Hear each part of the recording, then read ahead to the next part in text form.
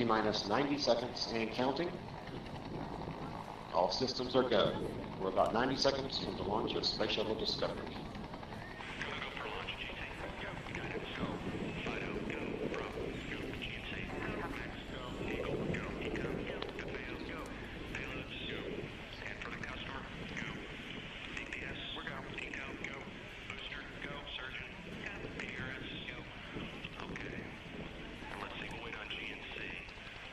T-minus 60 seconds and counting. We are transferring to orbiter internal power at this time. Discovery is now running off its 3 onboard fuel cells. Coming up on a go for auto sequence start.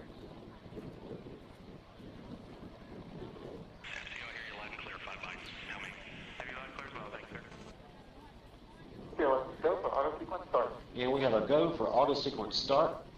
Discovery's onboard computers have primary control of all the vehicle's critical functions. T-minus 17 seconds and counting. 15, 12, 11, 10, 9, 8, 7, 6, start, 2, 1, booster ignition, and liftoff of the Space Shuttle Discovery, returning to the space station, paving the way for future missions beyond.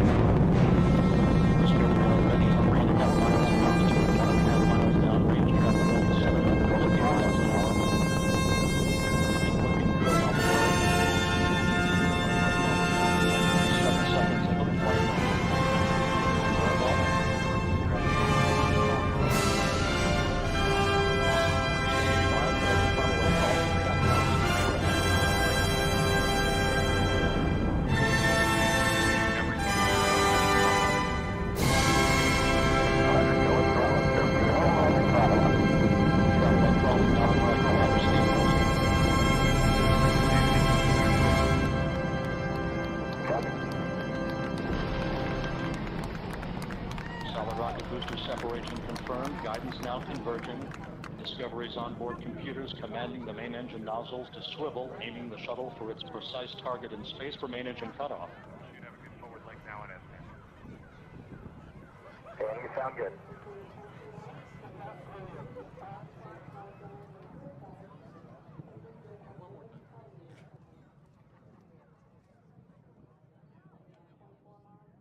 Discovery Houston, negative return.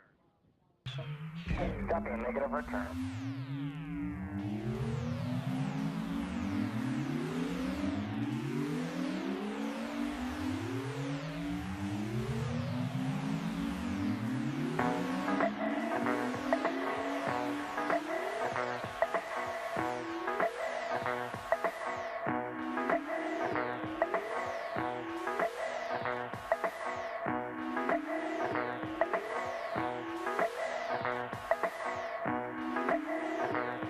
I was lying on the grass of Sunday morning of last week, indulging in my self-defeat. My mind was thugged, all laced and bugged, all twisted, wrong and beat. Uncomfortable, 3 feet deep. Now the fuzzy stare from not being there on a confusing morning week. Impair my tribal lunar speak. And of course you can't become if you only say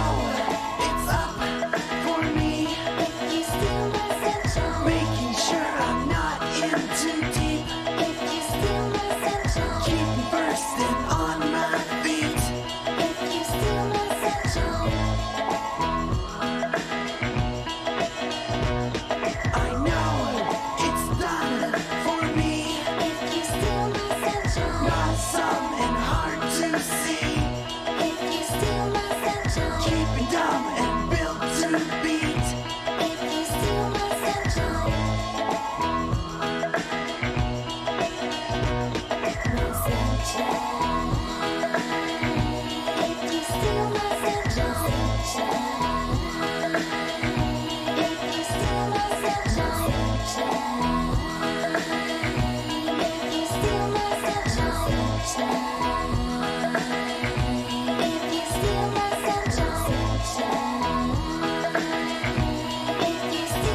sunshine, if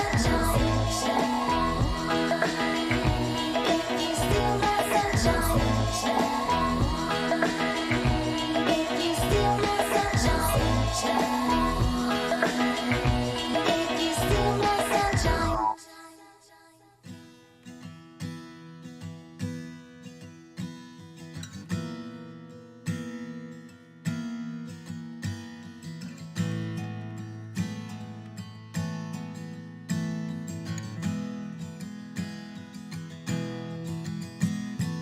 When the night's getting cold, you're needing a shoulder.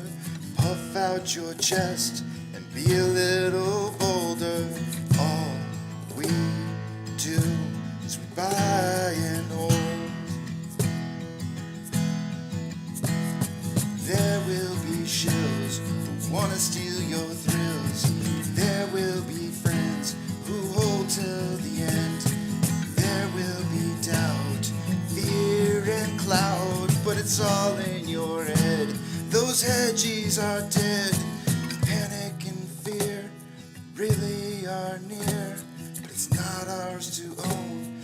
We have shown that all we do is buy and hold.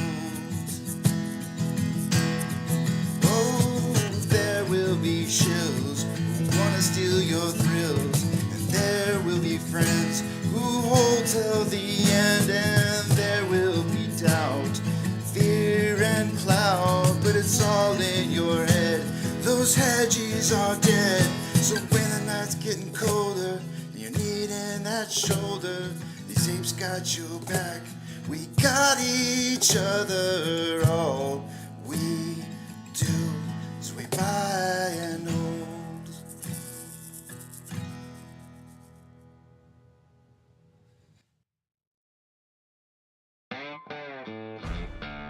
Good morning, you filthy apes. Welcome to AMC and APE, where we buy, we hold, and we're screwing those edges. Screw 'em!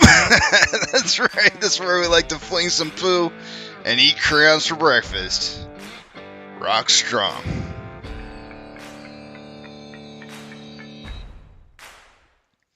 So the title's nothing special today, other than the fact that it is my mom and she is special. So to me, maybe she's special to some of you guys. I don't know, but I'm just letting you guys know out in the title in advance. I'm gonna be in and out today. I think for sure I'll be back by at least 1 o'clock this afternoon because she's got some meeting she's got to attend online. So at 1 o'clock p.m. Or 2 hours before closing, I'll be back until close. But I'm kind of thinking like I'll probably take off when she wakes up this morning, and then we'll just kind of hang out for the day today. But yeah, that's and there's no specific reason for the in and out other than I come from California, where my mom's from, and that's where In and Out started, was in LA. I actually grew up on occasions going to In and Outs. They didn't used to have them all over the place like they do now, and it used to be like a 1 or 2 hour drive to get to the closest In and Out, and it used to be a thing where we would actually just drive to go have a burger from In and Out. It was a special event. I imagine losing AMC as a movie theater chain would be a lot like, to me, losing something like In and Out. Just seeing a place that comes from your childhood memories and watching it disappear would just be terrible. So, Kenny G's Jill still says I was terrible and went to Five Guys yesterday. So good. They're crack fries, man. They're crack fries that they got over there. Are like endless. Like you're like, can I have a small fry? And they hand you like a bag. Here you go. Here's a full bag of fries. and the grease starts like leaking through the bag. You can instantly see it before you even walk out of the store, already leaking through. Yeah, Plague says kind of like Toys R Us. Yeah, absolutely, man. Absolutely like Toys R Us. Losing Toys R Us, man. My grandma used to take me to Toys R Us every time she'd come and visit. My grandma Shaw, she's passed away now, but she would take us to Toys R Us, and well, I shouldn't say we. I don't know if she did it with the other two kids, but in my family, but with me, she would take me to Toys R Us, and she'd be like, "Pick any toy out you want, and I'll buy it." And one of my first fond memories of a Star Wars toy came from Toys R Us. She bought me my first X-wing fighter, and man, love that thing. That thing was the coolest thing ever. Uh, Hours and hours and hours of countless trench runs where we're flown in that X-wing fighter. But yeah, these are the things worth fighting for in life. At least that's what I feel like. I'm gonna go ahead and clean off my glasses, prepare myself for the day to look at the numbers. As far as I know, last night I saw a bunch of people posting things about being on the reg show list still. I know I had mentioned last week that I thought there was a chance we might fall off the reg show list by today. I believe today was the day that I had thought that there was a possibility it was either today or tomorrow. And after having seen CHX volume on both Friday and Tuesday this week, I'm not thinking that's going to be the same. I'm not predicting the same thing anymore or any longer. The reason for that being is that we had some extremely high elevated CHX volume, which tells me that they're not done collecting shares and returning them as they're supposed to, or delivering, which tells me that we're probably going to still be on that list a little bit longer. I know a lot of people are kind of expecting something specific to happen because we're on the reg show or we've been on the threshold list for so long. I don't expect that to be the case. However, big however here, I was looking in advance today at our short exempt volume from last night, and you know how I feel when short exempt volume gets over 1 million shares, and we're really doggone close to it on AMC.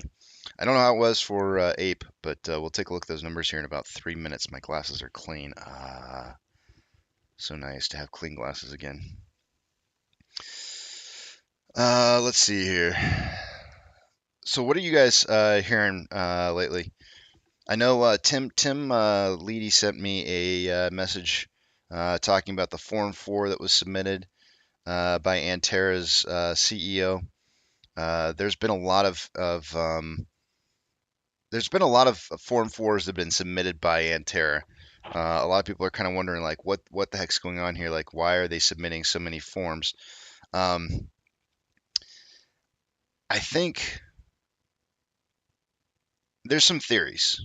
I've heard some backdoor theories on what's going on there, and I don't know. I probably shouldn't talk about it because they're not my theories.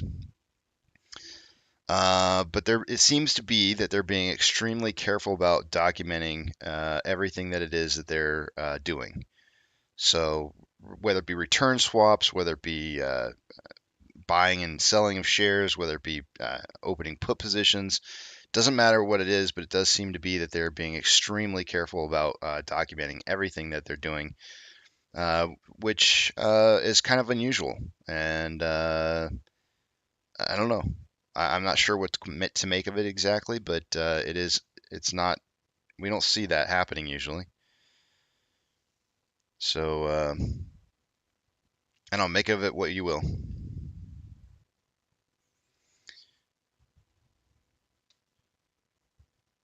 Novocaine says, couldn't the inverse action of AMC to the overall market yesterday indicate some required of forced buying? I would tend to agree. What did GUI say? Morning all, just got laid off, so I'm ready for MOASS. Aw, man. I'm sorry to hear that, GUI. That's never a fun thing. Try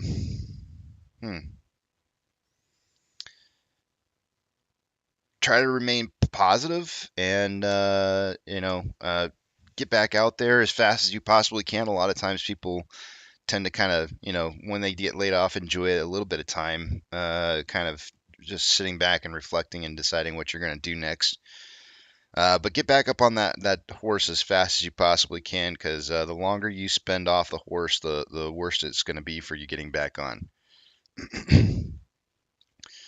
Gui says they're laying off over 1,200 here on my site. The pond is leaking and the government might shut the whole plant. Wow.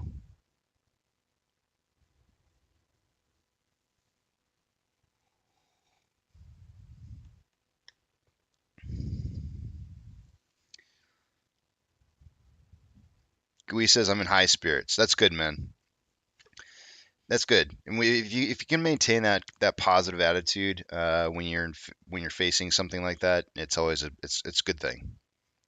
Keep that up. Keep up that good attitude, that good but also remember to always have that extra spare money on for a rainy day.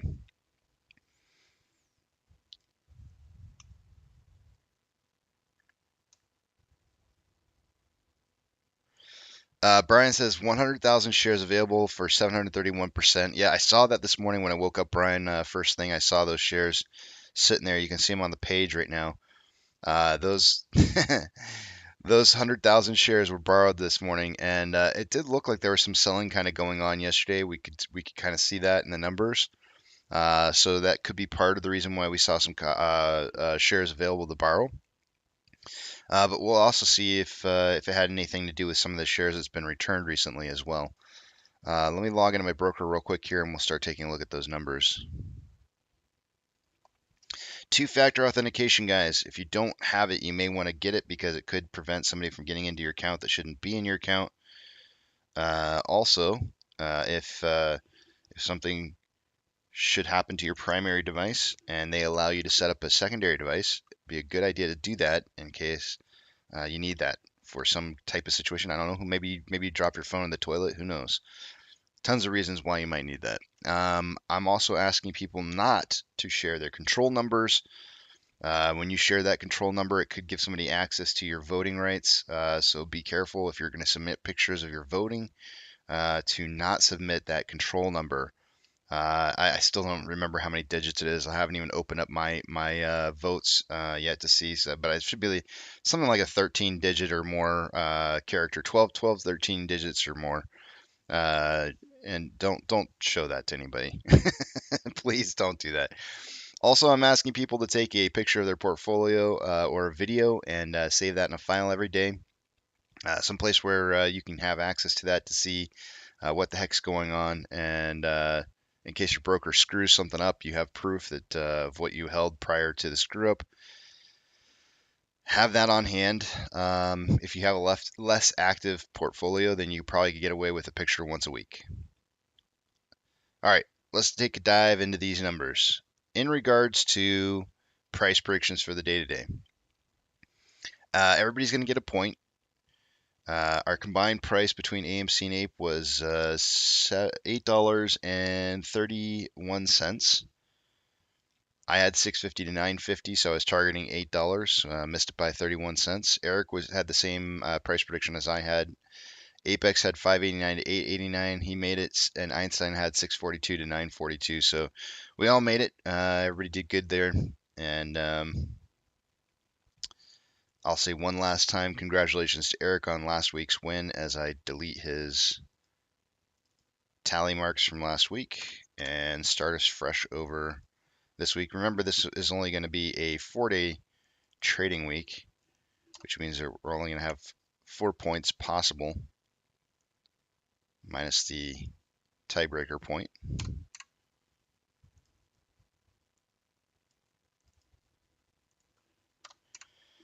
Alrighty.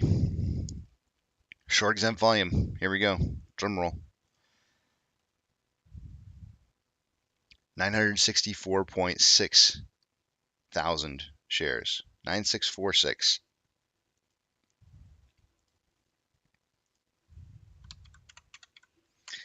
That's a lot.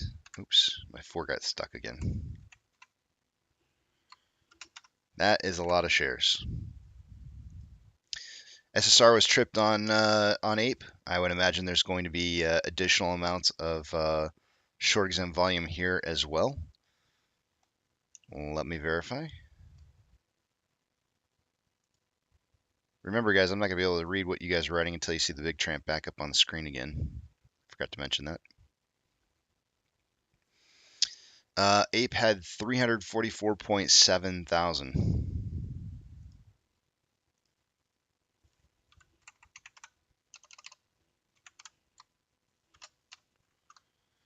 AMC was up 16.41% yesterday, and Ape was down 7.92. I'm actually going to count that as a 1 of 5 or 1 of 3 days for that, simply because if you were to average out the loss from the, oops, I forgot to make that a minus 7.92. If you were to average out the loss and the gain that we had between AMC and Ape, there was more than a 5% gain on AMC alone. So AMC wiped out the any kind of losses that Ape had. So not a big deal there. Let's take a look at utilization and see what those numbers are. Utilization on AMC sitting at 100%. Let me verify the date real quick here.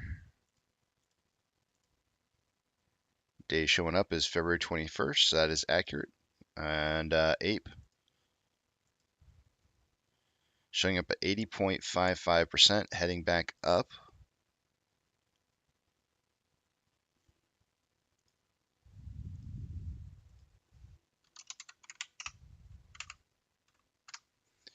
Nice. Taking a look at Max Payne. Most of our volume yesterday kind of showed up between a $5 and $6 range.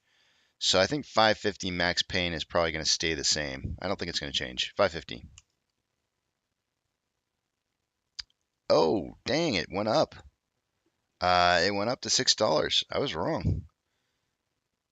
Big move there. 50 cents up. That's good. I like seeing it. That is good. So Max Payne at $6 now. Off exchange yesterday. Final numbers for the day between off exchange and CBOE EDGX exchanges should be about 64% on a normal day. Yesterday, AMC had 51.72 going through off exchange. EDGX was 10.17 for grand total 61.89%, or roughly about 3.1% lower than it should be by the, oh no, 2.1% lower than it should be yesterday.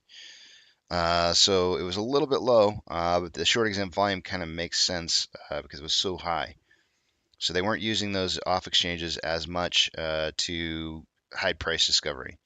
CHX volume yesterday on AMC was 1.19% of the total daily volume, with a 30-day average of 1.74. The interesting thing to note about this is that 1.19 is obviously less than the 30-day average, but it was still 870.9 thousand shares that went through that exchange, which, in my opinion, anything over 500,000 is a lot. So it was nearly double what what I consider to be a big number. Let's see here. Give me 1 second. Okay. Moving on to Ape.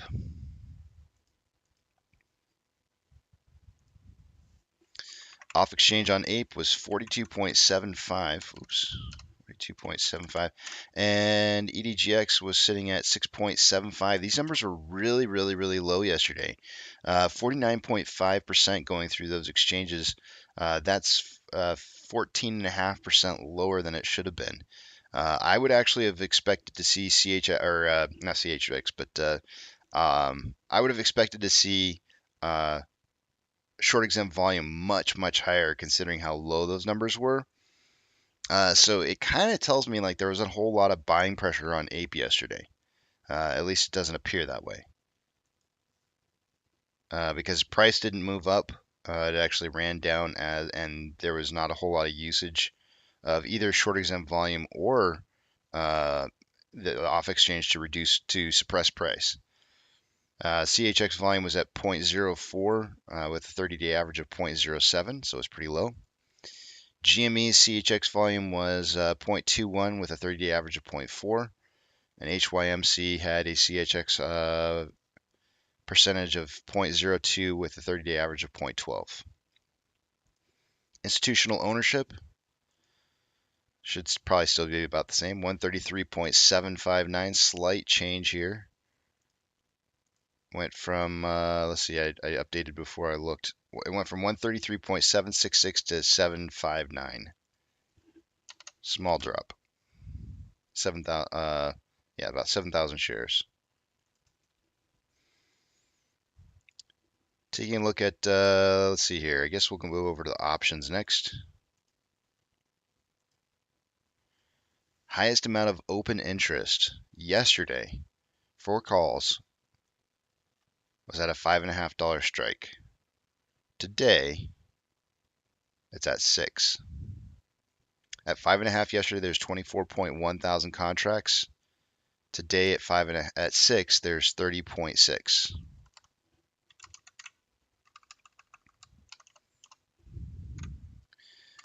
On puts, highest amount of volume is stacked on a $5 strike in open interest.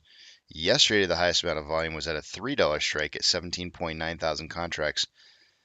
Today at 5, which is a $2 increase, there's 32.9 thousand contracts. So big jump there.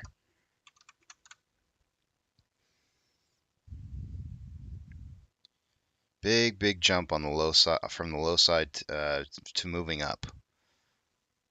So the market is targeting more of a $5 to $6 range by the end of this week, which is nice. Way better than what it was looking like yesterday. Let me play a little music for you guys while I move some screens around. We'll take a look at the rest of the information.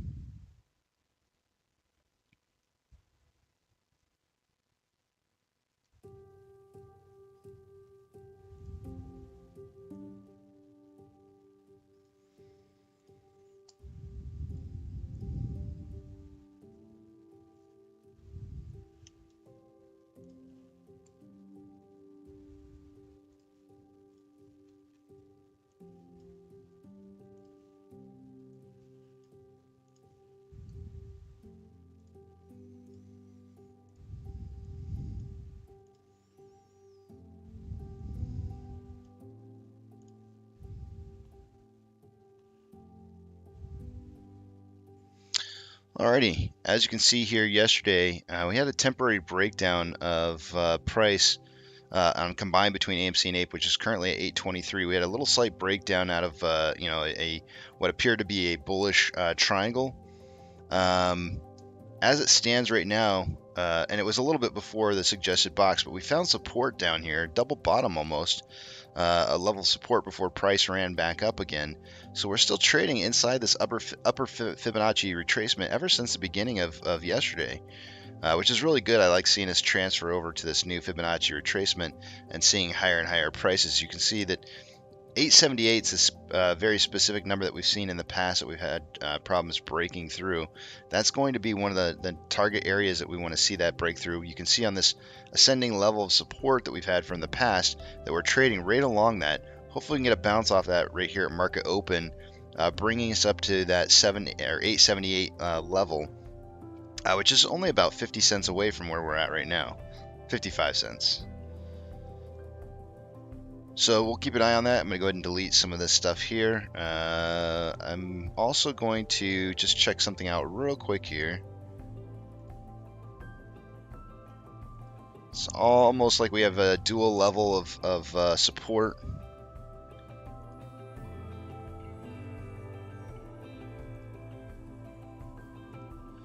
Looks like we're kind of consolidating right down into market open, I would imagine.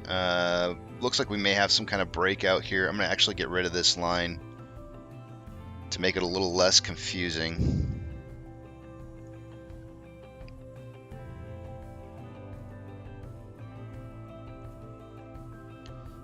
This has us breaking out right at about market open. Not sure which direction on this. Oftentimes it's best to draw like a trend channel on the data. We have increasing price, and it's hard to say. I would say increasing volume as well. Over time, our volume is definitely increasing. Yesterday was a great had a huge move and jump up in volume yesterday that was totally unexpected. Didn't even see it in pre-market volume analysis. So that was a nice kind of added bonus to yesterday's move. But definitely an increase over time of volume and an increasing of price is bullish. So we may get a breakout to the top side here. The only thing that I don't like though is that the regression the regression channel here is showing that it's pointing towards the top of this wedge. Oftentimes when it does point to the top side, it breaks down. So it's difficult to say on wedges, but volume and price analysis would suggest bullish movement. The regression channel is saying maybe not. It's a 50-50. Can't really decipher this one.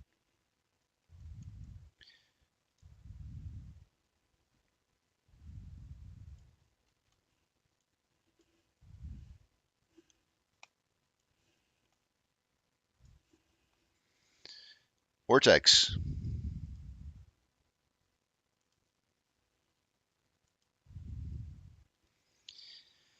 This morning we've got short share interest of the free floats at 23.17. That's a little lower than it was yesterday, so we're likely going to see some returned shares here. Let's take a look at what some of these numbers look like on our graph here, our chart. Let's see here. So there's our 100% utilization for a very, very long time. Here's our on loan amount. It did decrease yesterday from 190.49 to 188.57. So we're looking like 2 million shares having been, it's a little less than that. I'm gonna say 1.9 million shares having been returned day over day. That could be part of the reason why we're seeing some shares available to borrow this morning.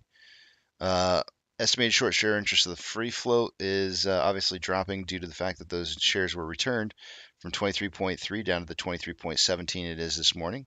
And the on loan average age per day is still rising. So the positions that are closing out are still newer positions, I would assume. On loan average went from 107.29 to 109.06. Security lending volume increased day over day from 6.82 million to 8.37 million. On Ape, short share interest of the free float is at 6.35%. The live short interest is down a little bit, so I'd assume that means there were some returned shares. Utilization is up, however, day over day, which kind of tells me that maybe they were returned. I don't know. It's hard to see. Let's take a look. Oh, wait. I forgot to do the calculation on AMC. Hold on. Let me do this real quick here on how much was returned in short interest. 1.4.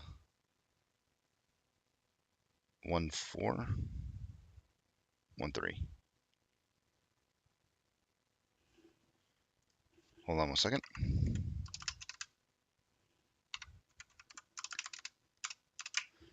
So out of the 1.9 or almost 2 million shares that were returned, Ortex is estimating about 672,000 of that was in short interest.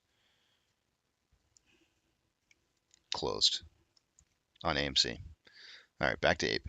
On loan amount decreased. Went from 35.12 million shares down to 31.34.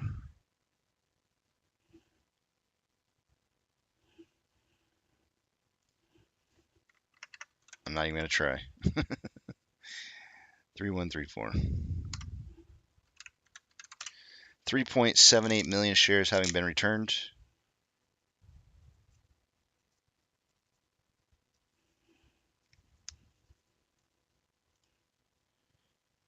Estimated short share interest of the free float is obviously going to drop when shares are returned. It dropped from 6.58 down to 6.35. On loan average age per day rising, which means they were newer positions that they closed out. On loan average age per day went up from 28.35 to 31.67. Security lending volume dipping from 5.24 million down to 3.85 million.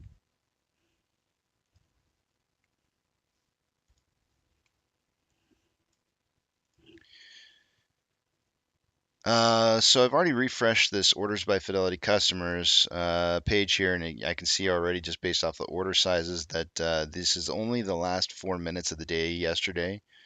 AMC was having a really rough buy-sell ratio, but we made the top 30 list of most heavily traded stocks. The last 4 minutes of data that went through does not indicate that there was more buying than selling going on. It's also in unison with how the rest of the day traded, where there was more selling going on than buying.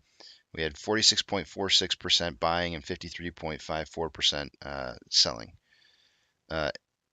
Ape and GME had not made the list yesterday and did not make the list for the last 4 minutes of trades that went through either.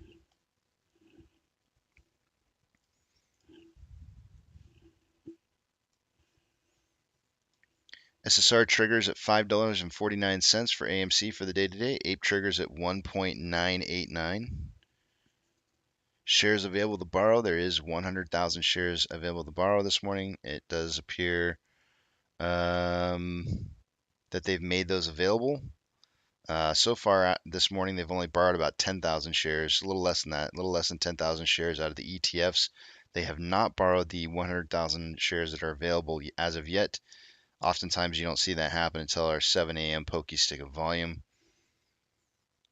Fees are currently showing up at 731.8%. For the day today, we have 150.3 thousand contracts that are out of the money on the calls versus 50.8 thousand contracts that are in the money. 109,000 contracts are out of the money on the puts versus 20.7 thousand contracts that are in the money. Starting to get some higher numbers here going into the next week already. We were at about 50,000, I think, yesterday on out of the money calls and puts for next week. We're already up to 82,000 contracts. Before the end of this week is over, we'll likely see those numbers above 100K, which I don't like seeing, but I can't control it. We already have 1 million contracts for 317 that are out of the money on puts. That's a lot. That is a lot. So far this morning in the pre-markets, in the pre-market we have a lot of the indice future market quotes showing up as positive right now. They were negative. They're showing up positive anywhere from point, let's see, 0.2 to 0.4 up. And let's see here. VIX is showing down 1.4%. So we may have a green open this morning in the market. We'll see if we seem to have been inverse to the market lately. So we'll see if that ends up being the case for AMC or not. International markets overnight, all red. Sea of red in here. Down any, let's see, some of the worst ones were down as much as 1.5%. Yep, about 1.5%. The least impacted were down about 0.5%.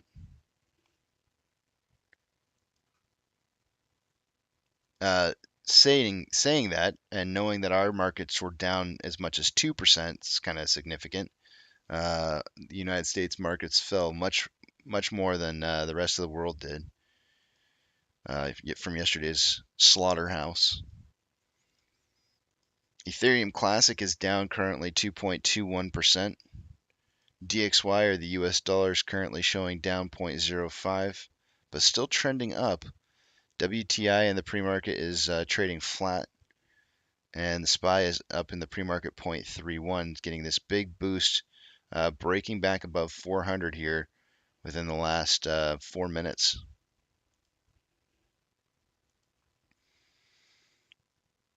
Tesla in the pre-market is currently up 0.57. Amazon is up 0.58. Cinemark is up 6.85. Doge is up 0.6. Bitcoin is down 1.09 at 24.1 a coin. GME is down 0.68. HYMC is down 10.88. Actually, HYMC doesn't look like it's traded in the pre-market. Hold on, maybe it has. It hasn't traded in the pre-market. Hood is up 0.51% in the pre-market. CS is up 1.37. Ape is down 3.17, and AMC is up 1.48. inflow versus outflow from yesterday on AMC, we had approximately, let's see here, almost 4 million. It's like 3.9 million more dollars in inflow than outflow. So far this morning on AMC, we've traded 125,000 shares without our pokey stick of volume, which is another 15 minutes. We're getting some very decent volume this morning out of this, and hopefully we can, with pokey stick, we can get maybe closer to 500,000 shares traded before market or before 7 a.m. or at 7 a.m. I should say. On a 4-hour time interval here, we have more buying pressure than selling pressure with an RSI of 72.96, which is signaling overbought. On a 1-hour time interval, there's more selling pressure than buying pressure with an RSI of 70.12, which is overbought. On a 30-minute interval, more buying pressure than selling pressure with an RSI of 65.25, which is above average. And on a 5-minute interval, more buying pressure than selling pressure with an RSI of 65.66, which is above average. On Ape, yesterday we had approximately $3.7 million more inflow than outflow. 48.49 thousand shares having been traded so far this morning. That's kind of low. On a 4-hour time interval, there's more buying pressure than selling pressure with an RSI of 30.94, which is almost signaling oversold. On a 1-hour time interval, more selling pressure than buying pressure with an RSI of 30.55, which is almost signaling oversold. On a 30-minute interval, more buying pressure than selling pressure with an RSI of 35.05, which is below average. And on a 5-minute interval, equal amounts of buying and selling pressure with an RSI of 31.59, which is very below average. Let's see here. Let's take a look at Ichimoto.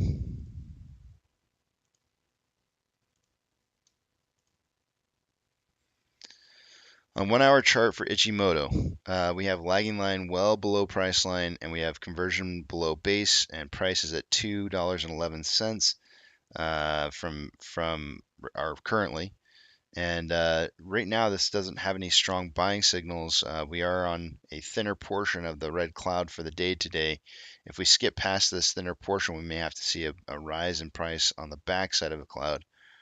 But as it stands right now, there's a very strong push down on this when it should be heading up. So all the indicators are kind of pointing towards price movement returning to a positive flow, but not seeing it yet. So to see that on a 1-hour chart for the day today, hold on a second, I'm going to erase some stuff on my board real quick here. We would need to see price rise above the cloud, which is going to be 251. 251. And let's see what a 4-hour chart says. Lagging line below price line, conversion below base. We are in the beginning half of the thinner portion of the cloud. In order to see buying pressure on a 4-hour basis, we're going to have to see 276 or above. So two different strong push points, 251 and 276 are going to be the points that we're going to be looking for on Ape to see additional buying pressure coming in and really kind of turning this into a big buy signal. On AMC, on the 1-hour chart, we have price managing to stay above the green cloud. Lagging line is above price line, conversions above base, but price keeps on touching this conversion line. It's having a real hard time. We do have a rethinning. We have a thin portion back here and a rethinning of the cloud coming in to tomorrow. So as it stands right now, though, we are staying above. We're going to need to see price stay above 620 in order for this to continue to stay a buy signal. So 620 is going to be one of the magic numbers. We're at 618 right now. We're real close. Staying above 620 does turn this into additional buying pressure. On a 4-hour chart here, we've gotten through the cloud on the front side. We have lagging line is above price line, conversions above base. We are exactly where we need to be to get some additional buying pressure. And there's nothing that really needs to happen other than staying above the cloud for the day today. And for the most part, the highest point on the cloud here is going to be about 595. So keeping price above 595 is going to be the trick. Anything above 595 and 620, those are two magic numbers. We should see buying pressure kicking in. And you can see with the volume analysis here, You can definitely see that there's an uptrend in price and volume. That's good. It's very, very, very good. It's very bullish. I like what I'm seeing.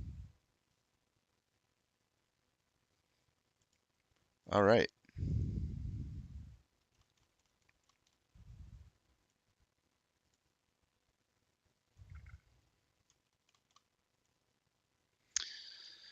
Add those Bollinger Bands back in here, and we got Pokey Stick of volume coming in about 10 minutes. Let me get the other screen set up here, right?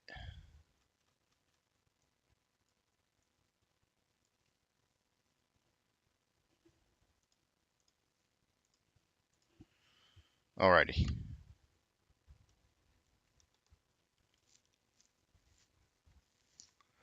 Sensor content says VIX is up, not down. Hold on a second.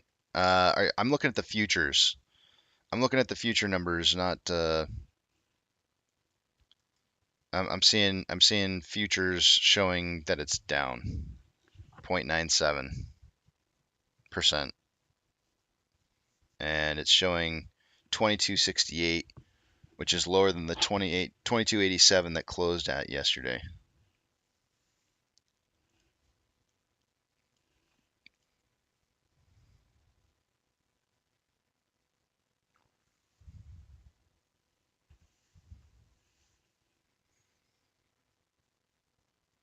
Novocaine says, did you see the HYMC line went flat yesterday afternoon? Let me check it out.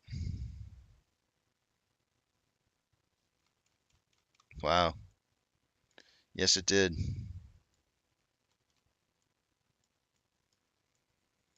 Well, ain't that a bunch of barcoding? Wow. It did definitely go flat, didn't it?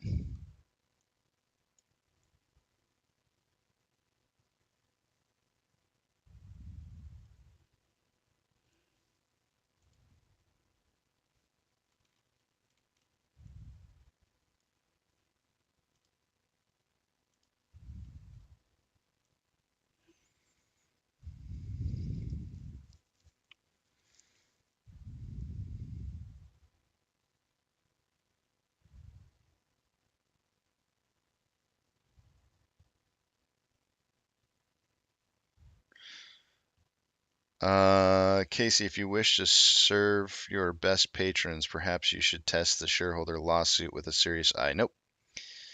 Not even worried about it.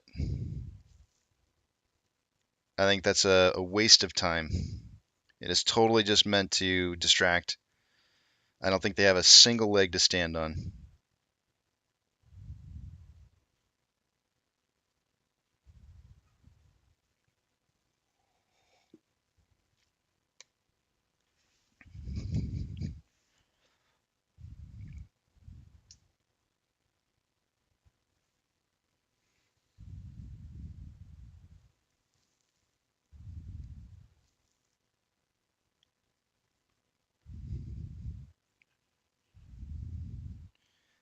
And Belarke says they have 4 damn shares. Go blow some glass. I love that new saying. I love that saying of go blow some glass. That's actually really funny to me.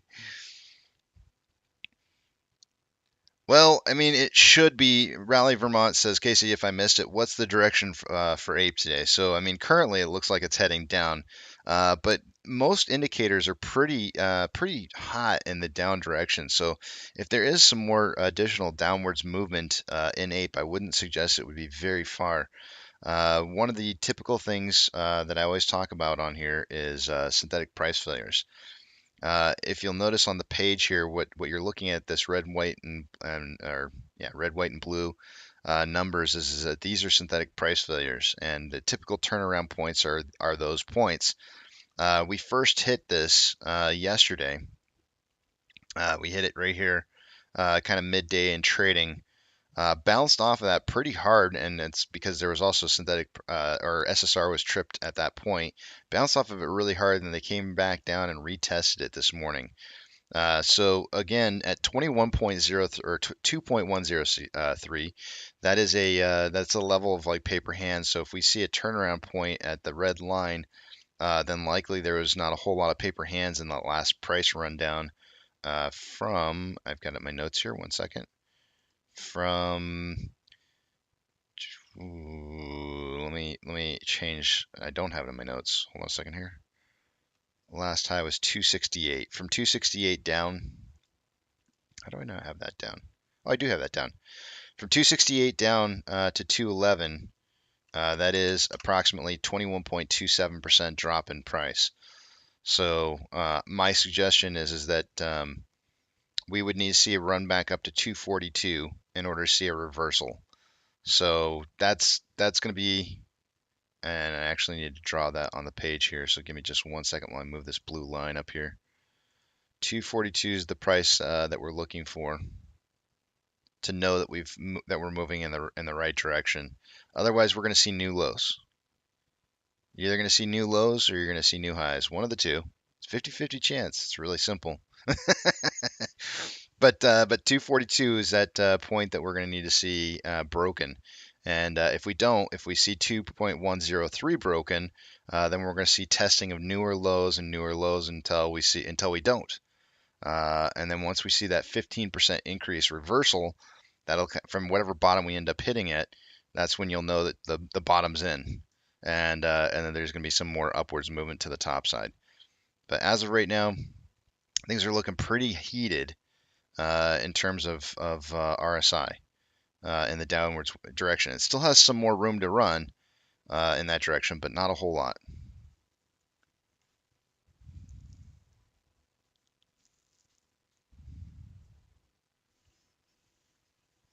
Kenny G's jail cell says they just borrowed the 100K for 731%. Let's see.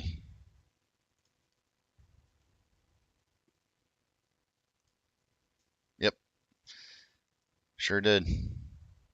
Snatched that up.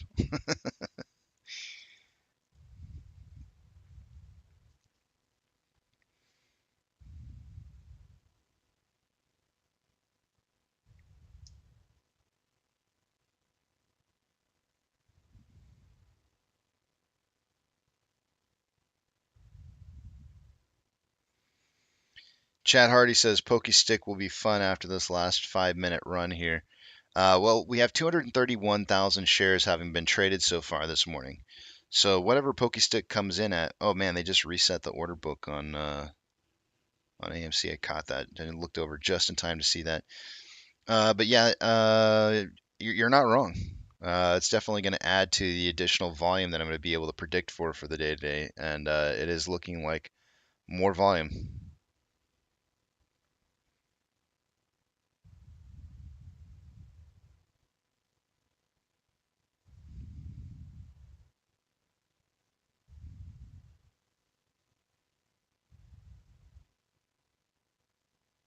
Ice Cream says there's 3 items to vote on. It's not yes, no, or abstain. It's actually for, against, or abstain. And why vote the same on 3? You're able to vote however you want to on all 3 of those. But the third one, if what you're asking about is the third one on that one, simply is giving the ability for the company to be able to get, if we get no votes in, and they can't pass 1 and 2. The third one's to allow the company to be able to repetition for votes to be changed in case they're trying to basically get it to pass without having another shareholder meeting. So it's entirely up to you how you want to vote.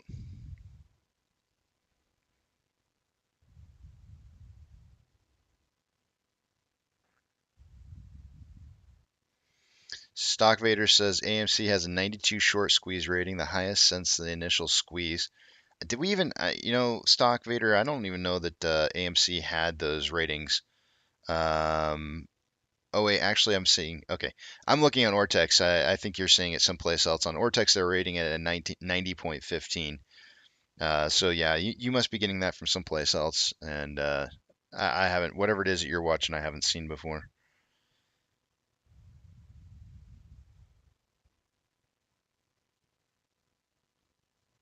Morgan Stanley owns E-Trade. Our lead director is a senior. I'm not even gonna get into that. I don't even. There's so many different ties out there that you can tie people to. That it's I'm not even gonna try to guess. I base all my decisions, Dante, on what I see actions of individuals and what they're trying to do. Here's our Pokey Stick of volume coming in here. Pokey Stick's giving us about let's see here. It's gonna be in the range of about 200,000 shares. Any day now. 178,000 shares for our Pokey Stick so far. Putting us at 421,000 shares so far in the pre-market this morning. Let me think real quick here in my head, because I think 500,000 shares equates to about 100 million shares traded for the day. So we're looking at probably closer to like 90. So I'll probably guesstimate somewhere between 80 to 100 million shares traded for the day today. Of course, they're going to try and push this down a little bit, but that should be a pretty good guesstimate. So I'm going to go 80 to 100 million shares traded on AMC.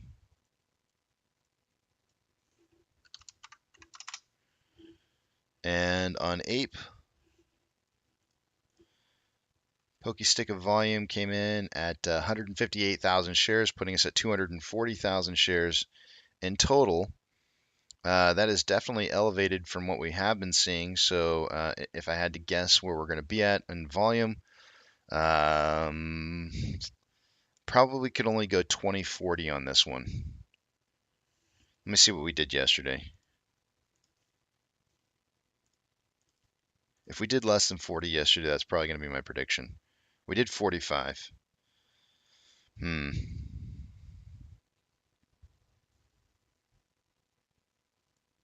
All right, I'll up it. 3050 is. Hold on a second. Let me think here. 250.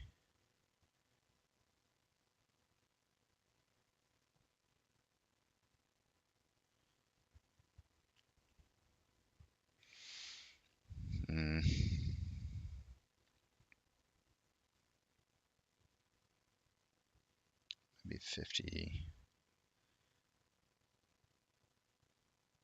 All right, I'll go 3050 on Ape on volume prediction for the day today. If I'm a little bit on the low side, I'd rather be that than get it wrong. So I'm gonna go 3050 on Ape.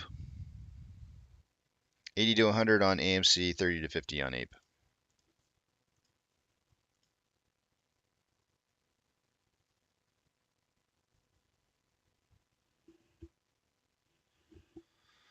What does 9014 mean?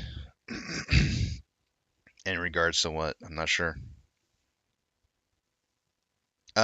Teresa Kirby, I don't look at cost basis for squeeze plays. It is absolutely ridiculous to look at cost basis on a squeeze play.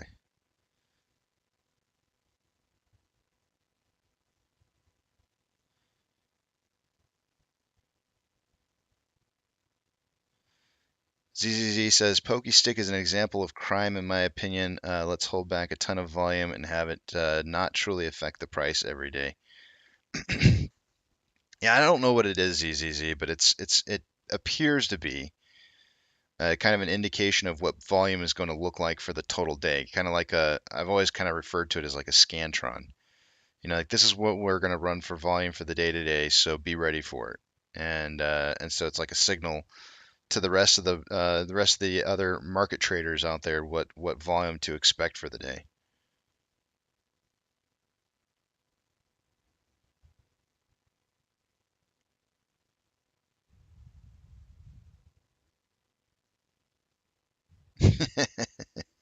I know what 420 means.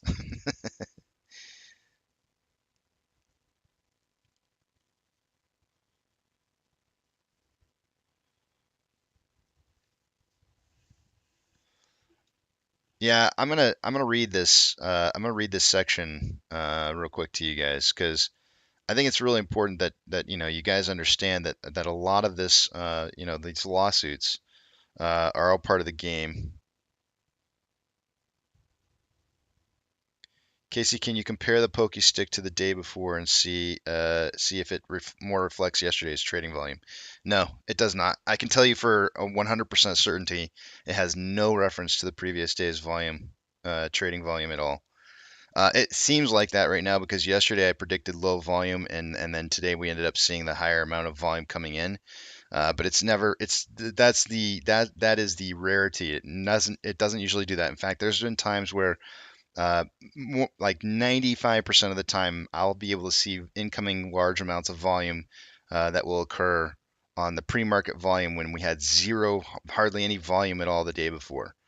So it's 1796 says it's a Scamtron. Yeah, so it's definitely not that. I can promise you. I've been looking at this for over 2 years, and that is not the case. Yeah, that's what everybody says that is, Arthur. Everybody says that it has to do with trades that were not completed from the previous day going through once the banks open. I can promise you that's not the case. I can definitively say without a shadow of a doubt that I have seen that number spike when there's been very, very low volume the previous day. So I don't believe that to be the truth. And it's the common thought process out there that people think that it's just simply orders that were pushed through the day before. I don't buy it. Not one bit. Let me go back and actually you can do this yourself too, Arthur. If you go to TradingView, there's a TradingView indicator. Let me just check it out here. I think it's called pre-market volume. Hold on a second. I'm looking it up. It's called pre-market volume profile, I believe. And you can pull up pre-market volume profile and you can look at it from the past history forever of any particular security you want to out there. You just go and look up anything and you can see how it predicts where volume is moving to before it ever even moves. So it's pretty obvious. Give me 1 second here. There was something I wanted to do. Oh yeah, I wanted to read off this.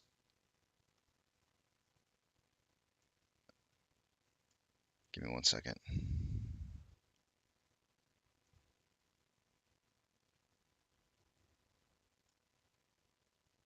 No, no, no. Where is it? Oh, here it is.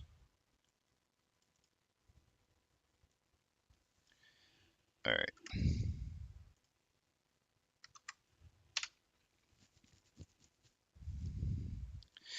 Hedge Fund Playbook, written in 2014. Class action lawsuits is from directly straight from their playbook, based upon leaked stories of SEC investigation or other media exposures. A handful of law firms immediately filed class action shareholder suits. Milberg Weiss, before they were disbanded as a result of a Justice Department investigation, could be counted on to file a class action suit against any company that was under a short attack. Allegations of counting improprieties that were made in the complaint would be reported as being the truth by the short friendly media, again causing panic among small investors. I'm telling you guys, this playbook, if you haven't read it, you need to go in there and read it and stop falling for the noise. There's so much noise out there that's trying to dissuade you from what it is that you're holding here, and that this lawsuit that you're seeing right now is part of it. It's right out of the playbook. The great part is that we have. Oh, it's in the description, but I'll post the link for you here, Robert Rice. There you go. It's literally like right out of their playbook. We've had their playbook since 2014, and nobody bothers to even look at it or acknowledge it. And every single time we have one of these known issues that pop up, everybody just starts jumping on it like this is legit. This is legit. It's like, no, guys, this is the same thing from their old playbook.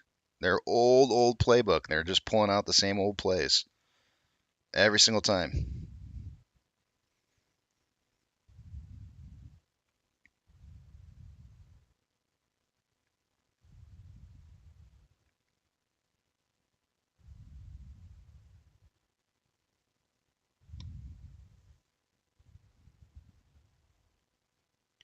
Got you down, Einstein. 719 to 1019.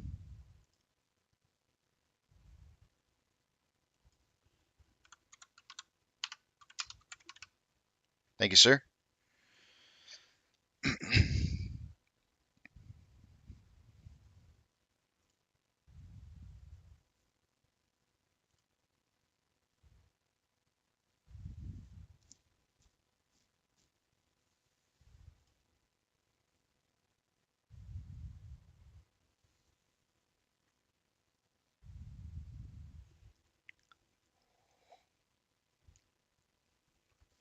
It's kind of like those fires that we had a long time ago. The fires for the document holding facilities, where everybody was going nuts over those, and I was like, I don't even really care. It's all smoke and mirrors, smoke and mirrors. Just cause everybody to really think that there's something going on there. Look over here real quick. It's the Kansas City Shuffle. Sounds good, Arthur. I'll be here with you. JT says you should have more subs. No, no, I really shouldn't, JT. This is a nice little secret. Welcome, by the way. This is a nice little secret area here, Don't let it get out. This is like Cheers, man. Everybody knows your name, and you don't want that to just go to all the hell.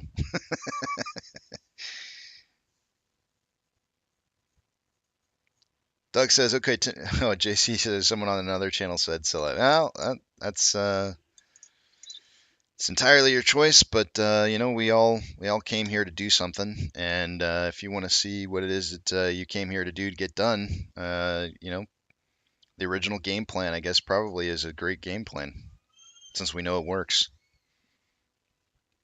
What if the lawsuit has the opposite effect? Locked up ape shorts were trapped like the movie Bronx Tale when Sonny locks the door. Now use can't leave. I don't even know what you're talking about. I'm pretty sure I've not seen that.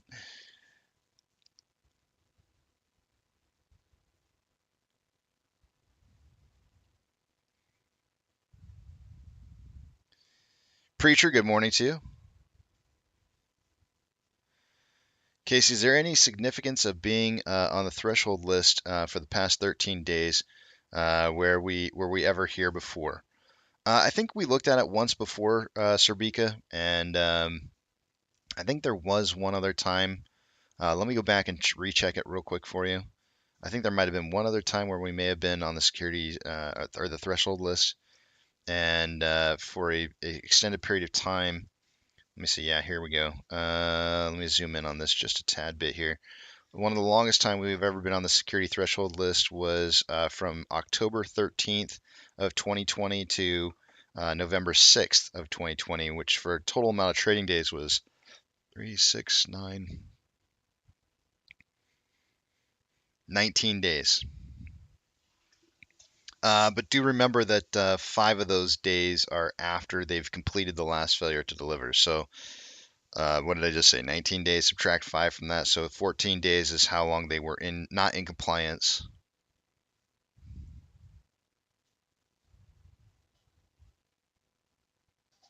As that would be the longest period. Oh, that's not true. I went back a little bit further. There's actually a bigger time in here. If you go back to April 20th of 2020 to June 10th of 2020, we were on the threshold list as well during that period of time. So yeah, there's been examples of times in the past where we've been on the threshold list for a really long period of time. I don't expect to see anything specific happen because of that.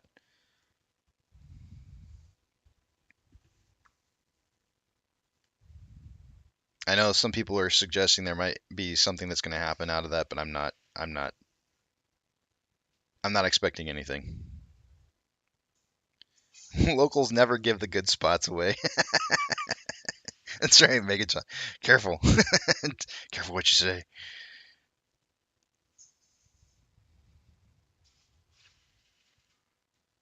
Fork says, in the words of Norm, it's a dog eat dog world, and I'm wearing milk bone underwear. he, he was, wasn't he?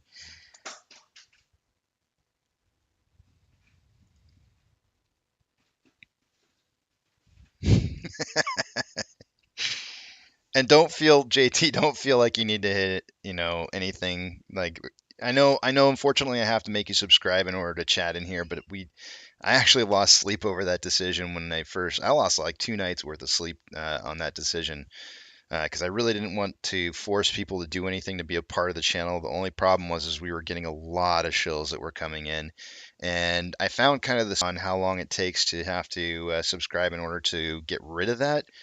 And it's actually been for the good. So I apologize that you had to sub to talk in here. It's kind of messed up, but it was for the good of the community. And trust me, I did. I asked people and some of the people who are I asked people who are close to me in the community who I didn't know or meet until after we were all part of this. So, and they said, yeah, you just totally set it up and don't even worry about it. Don't even lose any sleep. But I did. I lost sleep over it. I didn't like the idea that I was having to force people to do something to be a part of this. So I apologize for that. Jathan says, don't know if there's truth to it, but I heard there was another stock that was on the threshold list for 100 plus days. Nothing will happen, in my opinion. I'm not really expecting anything to happen.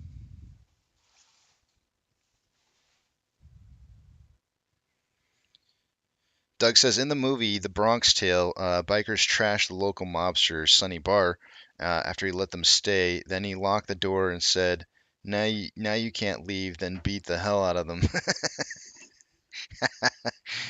Doug's saying ape equals a shorts trap.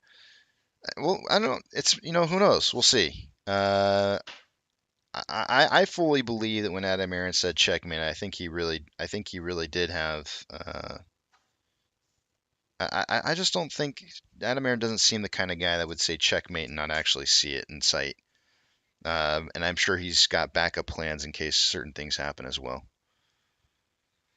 It's not really my house though, Robert. I wish you say that, but it's really our house. It's all of us. We all make this, and I wish I could say that I could take credit for what it is that's happening here, but it's not me. It's you guys.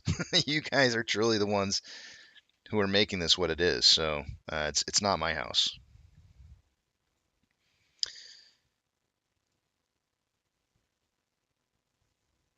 Yeah, that's true, Tech. But I still lost sleep over the idea because to me it seemed like it was I don't know. It wasn't what I wanted. Mind Body says I feel they will tank the spy again. You know what? Let me look at something real quick here, Mind Body, because I'm kind of with you on that. I kind of feel like the little pump that we're kind of getting before market open here feels a little disingenuous. I mean, let me just look at it. Let me look and see what's going on here. I'm gonna take you guys over the other page, and I just want to look at this. So 400 is kind of the magic number right now, right? And they, with the movement that they've done so far this morning, they pushed us back up over 400. We're at 400.15 right now on the SPY. I think they're going to try and keep keep the market above 400, just keep it afloat. But man, look at this. Look at the orders here on the SPY, 145. What the heck is up with this? This is a signal right here. Something this on the order book right here on the SPY, that's a pretty clear signal. Let me look at something real quick. Let's see what we got going on here. That's not gonna work. Come on, case. There we go. 145.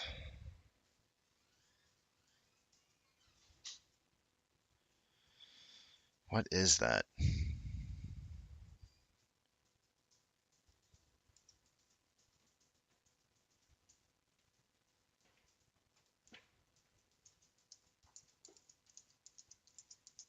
It's about ready to hit those. I'm curious to see what happens when it hits 145 on that order book, because those are going to disappear super quick. And if they do, we might see a reorganization of the whole order book once those hit. They might be like a flag.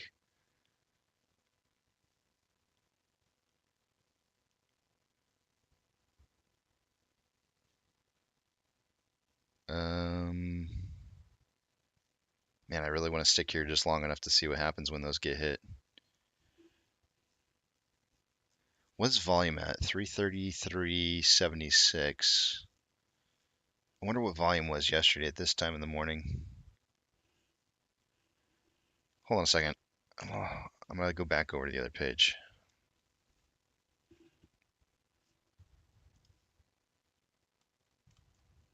You guys watch that 145 for me. Let me know if it disappears. Let's see here. Our pokey stick of volume for the SPY was 13,000 shares. Oh, look at the order book just drop out. Oh, sheesh. Dude, there's some serious signaling going on here.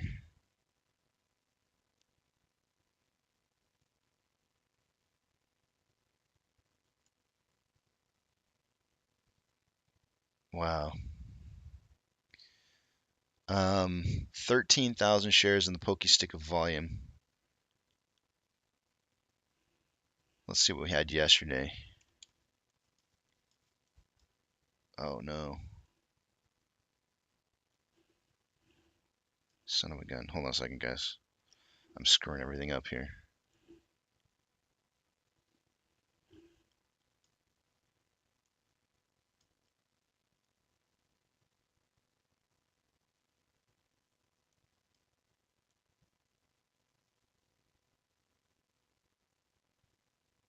Volume for the SPY this morning than there was yesterday morning. So we could be seeing elevated volume going into another day. If price is falling again and you're getting more elevated volume, then you've got a real price failure on your hands. So yesterday's total volume on the SPY was 82.6 million shares. Hmm.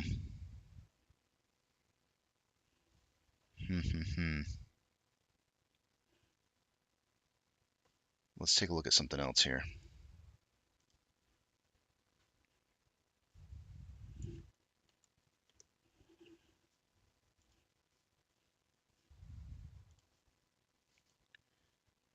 I'm gonna actually leave it on the SPY for just a minute because I kind of want to see. I want to record what happens when that 145 disappears. Let's see here. Let's go to futures. What are the futures looking like right now?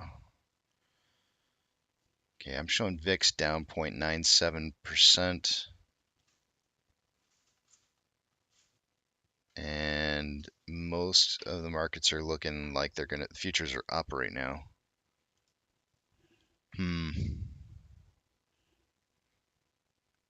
Something is definitely holding this up.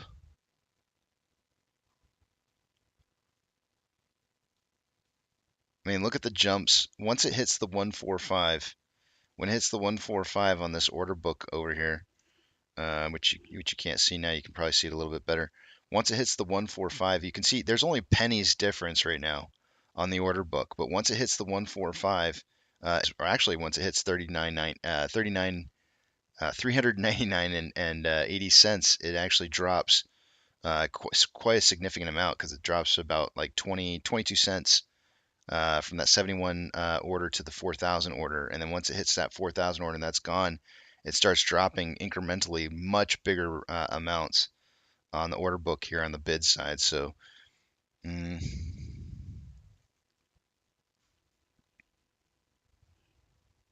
that'll be a fun one to watch today. That's going to be very, very fun to watch.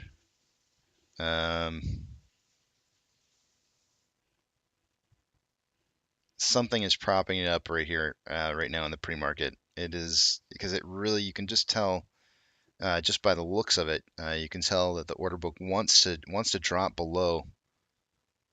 Oh man, it wants to drop so bad here. Oh, the one disappeared and it showed back up again. it's, it's gonna take its good. It's going down today. I'm pretty sure that it's gonna go down today. There's some. I mean, I'm laughing, but it's it's pretty serious business here. I mean, look at the big jumps here. Once it does start taking hits down, it's gonna move. It's gonna move big.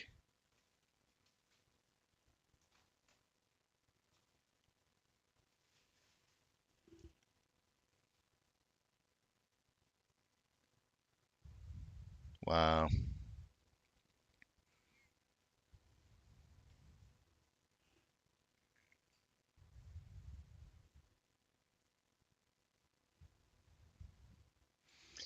Like part of me just wants to stay like right here and just watch this. Like just to see it drop past that 145 or the activity that it's going to take to get it past that 145.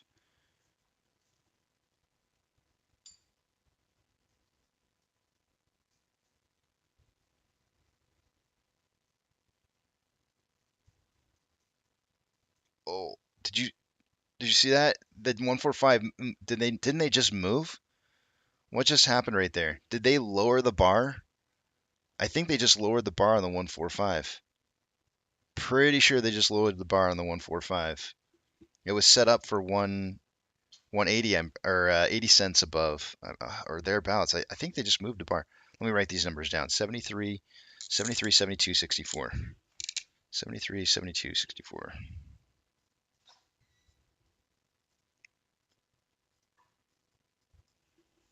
399. They're all 399s. But I think they just moved the bar down.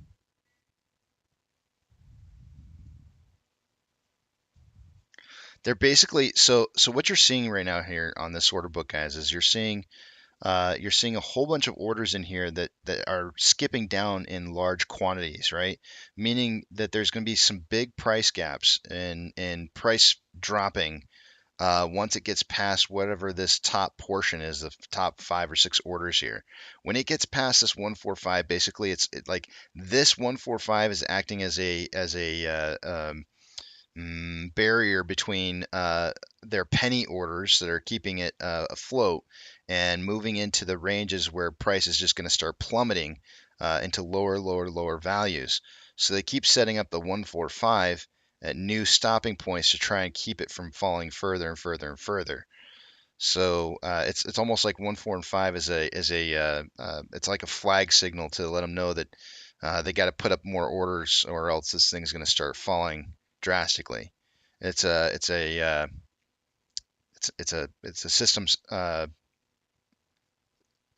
don't know what to call it. It's like a stopgap. I don't know what else to call it. There's probably a great terminology for it, but it's like a stopgap that they can set up more orders before it gets down to some of the larger orders that are at much lower prices.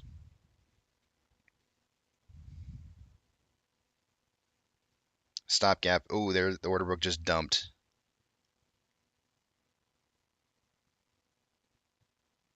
and it's back. Oh man, this is this is beautiful. I mean, if you guys ever have an opportunity to just sit down and just watch order books on things like this when events like this are occurring, it's absolutely just amazing to watch because it changes like your whole view on how the market really trades. Oh, there we go. 145 took hits. Now they put shares in. Okay, so the price points were 73, 72. 73 and 72 got orders filled into those positions to keep it from running down beyond that. And now 5 is the only thing that's left remaining here. As soon as 1 and 4 were hit, now 5's gone. 5 just popped back up. 5 was supposed to be 64. It's still showing up at 64 here. Gone. Back. They're trying so hard to keep this from. Oh man. Wow. That's crazy. Wow. 5 is back at 64. We've lost the 72 and 73s are gone and replaced with larger order amounts to keep it from falling past those points.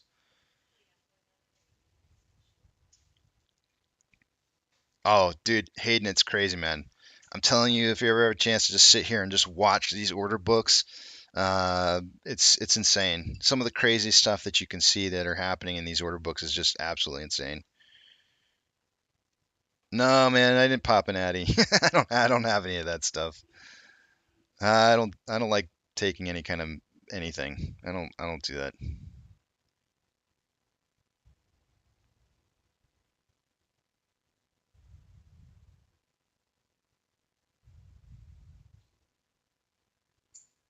That's crazy. That's just crazy.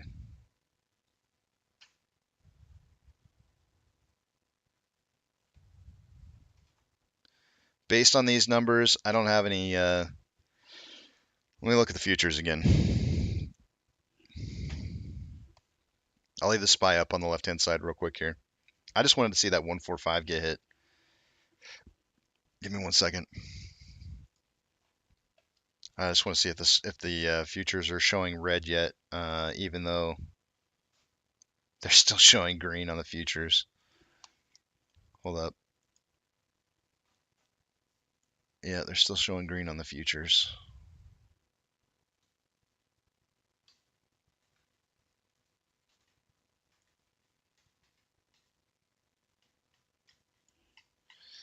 That's good times. I like watching some of that stuff.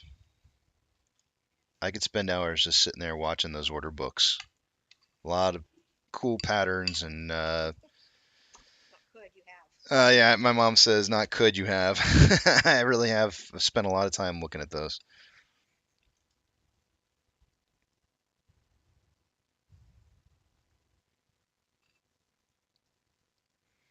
Yeah, no kidding, Apex. I haven't even come close to making any kind of prediction for the day today, so I'm with you.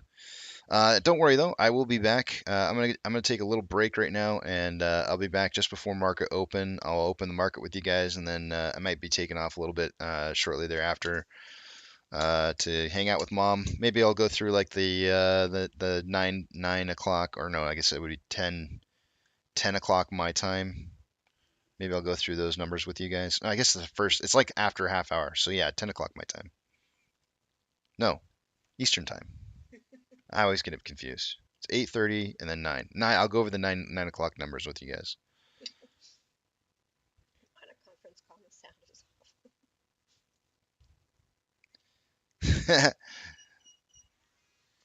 All right, I'm gonna head to break, guys, and I will see you in a bit.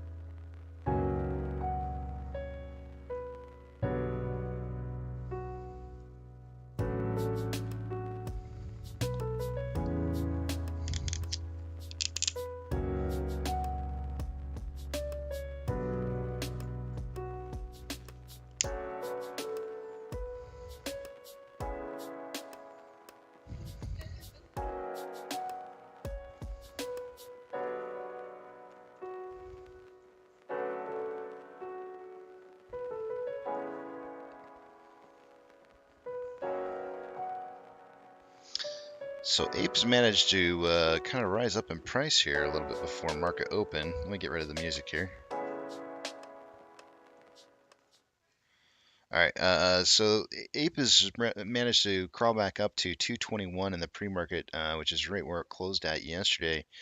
And when I was mentioning earlier to you before, or for those of you who were here earlier this morning, Ichimoto Cloud really kind of has, at least on a 1 hour time interval, has price moving back upwards or starting to trend back upwards here. RSI is also was a little hot going into market trading this morning, but you can see it's already starting to rise back up again.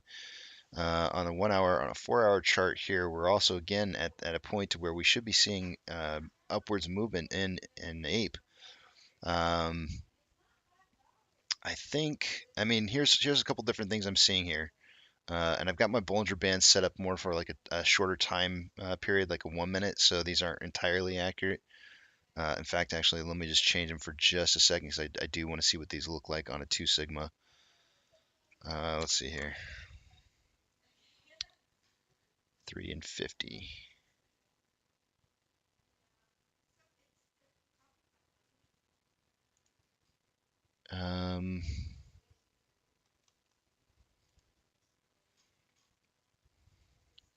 We're starting to return back to the simple moving average. Let's see here.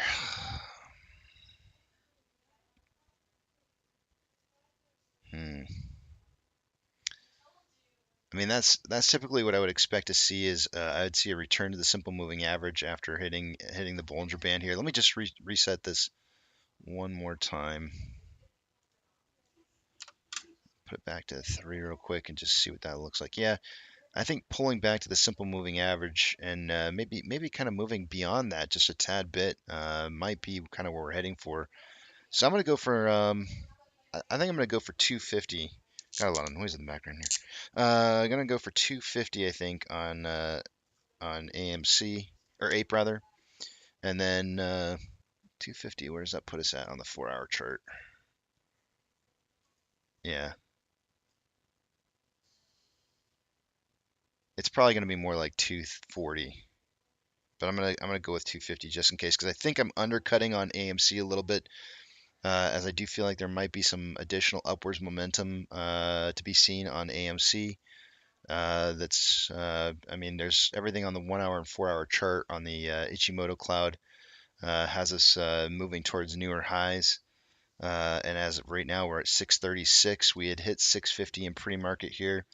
On a 4 hour chart, we've busted through a nice red cloud here. We're holding above one of the key target points of $6.20. So I see additional buying pressure kind of coming in here where we're going to need to push past a 732 from the past.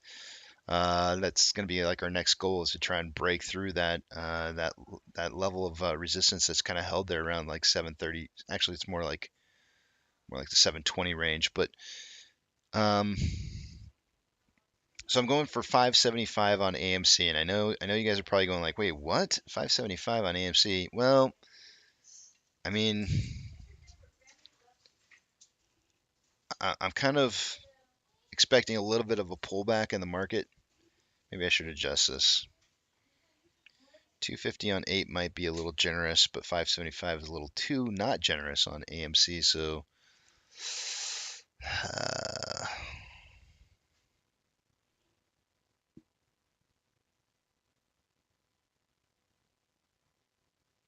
I'm gonna go 6 out of my bet against my better judgment. I'm gonna go $6 on AMC. That is max pain anyways. So if I'm on the low side, I do expect to see a little bit downwards pressure. So I'm looking at like 750 as a total. Or $6 to $9 is, I think, going to be my prediction for the day today. I can't do $6 to $9. I did more than that yesterday. There's no way. I'm way too low on this. Something's not right. 6, 7, 8, 850 would put me at 7. Okay, 7 to 10. That's what I need to be doing. $7 to $10 is going to be my price prediction for the day today. Final number. And I'm targeting 850 as a combined price close for the end of the day, when we are currently sitting at 858. So I am expecting a little bit downwards momentum here. I'm targeting more the bottom side than I am the top side on this. Let's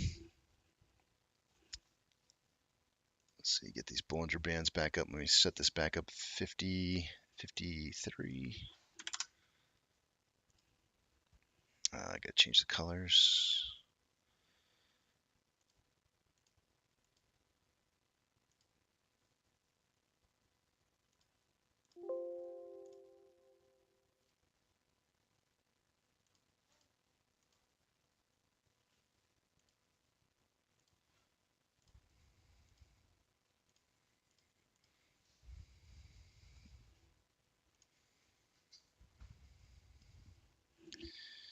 All right, I think we are set to go here.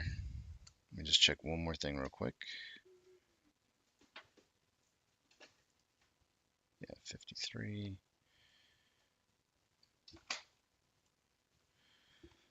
All right. Let's see. I'm pretty sure Apex probably, he said 725 to 1025. Got you down, man. 725 to 1025.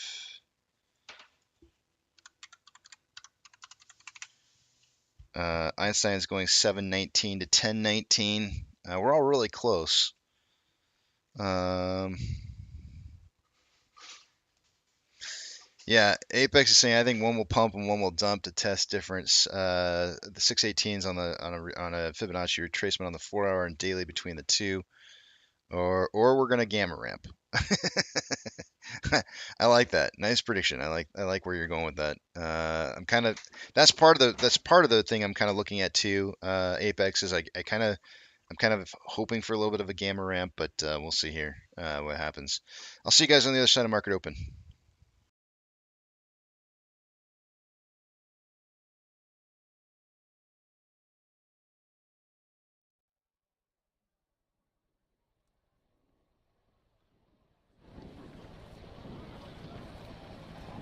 T-minus 90 seconds and counting. All systems are go. We're about 90 seconds from the launch of Space Shuttle Discovery.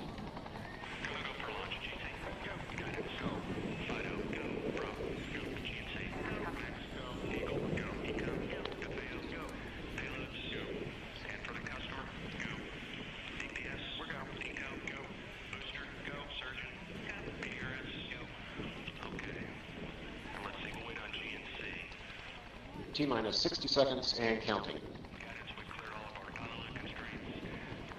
We are transferring to orbiter internal power at this time. Discovery is now running off its 3 onboard fuel cells. Coming up on a go for auto sequence start.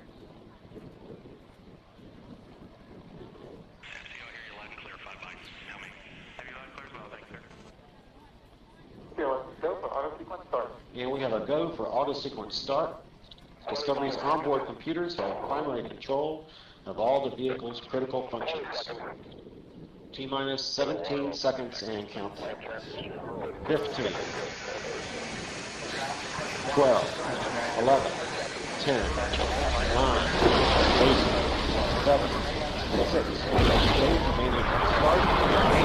start, 2, 1, boost ignition, and liftoff of the Space Shuttle Discovery, returning to the space station, paving the way for future missions beyond.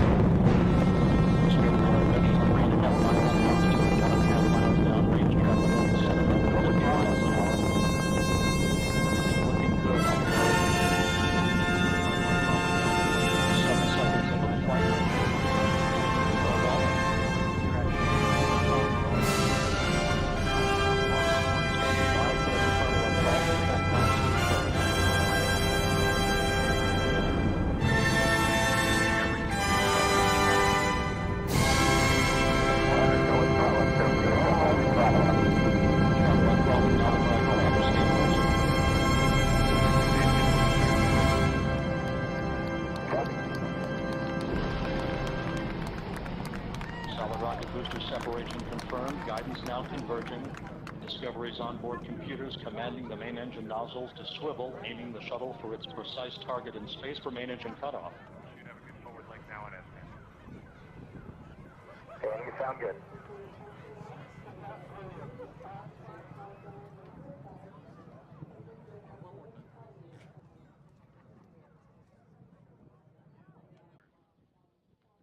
Copy, a negative return.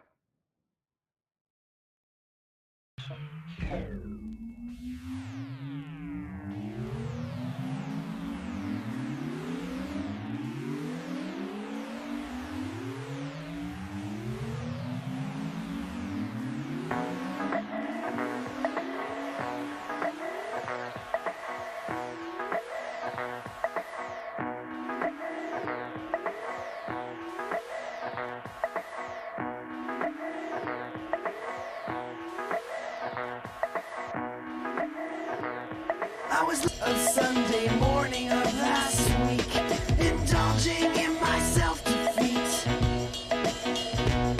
My mind was thugged, all laced and bugged, all twisted, wrong and beat. Uncomfortable, 3 feet deep. Now the fuzzy stare from not being there on a confusing morning week. Impair my tribal lunar speak. And of course you can't become if you only say what you would have done. So I missed a million miles of fun. I know it's up for me, If you steal my sunshine, making sure I'm not in too deep. if you steal my sunshine, Keep me versed and on my feet. if you steal my sunshine,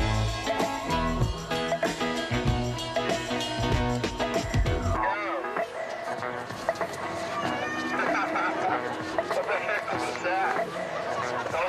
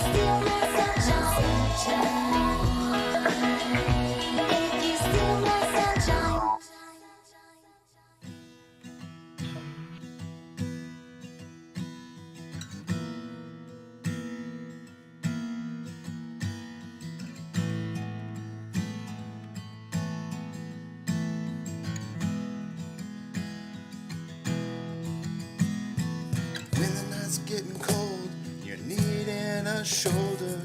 Puff out your chest and be a little bolder. All we do is we buy and hold.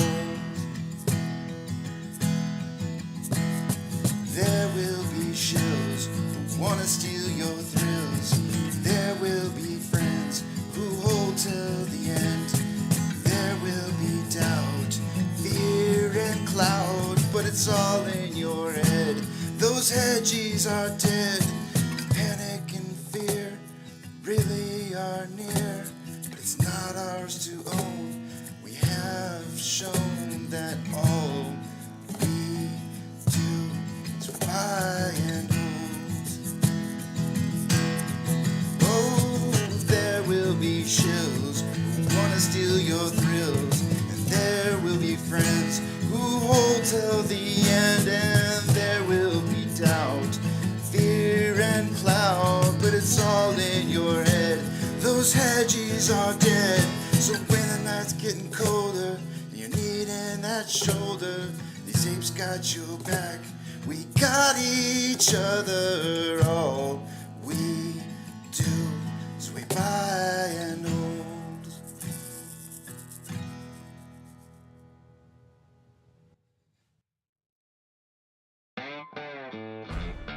Good morning, you filthy apes. Welcome to AMC and APE, where we buy, we hold, and we're screw those edges. Screw them! That's right. This is where we like to fling poo and eat crayons for breakfast. Rock strong.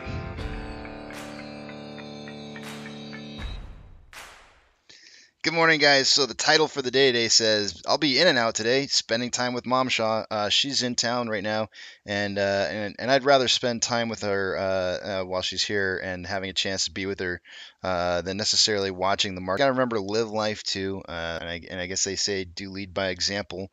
So I'm gonna take off here right after I do the 9 o'clock morning numbers with you guys. So we'll get through that. I'll keep the stream running. You guys, you'll have some fun. I'll be back at 1 o'clock Central Standard Time to go over numbers at 1. And I might come back here and there throughout the day, depending on what we're doing. But just kind of see how things are going, making sure that everything's kind of set up on the page correctly. Excuse me. And did you want to say something? Good morning. Go. She says good morning. And then 1 o'clock I'll come back with you guys and we'll do movie trivia because I would hate to miss out on let's see, I guess we're doing The Rock today. Majority of you guys voted The Rock for movie trivia, so we'll make sure and get that in and we'll close out the day together. Let's see.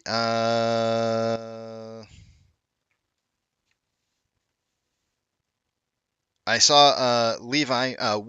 Levi, I never once saw you post what kind of news came out that has you feeling the way that you do. If it's in reference to the lawsuit, lawsuits don't mean anything until they mean something. In other words, an accusation doesn't mean that it's true. So whenever you see a lawsuit, if you're insinuating that as soon as you see a lawsuit that the accusations in the lawsuit are suggesting that those items or what's being said is true, that's not the case. That's what the whole point of a lawsuit is to find out what the truth is and to decide if there's any merit to that, to what one person's side of what they believe to be the truth is whether or not it's actually true.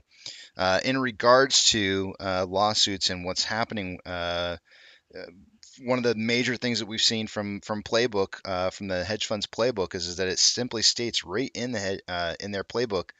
Actually, hold on a second here this morning, and I forgot to keep it open. Actually, maybe I have it under closed tabs. Let's see if I do. Oh, I do have it. I'm going to read you this little snippet here from a 2014 article that was written by somebody who's worked directly in the industry. If I can ever get this to pull up. Okay, let's see here. One of the in the playbook that he's listed for us to be able to review some of the different things that occur. Why is this not loading? There we go. Frivolous SEC investigations is one of them. Class action lawsuits. Here we go. Class action lawsuits. This is directly right out of their own playbook, the hedge fund's playbooks, based upon leaked stories of SEC investigation or other media exposures. A handful of law firms immediately filed class action shareholder suits. Milberg Weiss, before they were disbanded as a result of a Justice Department investigation, could be counted on to file a class action suit against a company that was under short attack. Allegations of accounting improprieties that were made in the complaint would be reported as being the truth by the short friendly media, again causing panic among small investors. If you are subscribing, if you're absolutely being subscribing to the idea that an allegation is correct and truthful, then you're only supplying to the fear mongering. And so, yeah, it's just simply an allegation at this point until it's proven otherwise. So I'm not really worried about the lawsuit. I don't, I'm looking at it and I don't really see a whole lot of merit in it. But we'll see. Time will tell. Apex says, keep Casey busy all day so this price can keep on going or keep on keeping on. That's funny. And you guys attacked me the other day for say it feels unfair and obvious. It always will feel unfair, Levi, but it's nothing to complain about. That's you're just complaining. Stop whining. I don't know what to tell you, man. Some people can choose to whine and complain all they want, but it doesn't change anything. So I don't see how you're helping. What are you doing, Levi, to help further strengthen your position? What is it that what are you actively doing to help support the position that you hold? That would be my question for you. And if you have nothing to offer, then maybe you should just not offer anything, because that would be better than what it is that you're doing.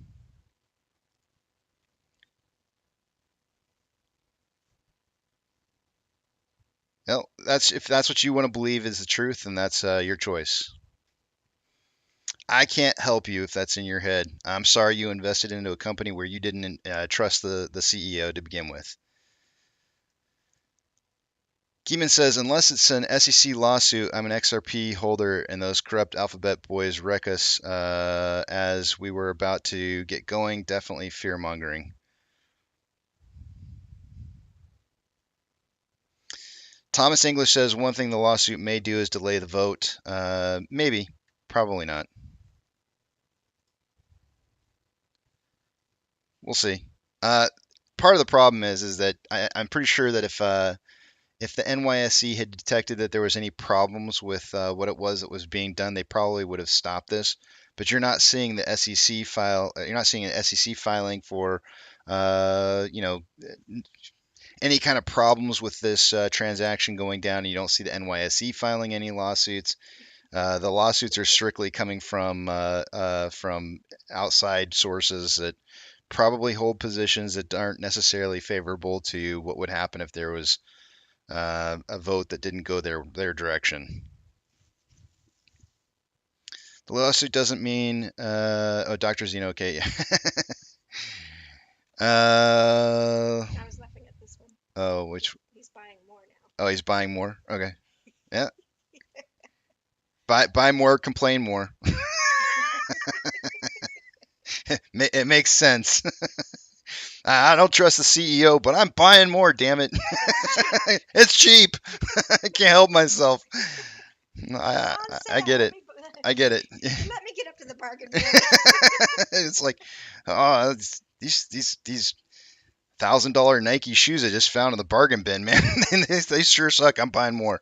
Let's see here. Sam says, I wish we delayed this vote 6 months just to see what happens. Hedgies are hurting, in my opinion. Why take the foot off their necks? Wise wizard with long beard. I got to see, before I would even consider recommending something like that, Sam, I got to see some specific things happening. So if we get to that point, I may start saying something, but we're not there yet. I need to see something specific for me to go down that road. 75 to the cornfield.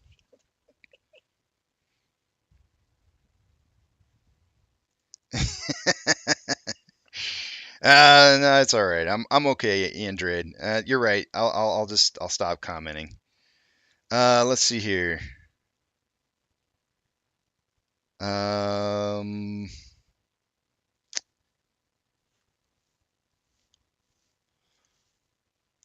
does Levi know flat Earth? I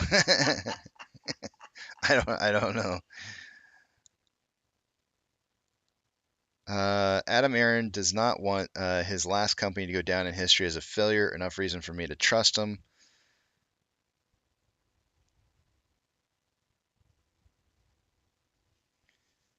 I know. It's crazy. uh, let's see here. Oh, you guys are getting harsh. Hey, little respect, Yukon. Little respect. I understand how you feel, but there's no need for insults. We can get away. We can get away without insults. That might be going a little far. Arthur says, Casey, how much wood could a woodchuck chuck if a woodchuck could chuck wood? I can't read that any faster. Uh, I don't think I can. Let me try. How much wood? I don't know. I can't. I got stumped on the first word. How much wood could it? I can't. How much wood could a woodchuck chuck if a I can't do it. It doesn't work for me. No, but I could do fuzzy wuzzy was a bear. Fuzzy wuzzy had no hair. Fuzzy wuzzy wasn't very fuzzy wuzzy. I could do that one, but I can't do the chuck wood chuck wood chuck. Doesn't work for me. Put your teeth back in. Put my teeth back in. I'm going to buy Casey the most expensive grilled cheese after the squeeze. Man, I can't wait. Nah, just buy my wife a beer. Buy my wife a beer. She'll be out. We'll be out all over the place, and we'll hook up, and you can buy her a beer. I'll try to do that today. You're gonna buy her beer? Oh, okay, cool. I already thought about it. Nice. Eddie Trade says, "Hey Casey, my son graduates Naval Boot Camp in Chicago Friday. Flying out tomorrow. Can't wait to see him." Dude, that is awesome, man. That is really cool. You're gonna enjoy it. You're gonna really enjoy seeing him. It's been a long few months here. I know that you haven't seen him. Enjoy every minute of it that you can, Eddie Trades, and just savor the moment. Don't want to ask you personals about where he's going to be stationed at afterwards, but for training school. But that is really cool. Actually, it'll probably be on a ship. I mean, who? It's the Navy. What am I talking about? They're gonna put him on a ship somewhere. But that's really cool. Good luck to him, and thank him from me and my mom for his service. I appreciate that. Casey, Peter Piper picked a peck of pickled peppers. I can't say that one very well either. I'm not very good at that. You know what I think's funny is kids go off to boot camp. Me too. Mhm. And all those 18 or 20 years our parents have been trying to raise us, and they can't do a very good job, or they haven't finished the job. And suddenly, in 6 or 8 weeks, we turn into adults. It's amazing. 6 to 8 weeks turning into adults. Hopefully, you guys can hear what she's saying in the background. It's probably pretty low. But she's saying like you give your kids off to military boot camp unfinished, and they come back 6 to 8 weeks grown up as an adult and being able to care for themselves and do all do all the things that they're supposed to be able to do. She's saying it's pretty amazing. It's wonderful, having been through that transformation. I fell out of it eventually, but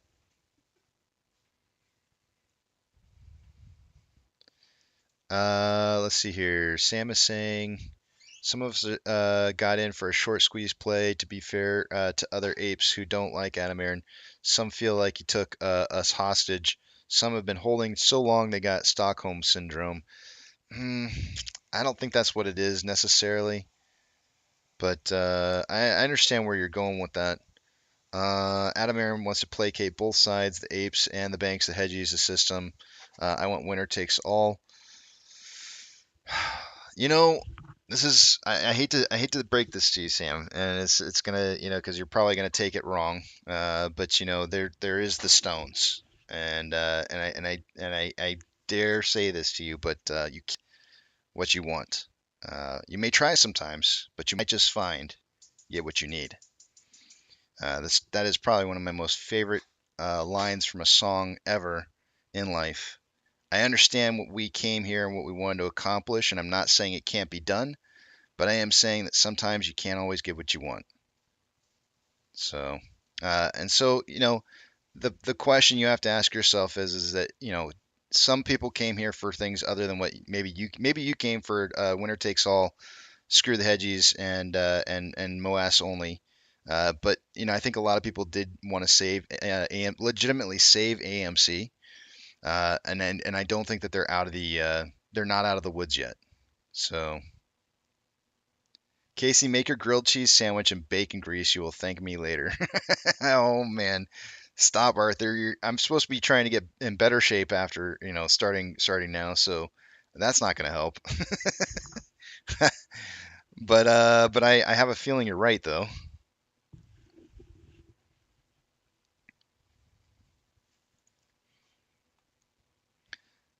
Olin Smith says 10 years in the army made me into the man I am today, and I still work for them in is it Qatar? I think I'm saying that. Is QAT Qatar? Yeah, it's Qatar, right? Yeah. Oh, it's Qatar. Okay. I thought it was like it's a silent U in there, but now at 23 years government service, Olin, thank you very much for your dedication to the country and your service. I do appreciate it.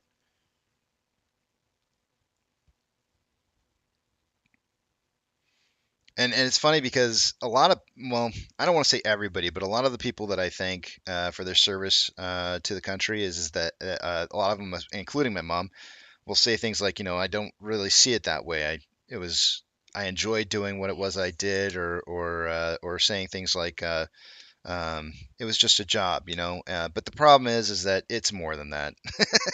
It really is more than that, and you're humble. So, but thank you. Sam says, and that's why you're wise, Wizard Longbeard. I'll take what I need. Then, I mean, I think in the end, Sam, I think you're going to get more than you would have, not more than you would have ever hoped for, but I think you're going to get more than you've ever seen before. So, and I think you'll probably be just fine with what it is that you end up getting out of this. So, I wouldn't worry about it too much.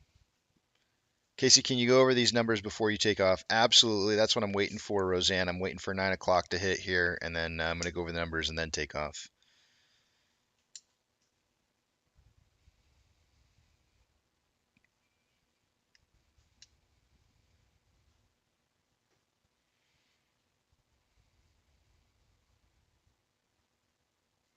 Ariel says bacon grease is pure keto. Yeah, but not the grilled cheese bread. Not, I'd have to make the are patient with their money in the marketplace tend to win. Lucas says go Chiefs. That's right.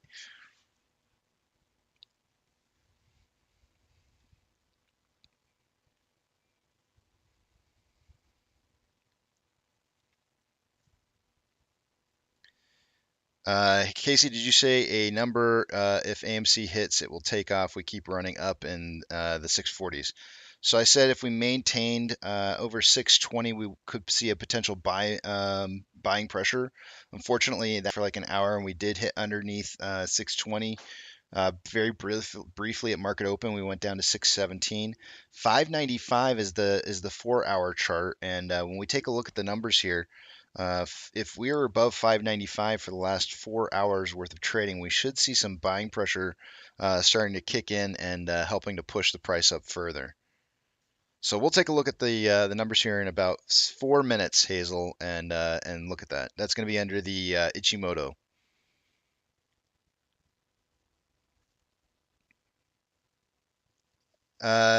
Mom, Lucas says, God bless you and your mom.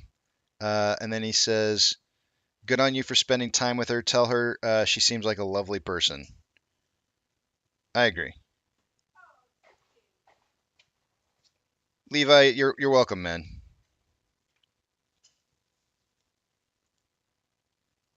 Take care.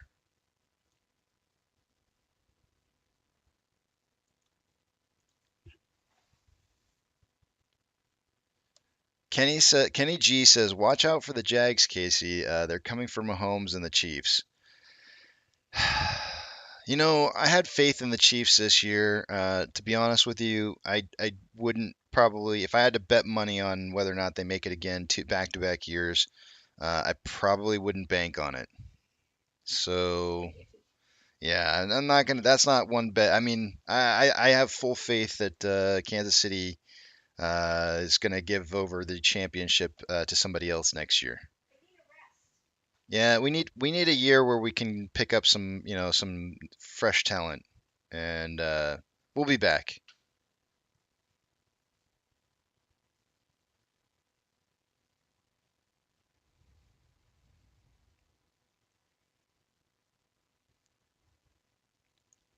James of Arizona says, check the HYMC 1 minute chart crime. Let's check it out. it's it's not moving anywhere. It's just stuck. It's stuck right there. It's been that way since yesterday. I mean, it really started that whole flatlining pretty much around like 1 o'clock Eastern Standard Time yesterday, and then it didn't start moving again until the pre aftermarket and pre-market hours. Actually, I don't think it even traded in the pre-market. Yeah, it did. Never mind, I take that back. It did trade in pre-market, and then it's just flatlining again. Yep, kind of crazy.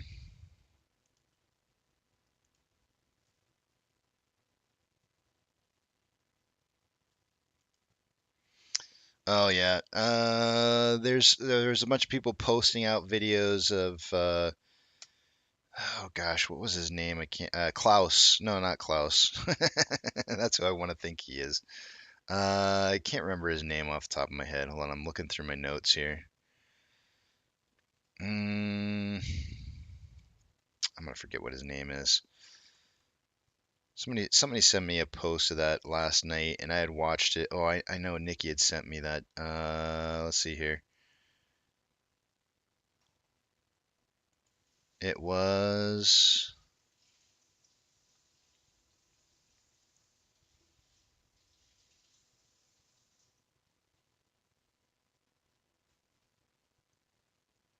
That's not it. Where did it go? Where's this article at? Hold on a second.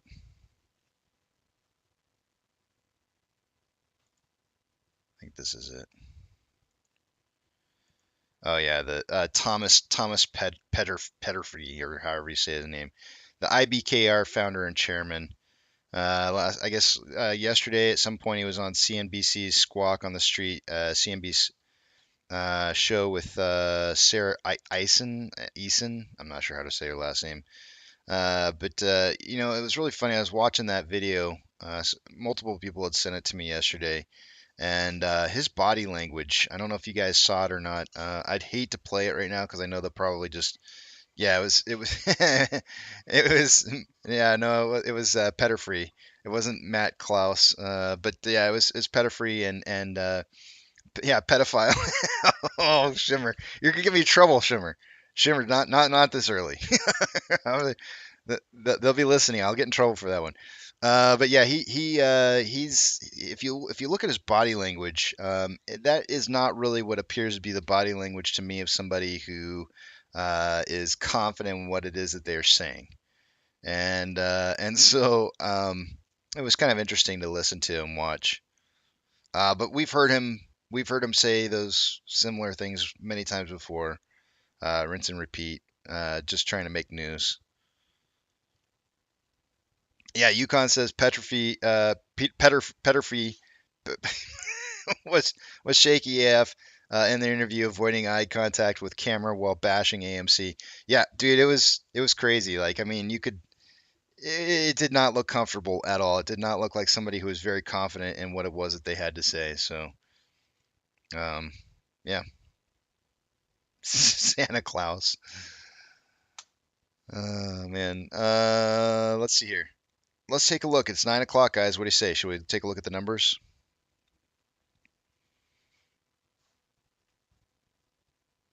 Petrophy sounds like petrified. There we go. That's probably a better one to use. I won't get in trouble for that. All right, guys, I'm going to take you over to the other page here. Two-factor authentication. If you don't, when you don't see the big tramp up on the screen, I won't be able to see what it is you guys are saying. So hold those personal thoughts, questions, or comments or concerns until you see the big tramp back up on the screen again. Um, Two-factor authentication. If you don't have it, you may want to get it, as it could prevent somebody from getting into your account that shouldn't be there. If you can set up a backup secondary device to be able to receive the code, even better. In case something happens to your primary, you'll still be able to get into your account. I am heeding this words of warning here, guys. I'm begging of you, please do not enter your control number with anybody in what you voted for. I don't care if you voted or not. That's what I want. I want votes. Votes is a good thing. What I don't want to see is people putting out their control numbers, because that could potentially give somebody access to your votes. So be very careful not to issue those control numbers. Um, the other part to this is I'm asking people to take pictures or video of your portfolio once a day. Save it under a folder so that you can have reference that in a future time if something should happen with your broker where they say your position is different than what you would expect it to be. If you have a less active account, you could probably get away with doing those pictures or videos once a week. But please, please, please protect yourself as much as you possibly can out there, guys. I don't say these things for my health. I say it because I don't want to hear people complaining later on down the road that something happened to their account. And the whole time I've been sitting there saying, like, you were supposed to do this, this, and this, and you didn't do this, this, and this. So don't make me be a bad guy later on down the road and say, like, did you two-factor authentication in your account? And then you're like, no. And then you're like, eh. Don't make me be that guy. I don't want to be that guy. I don't want to be a jerk. But anyways, it is your choice. It is your money. Choose to do what you wish. What do we got going on here? Starting in the top left-hand corner, price prediction tallies for the day-to-day. Hold on a second. Eric sent me a message earlier, and I forgot to write down what his numbers were. He had 710 to 1010.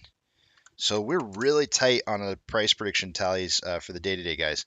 I've got 7 to 10. Eric's got 710 to 1010. Apex has 725 to 1025. And Einstein has 719 to 1019. There's only a 25-cent spread between the group of us. So we're all kind of projecting upwards movement from yesterday. I think I may have had the high at 650 yesterday. I'm the low at 7. So weird how things change. But I went ahead and reset the numbers for this week. We all got a price prediction tally point from yesterday. Short exempt volume for the day on AMC is from yesterday is at 964.6 thousand shares. 1 million shares is a lot to me.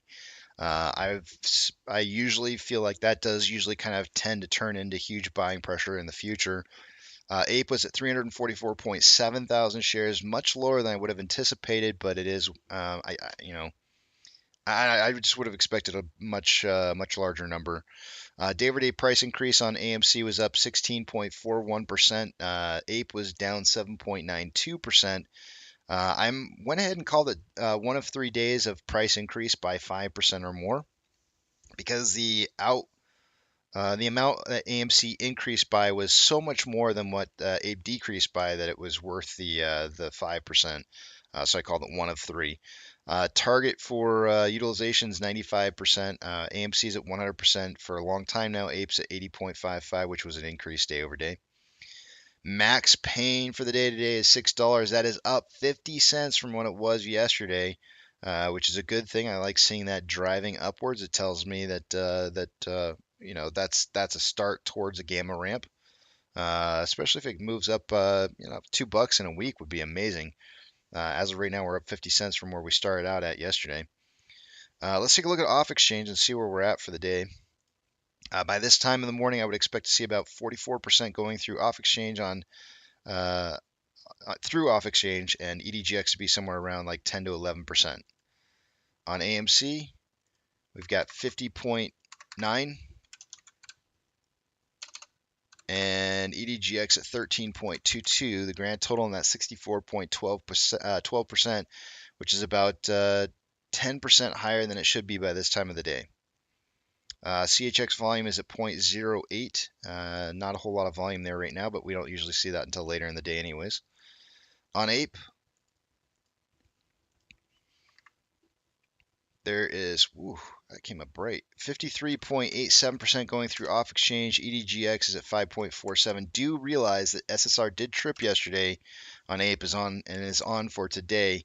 The combined total between those exchanges is 59.34%, or about 5.34% higher than it should be as of right now. CHX volume is basically nothing. GME CHX volume is at basically nothing, and HYMC CHX volume is nothing. Taking a look at institutional ownership, it was 133.759 this morning, still the same value. Options,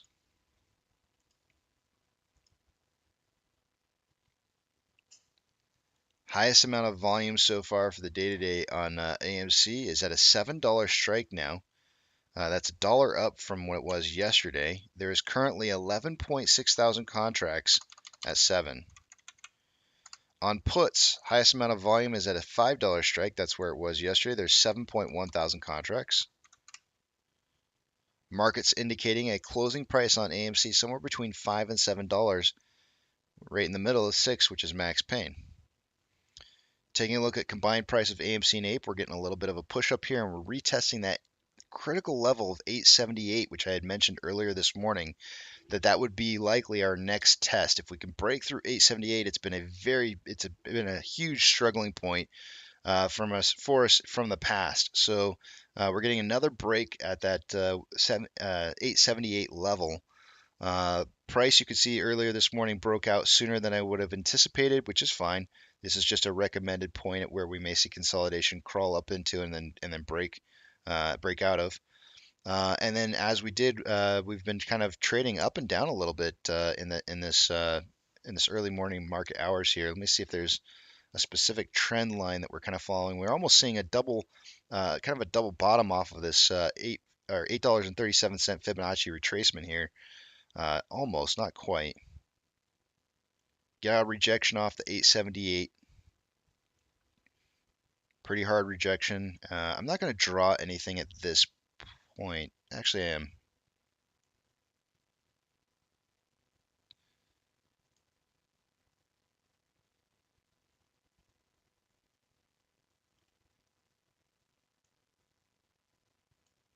It's a really big increasing wedge here. It'll be interesting to see if maybe in the later portion of today we can break that 878 number. I'm actually just going to drop this down to just the 878. It'd be interesting to see if we can't consolidate and drive up through. Actually, I'm going to put this a little bit further back. This is going to be around, actually right after market close, 1630 is what it's showing. I'll put this just a tad bit back. We'll see if we can't break this 878 before the end of the day here. Combined price of AMC and Ape.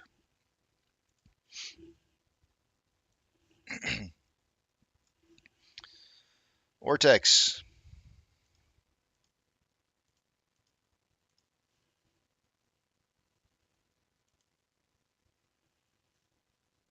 So far for the day today, according to Ortex, we've had about 332,000 shares having been returned. That's going to have the effect of slightly lowering that estimated short share interest of the free float to 23.15. Cost to borrow min is at 1.04. Average 642.9 or 43, and max is at 905.66. Shares on loan. Actually, let's look at utilization first. Utilization still sitting at that 100% value. I'm going to zoom in here just a tad bit. Here's our on loan amount, decreasing day over day by 1.9 million shares from 190.49 to 188.57 million shares on loan. Short share interest of the free float, of course, decreases as that on loan amount decreases. Went from 23.3 down to 23.17. That means Ortex is estimating that about 672,000 of that almost 2 million shares was in closed short interest day over day. On loan average age per day is still increasing, 107.29 to 109.06, which means that most of those loan shares that were returned were newish to middle-aged loans. Security lending volume up day over day from 6.82 million to 8.37 million.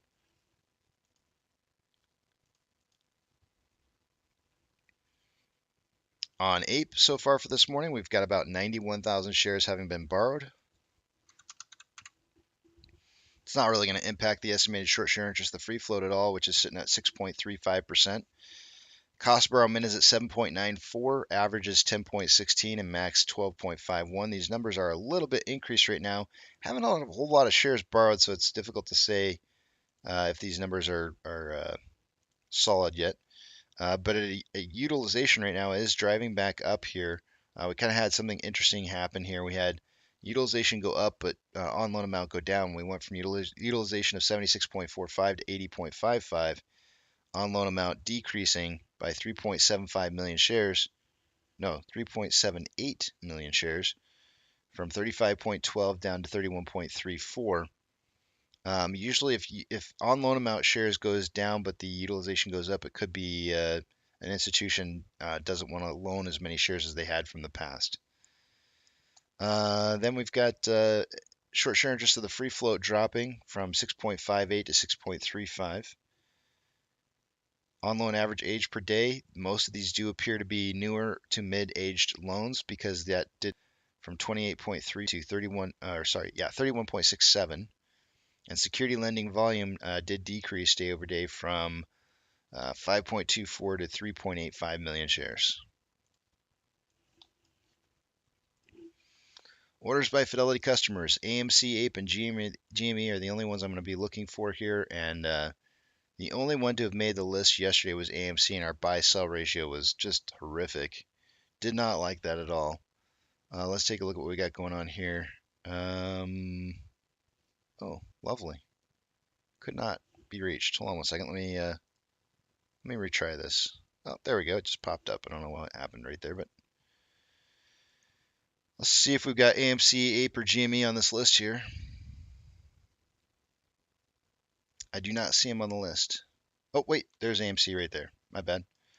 AMC is on the list here. We have a 49.17% buy to 50.83% sell ratio. It's a little bit better than it was yesterday, but at 60/40 is the minimum that I like to see, so this is definitely not that great still. Let's see here. SSR trigger price for the day today is at $5.49. Ape is at 1.989. Earlier, there was about 100,000 shares available to borrow. They did borrow those at a 731.8% fee. There was also about 10,000, well, it was a little less than 10,000 shares borrowed out of the ETFs. Those have not yet been returned. So let me go ahead and write. It's been a while since they've been able to borrow some shares, but today they've got 100,000 out, likely due to some of that short interest that's being closed. 150.3 thousand contracts out of the money on the calls versus 50.8 thousand contracts that are in the money. 109,000 contracts out of the money on the puts versus 20.7 thousand contracts that are in the money.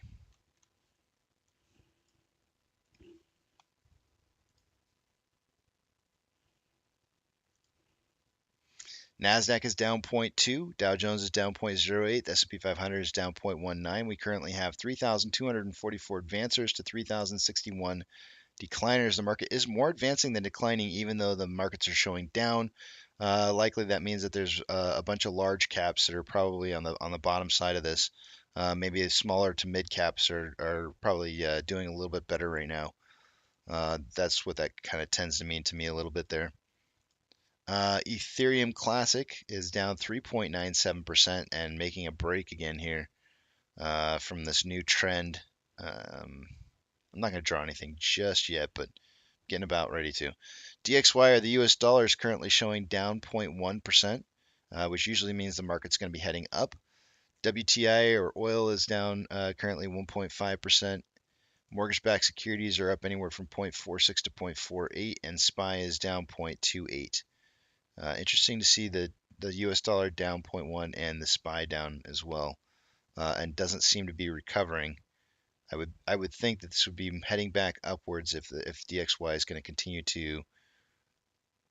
Hold on a second. Let me look at the 1 minute. Yeah, DXY is not. It's kind of flatlined right now.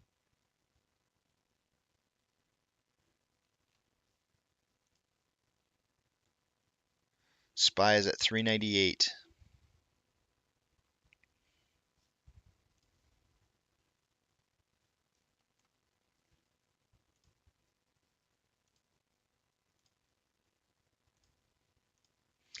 VIX is up 0.83 at 23.06. VTI is down 0.11. VB is up 0.35.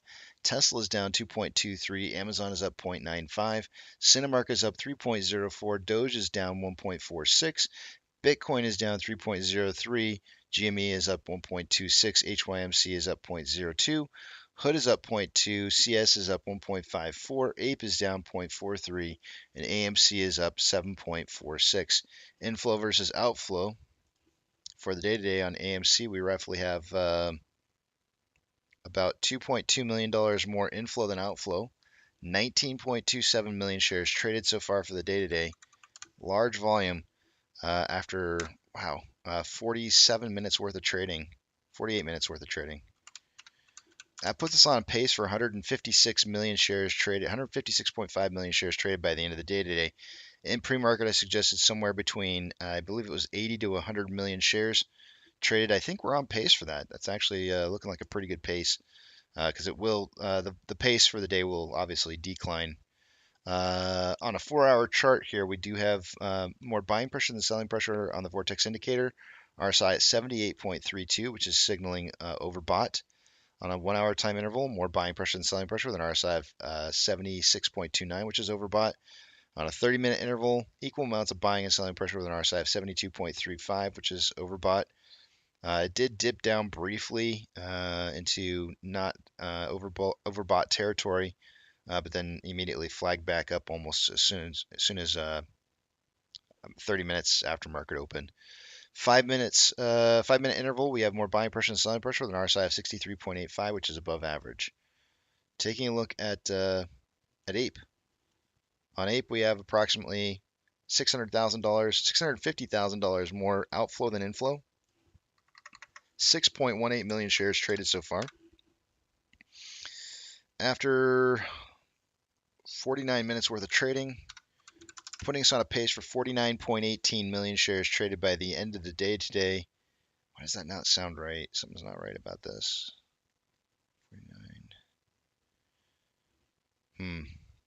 Well, that's what it says. Pace that I have for volume prediction for the day today is somewhere between 30 and 50 million shares. We're already inside of that range, which is a little, to me, that kind of tells me that we might be on a little bit slower pace than what I was anticipating. I figured we probably would be really close to yesterday's volume, maybe slightly under.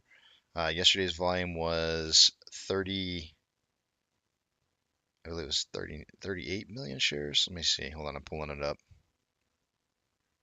Yesterday's volume was 45.8 million shares on Ape.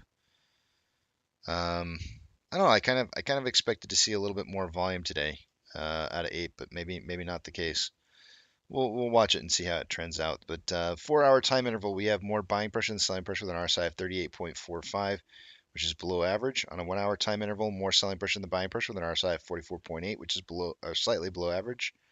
On a 30-minute interval, we have more selling pressure than buying pressure with an RSI of 51.7, which is average. And on a 5-minute interval, more buying pressure than selling pressure with an RSI of 55, which is slightly above average. Taking a look at Ichimoto.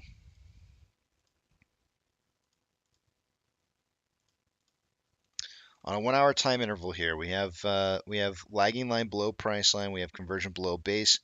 Price needs to start moving towards the cloud in order to kind of become a buy signal. It really, in my opinion, needs to break the cloud, which is going to be about $2.51. That would get both the lagging line above price line, and it would get the price above the cloud and the conversion above the base. All of those very bullish signals to see more buying pressure kind of kicking in on Ape. On the 4-hour chart here, same kind of thing. We've got lagging line below price line, conversion below base. Got to drive above the cloud today to see additional extra buying pressure kicking in. For the 4-hour cloud, it's $2.76. That would cause additional buying pressure to arrive to help drive price. Taking a look at AMC on the 1-hour time interval, we have lagging line is above price line, conversion is above base. We are touching down multiple times on this conversion line here, which is a little bit scary. And we do have a thinning portion of the a rethinning portion of the green cloud here, which we didn't break through on the front side. It is possible that we might not see a breakthrough because we don't see a red cloud forming as of yet. It's possible this could still continue on further upwards before seeing a downwards momentum move. Two of the numbers that I gave for the day today, the 1-hour time interval, $6.20 is all we got to keep this above to keep the lagging line above price line to stop this from turning into some kind of sell signal. And as of right now, we're at 648. We're holding it there for at least an hour, so we are seeing this, I think, buying pressure that's helping keeping us where we're at, or at least moving in the right direction. Taking a look at the 4-hour chart here, we have lagging line is above price line, conversion is above base. We have a thinning portion of the cloud starting to form back here, which we may see some green clouds starting to form. The date for that's going to be 3/2 or the beginning of March. We do have the earnings report coming up. You can almost bet your bottom dollar they're going to try and drive price down during that period of time. So this little drive up in price and then a correction for when the earnings report comes out is almost textbook, to be honest. On this particular chart here, the number that I gave was 595. We just need to stay above the cloud or the conversion line. Both are under 595 or at 595. So this is going to be a sustained buying signal until it's not. Right? There may be some reversal here that you might see. I mean, RSI is already kind of cooking pretty hot here on the 4-hour. It's at 77.63. But we don't have a sign of buying pressure decreasing as of yet. Let's take a look at MACD real quick just to kind of get a confirmation. We do have a double hump here on the volume histogram. So I would kind of suggest that this. I mean, we're not seeing a crossover or any sign of the MACD wanting to cross over yet on the signal, which still shows this as a very strong potential to move upwards, even though RSI is hot. Doesn't mean that the price can't still continue to move upwards. Let me just take a look at one. I feel like there's one other indicator that I want to look at here real quick. Yeah, this one. There were some weak points as of a couple days ago on volume move, or actually, yeah, I guess it was the last 2 trading days. But we're still seeing some really strong growth on the TTM squeeze indicator here. I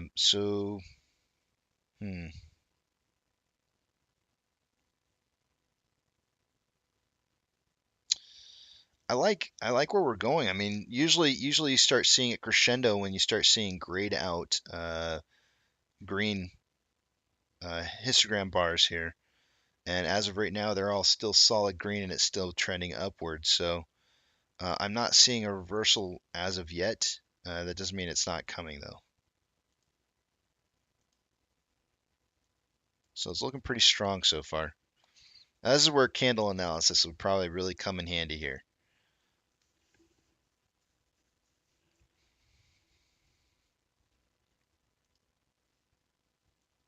And with that, that's all I got for you guys. Let me get the screens put back up here.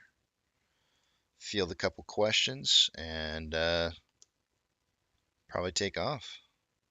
Take off, eh? All right, let's see what you guys are saying here.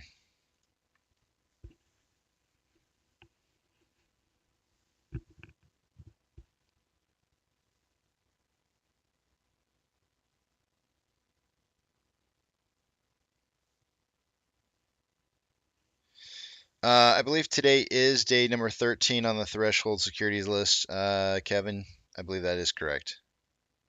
I think Glenn confirmed it too. Carl says, I appreciate the hero's journey discussion here last week. Thanks all. Hey, man, you're welcome. I don't know. It's kind of weird to me that I haven't even talked about that in the last year and a half or so that I've been streaming. I've never once brought that up, and it was just kind of one of those moments where I felt like it just kind of popped up in my head. Something you learned in college. You never know. You never know when those college moments are gonna pop back up in your head, and so yeah, I decided to. I actually, believe it or not, I first learned about that hero's journey in a class. It was a creative writing class called uh, Myth. What was it called? Myth, folklore, and something else. And that's where we learned about the hero's journey in that class. And it was a good class. It was kind of fun. I didn't like the final. The final was the worst thing ever.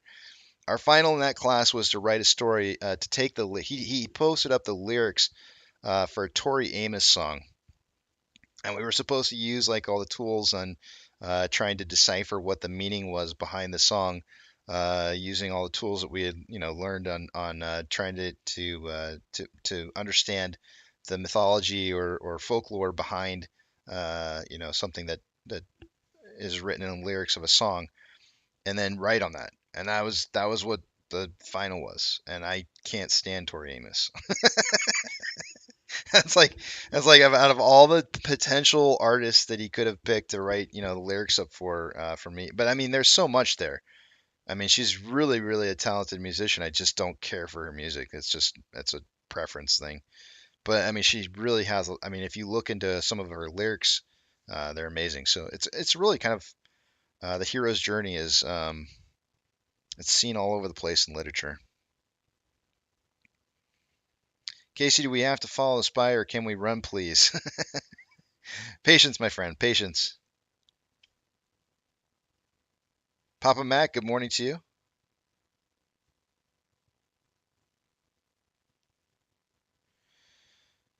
Mac and B says, oh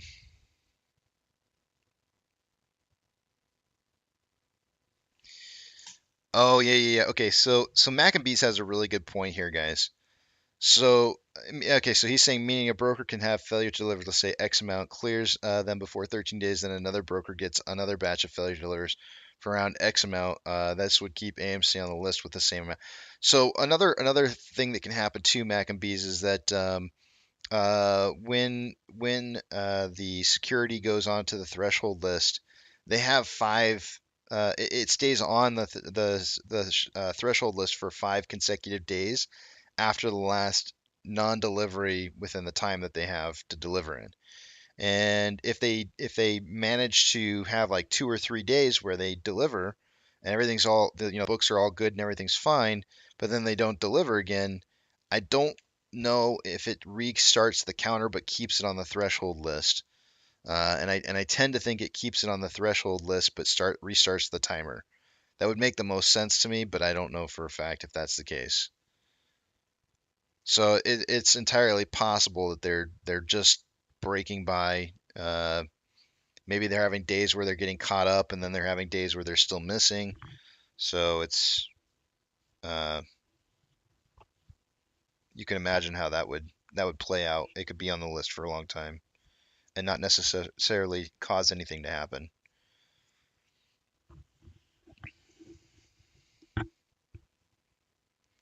See, Tanner says should have picked some Pink Floyd to write on. See, that's what I'm saying, Tanner.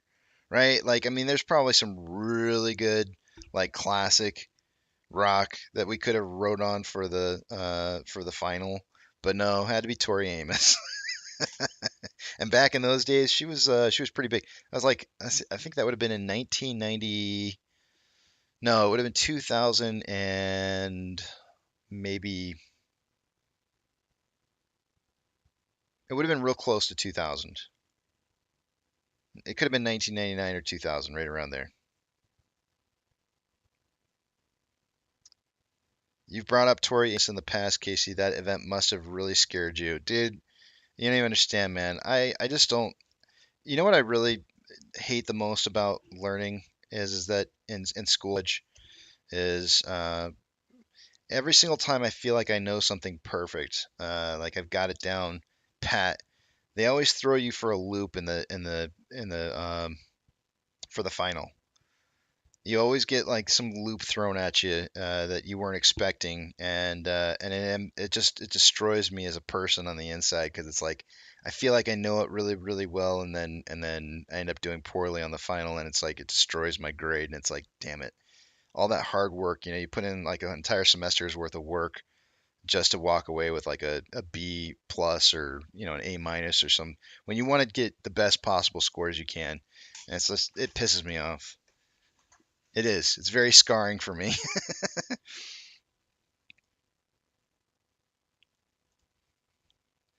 Can a single broker rotate its failure delivers, cover them by creating new ones, or does it have to be a new broker with its own failure delivers?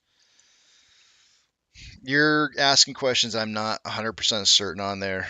Um, I wish I could. I wish I could tell you for sure, but I'm not positive. It's a legit lawsuit, Nick, but whether or not it has any merit is another story. I don't particularly feel like it has any merit. I'm not lending it any credit, so I'm not really worried about it.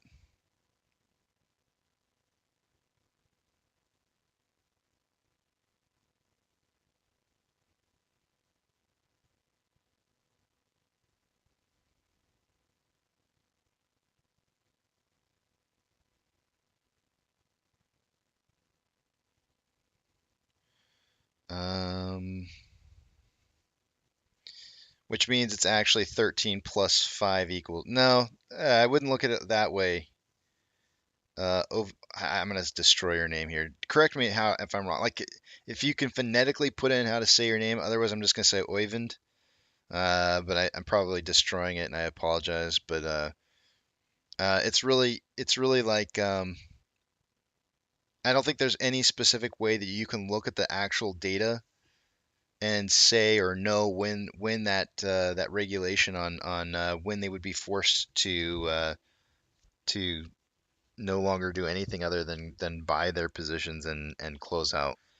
So there's nothing out there that's going to tell us what's actually happening on the books. So the idea that you figure out what the 13th day is or anything like that. This is why I say I'm not lending a whole lot of credit into the idea that we've been on the threshold list for any specific period of time.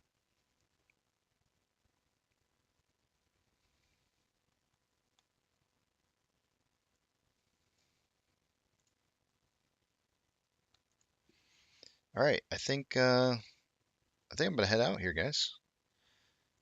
Um, I will come back later today at 1 o'clock Central Standard Time. I may come back a few times throughout the day to kind of make sure and that the charts are all set up the way they're supposed to be. Let me go ahead and center it up right now.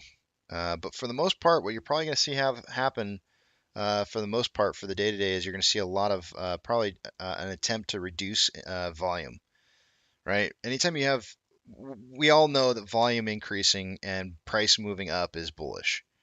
So anybody who's short this stock is going to want to see that volume really dry up. So they're going to try and really dampen the volume.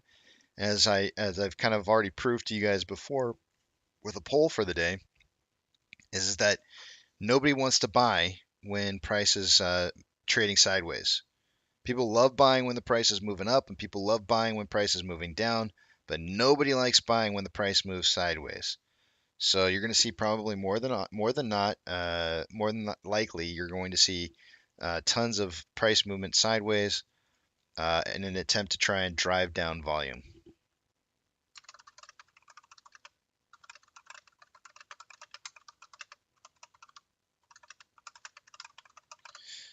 Tomorrow will be our last movie trivia day for the week. I'm going to go ahead and put up the choices in a poll so you guys have that to kind of go over for the day. Let's see here. Today's movie, get rid of American Graffiti. Today's movie is The Rock.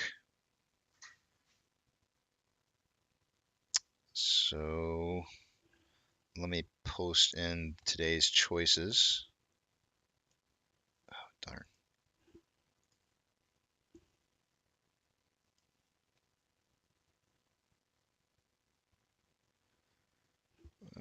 I scrolled too far.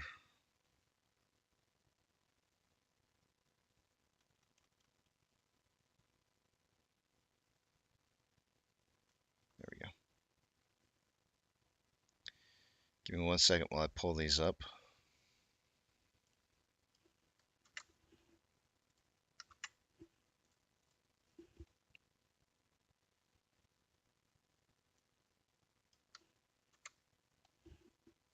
Again, you guys are going to see some of the same ones kind of repeating here. And we are getting down to the nitty-gritty on this list, but we will get all of these movies in before I move on to a new list. Today's movie trivia is The Rock.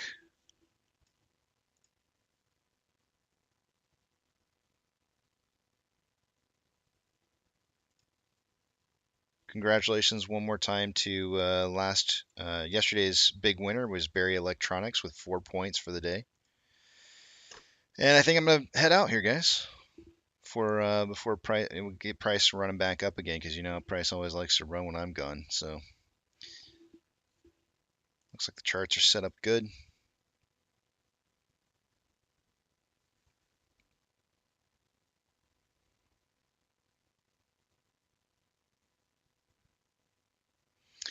I'll see you guys a little bit later today. I'll be back at 1. Like I said, I'll come out through in the middle, throughout the day to just kind of update charts and whatnot. But I will be gone until 1 p.m.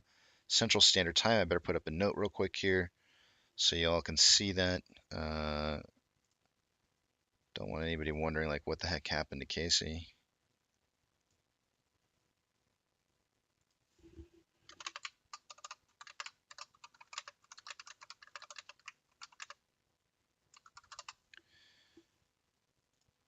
And we'll go over numbers then. See you guys a little bit later.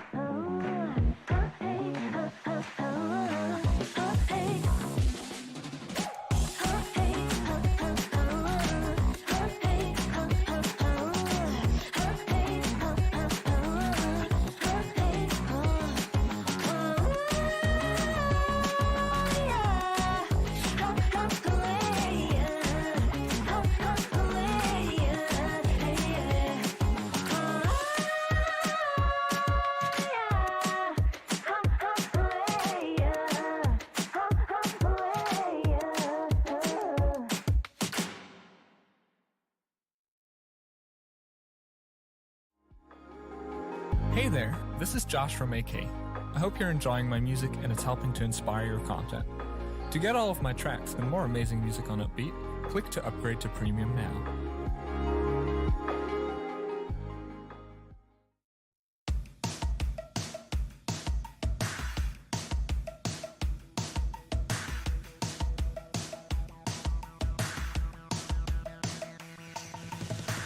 Always new days, call it what you want.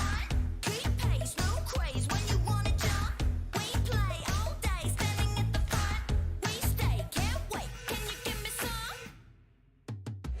We go, can't stop the beat, it can't be. We know, break out the scene, it can't see. Our soul can't stop the heat again. Oh, so come and get some. So come and get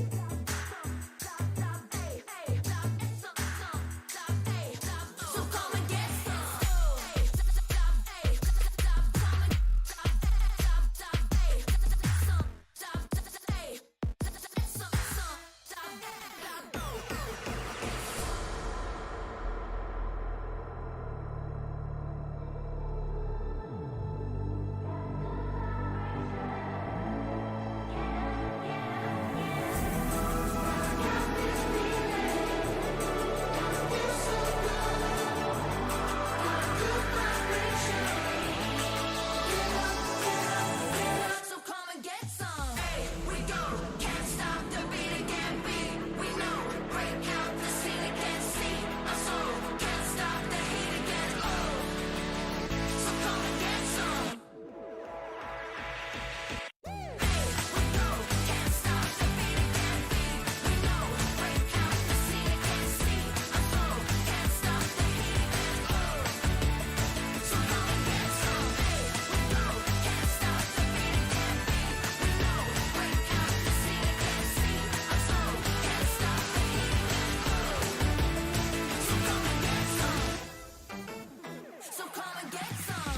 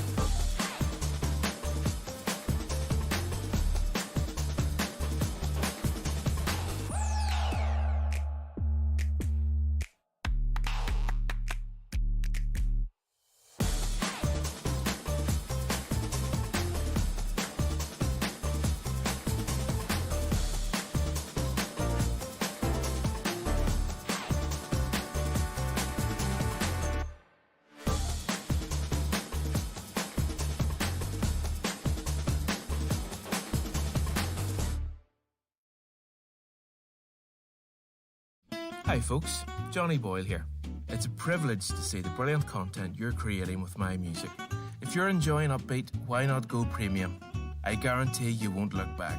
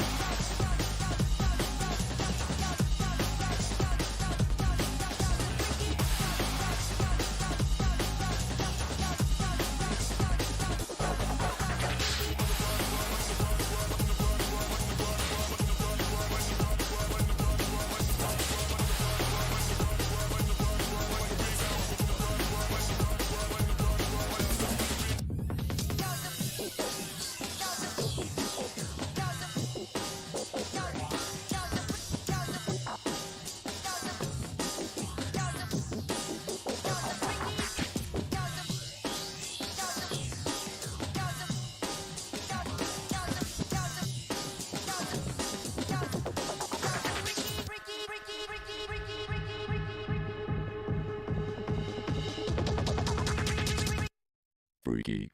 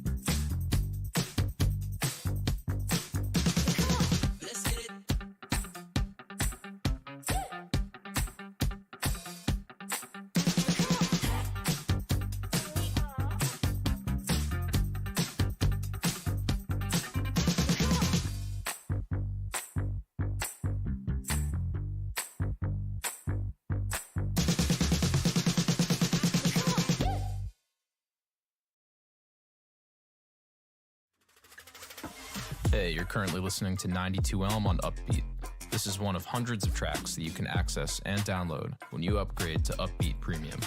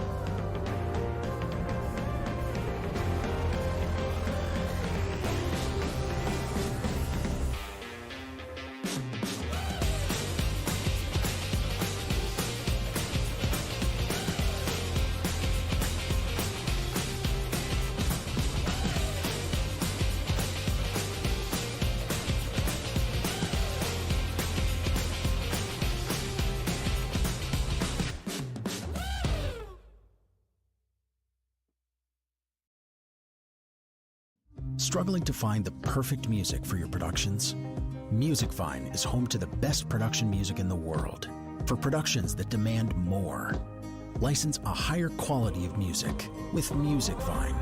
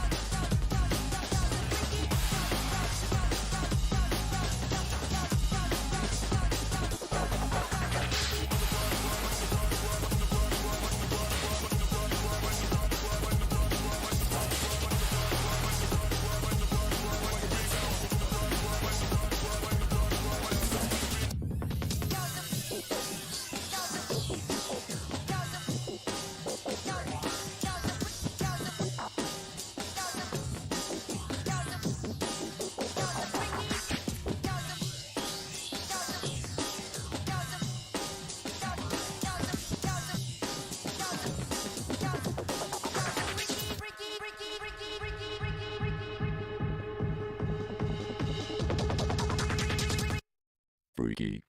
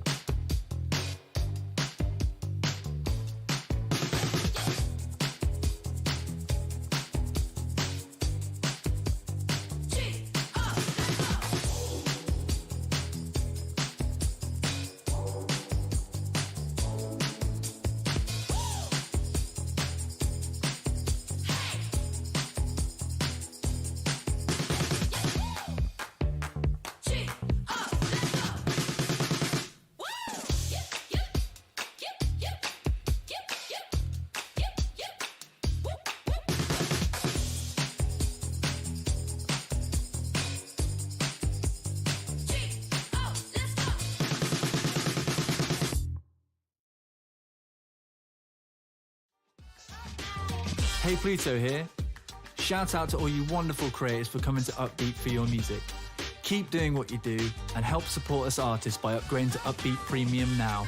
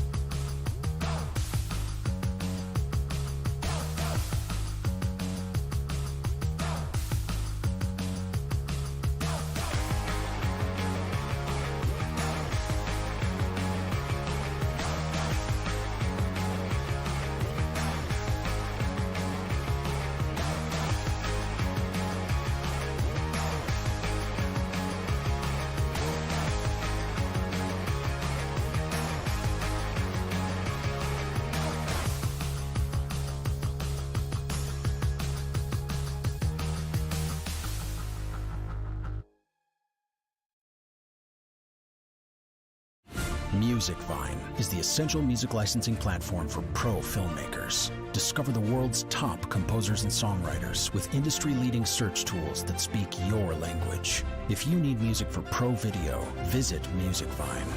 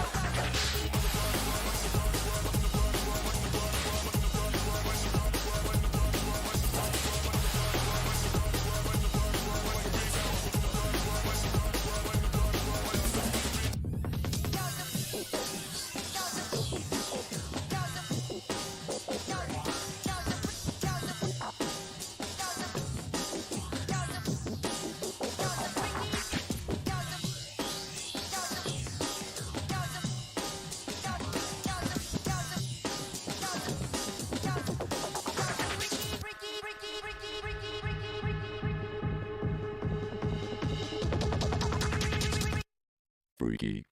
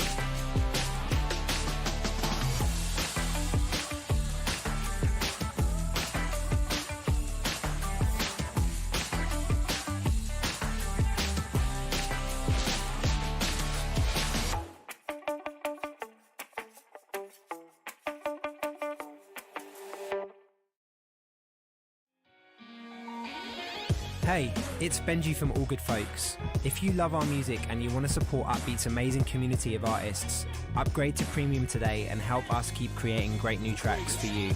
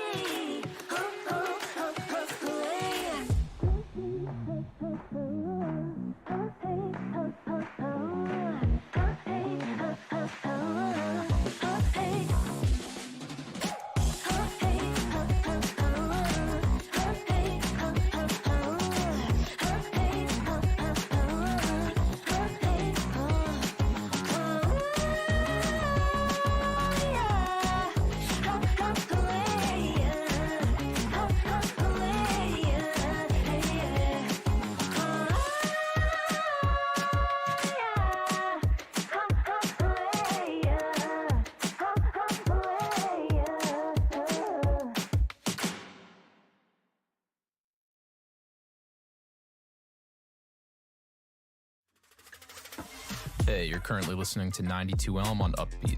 This is one of hundreds of tracks that you can access and download when you upgrade to Upbeat Premium.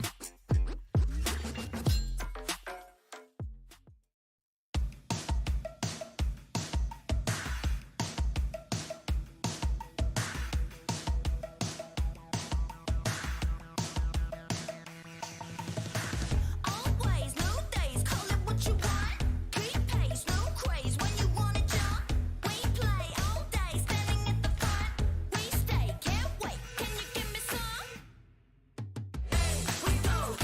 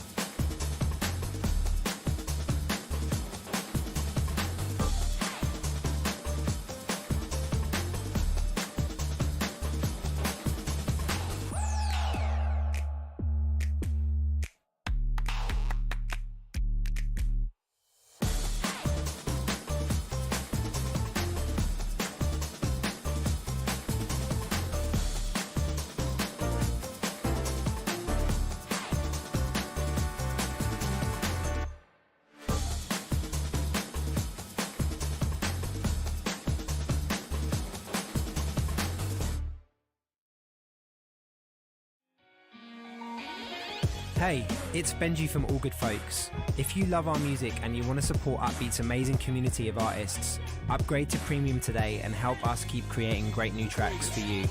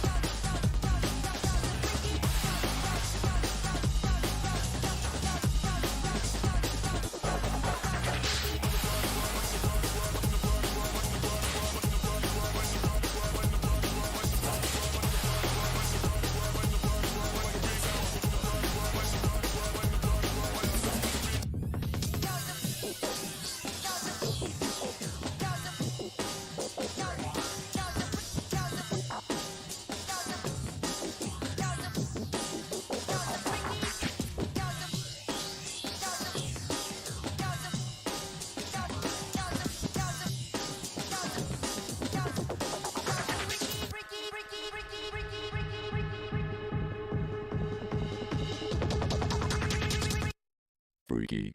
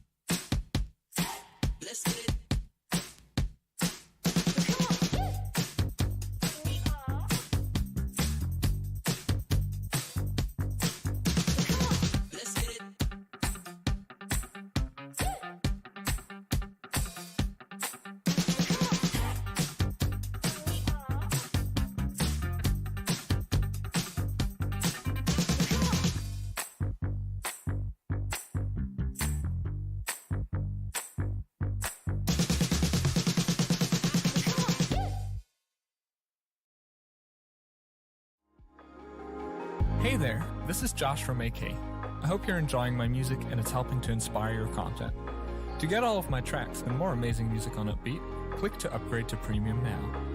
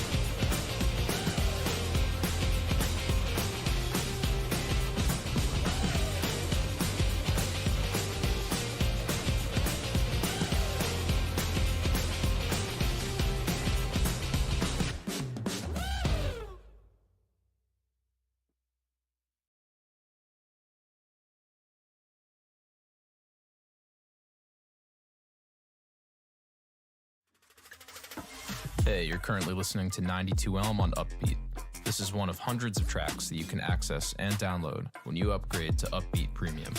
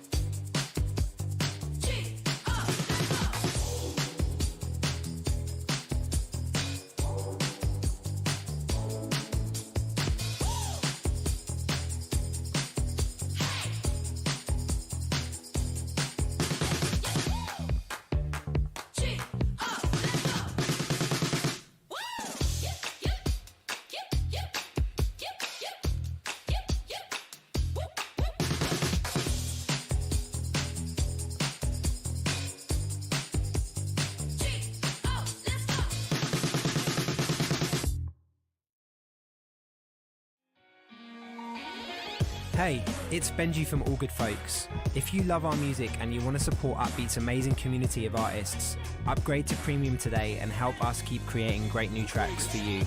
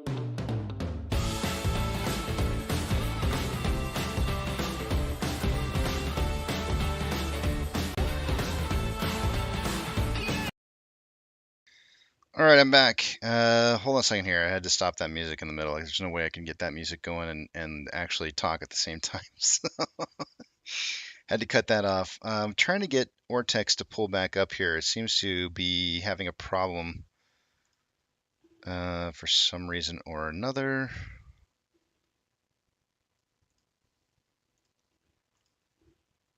Let's see here. Give me 1 second, guys. I'm not gonna be able to see what you guys are writing because I'm trying to get this set back up here. It's giving me problems.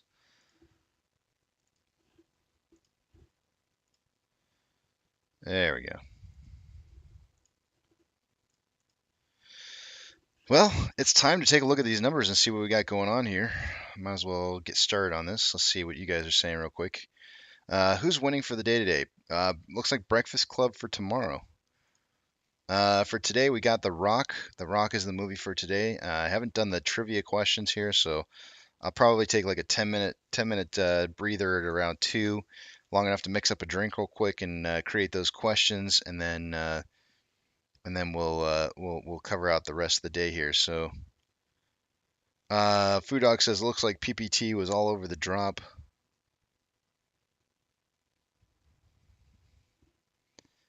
Let me get this message off the screen here.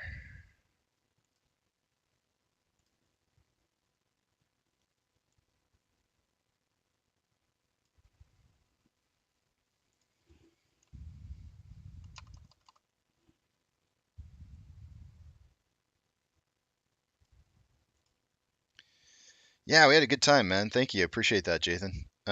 Also, Jathan, happy early birthday to you.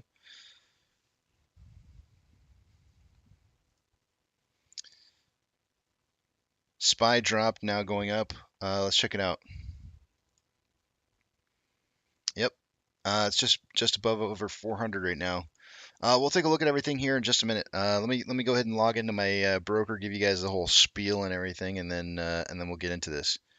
Always learning says, always learning, always saying says, Casey, do you think if we get a retest of 670-ish, top of the major descending trend line, that we reject hard for a while? Let me check it real quick here. Hold on a second. Let me just see what you're looking at. Oh yeah, I see that.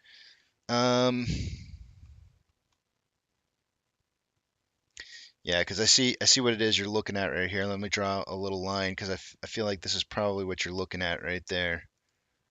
And right now it'd be about 670 is right about that. It looks like we've got a Fibonacci retracement in here on the daily. Let's see where that fib is. I got 682, but 670 close enough, right? We did get kind of a little bit of a bounce off of that fib retracement that I've got there. Let me read your question again. That we reject hard for a while.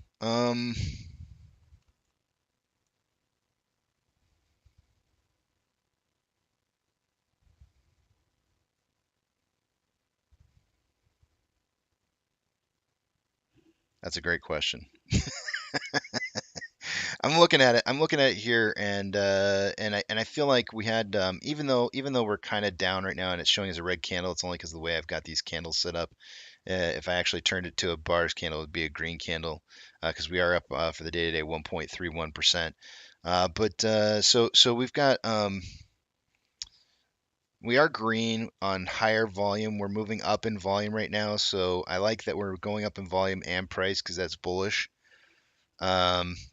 We are inverse to the market right now, and as it stands, the way I'm kind of looking at the market is I see more red than I do anything else.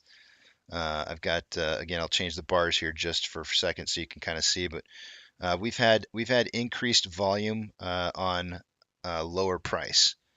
So increasing volume on lower price is very, very, very bearish. The fact that we had a little bit of a reversal that stands so far for the day to day, I don't necessarily think that's a recovery. One of the things that I thought was really kind of odd today, and one of the biggest odd things that I saw for the day today, is looking at DXY, which is the US dollar. It's up. And if the US dollar is up right now and continuing to trend upwards, then we're going to see the market continue to fall downwards. And that's not what's happening right now. We're seeing actually a market kind of suspended just about where it's been at. And so I think you're kind of seeing a little bit of a resistance to want to break below 400 right now. But when it does fully break 400, I think it's going to probably move pretty quickly. It's just the market's struggling right now with the idea that it's going to move that direction until it releases and fully accepts which direction it's going to go here. I think we're going to have like the stall out period. So if it does go down, I think we continue to move upwards. I think we are inverse right now. Tech we love. Let's take a look at it. It's time to take a look at the numbers. So let's take a look and see what we got going on in regards to that double bottom on AMC plus Ape combined. Let's take a look. I'm gonna take you guys over the other page here, and we'll cover everything. See if we can't figure out where everything's going to or where we're heading. All right. Taking you over to the other page. I won't be able to see what you guys are writing until you see the big tramp back up on the screen again. So hold those personal comments, thoughts, or questions until you see the big tramp for me. And let's take a look at what we got. Oh yeah, two-factor authentication. If you guys haven't signed up for that for your account, your brokerage account, highly recommend it. That could prevent somebody from getting into your account that shouldn't be there. When you set that up, you should be able to set up a secondary device, hopefully. Highly recommend that as well, as it'd be a good idea to still have access to your account in case something happens to your primary device. I'm also asking people, do not add control numbers to your pictures for your voting if you've voted already. That information could help or provide somebody the opportunity to be able to change your vote. So please do not put that in there in any pictures you're submitting for your votes. Also, one last thing is I'm asking people to take pictures or video footage of their portfolio and storing it in a folder someplace daily, so you can, if something should happen to your account, you'll know it, and you can argue it with your broker and get it fixed. If you have a very inactive account, you could probably get away with pictures or videos once a week, but the more the merrier. Give me 1 second to transfer a couple screens around here, and let's take a look at what we got going on here. Starting with off exchange. It is 1 o'clock in the afternoon. I would expect 64% to be going through off exchange and EDGX combined through those exchanges. For AMC, we're at 57.37%, and EDGX is at 10.89. The combined total on that 68.26%, or 4.26% higher than it should be by this time of the day. CHX volume is at 0.63% of our total daily volume, which is 353,000 shares. Anything over 500 is a lot, in my opinion. So we're getting up there. We're pretty high, but volume is really high today, guys. I looked about an hour ago at around noon to see what kind of pace we were on, because when I originally gave my prediction of volume for this morning of 80 to 100 million shares traded by the end of the day today, I kind of gulped a little bit on the inside and went, that sounds like it's going to be too high. But here we are. I don't know. I think we're still doing pretty decently, as I'll show you here in a minute. On Ape, off exchange amount right now is at 54.12%. EDGX is 6.62. The grand total between the two of those is 60.74%, or 3.25% lower than it should be by this time of the day. Off exchange is 0.06% of the total daily volume, which is pretty much average for where it's at for the 30-day average.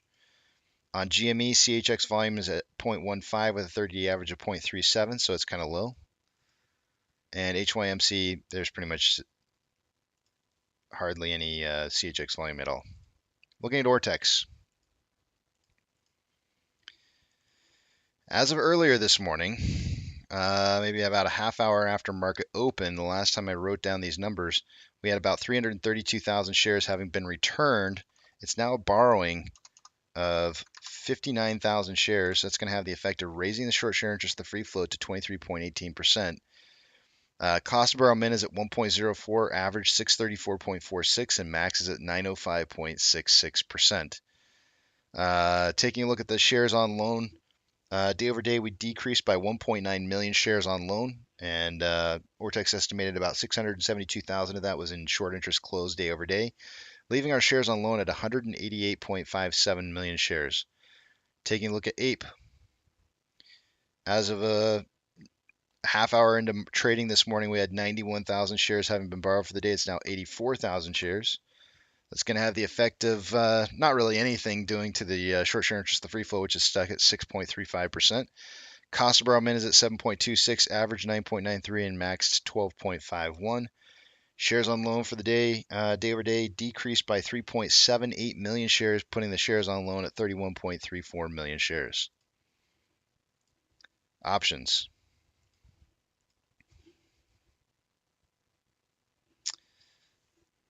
Highest amount of call volume so far for the day today is at a $7 strike. When I checked it a half hour into market trading today, it was 11.6 thousand contracts. It's now 41.4 thousand contracts, quite a big difference. On puts, highest amount of volume is at a $6 strike. That is up $1 from where it was earlier this morning. It went from 7.1 thousand contracts at $5 to 23.1 thousand contracts at $6. Or yeah, 23.1. So volume for option contracts is pointing towards a price closure somewhere between $6 and $7 for AMC by the end of the day today. max pain is $6, which is the low end of that. Here you can see right now we have been kind of trading up this ascending wedge. I was talking earlier this morning about potential breakout, kind of like in this time frame, leading into a retest of that 878 that we've had such a hard time breaking through in the combined price of AMC and Ape. And that was for this morning, and it actually broke out this morning earlier than that. And I said the next time we may break through and retest 878 might be here, but it actually happened earlier than that. Broke through 870. 8 and then came way back down again, like a hard reject of breaking through that. So I don't know if we're gonna, and let me kind of zoom out here just a little bit. I'm gonna go back to like a 30-minute interval just to kind of show you guys how many times we've had like this level of support and resistance that's been seen here at 878 range. You can see it's been numerous times where we've rejected anything above that, just tons and tons and times in here. The next point at which we would need to break through is 950, which has had numerous times as well. So the big question here that's being asked is will we reject some kind of upwards momentum that would likely drive us up past that 878 move? The other question that was asked too was have we kind of hit the double bottom yet? I mean, I personally felt like we needed to kind of see us come back down and test like 630 range, and we almost got there. I mean, it was so close. I mean, it was like 665 and 630 was what I was kind of expecting to see. So it's a little bit higher than that, and I was kind of expecting it to maybe be a little bit further out or pushed out. If this is a double bottom, it's the poorest looking double bottom I have ever seen in regards to anybody who's shorting this position, because they couldn't make it. They couldn't even get it there. And I'm not saying they can't get it there. It's just that it doesn't appear that they were able to drive down without seeing some kind of upwards momentum along the way first. So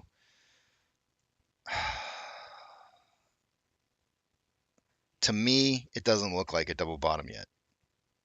I just have to call it like I see it, and it just doesn't quite look like a double bottom to me, unless there's a big unless in here. Unless you were to shade out this portion of data right here, ignore it, and say this was our double bottom right here.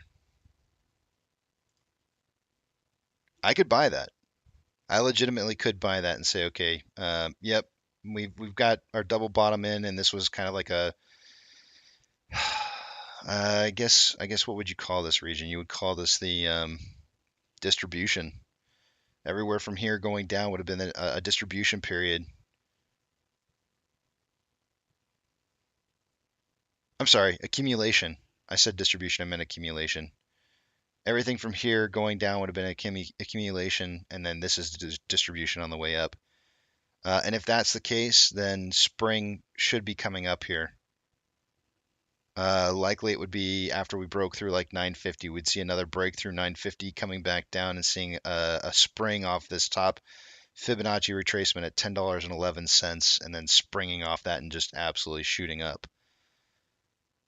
So that's the only way I could see it. And you could, I think there's enough evidence to support that may be the case. Simply by looking at this, you can see that, if I draw the line from here and I kind of use like some touch points in this range. Let's see where we got my line at here. Let me use these touch points as let's see what we're talking about, like right here maybe.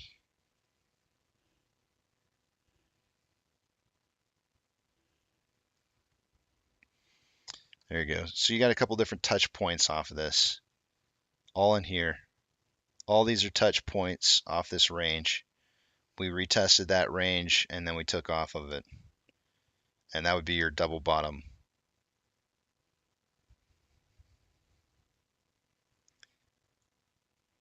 I'm not willing to go there yet. I need to see I need to see price rise up above 1011 and do maybe like a hard retracement back down to 1011. And once I saw that, once I saw kind of a move that would look something along the lines of, I always forget how to draw on here. Hold on a second. Draw where there it is. Draw.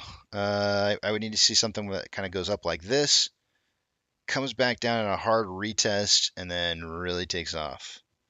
If I could see something like that, then I would say, yep, there's our double bottom was this down here, and this was all just accumulation in here.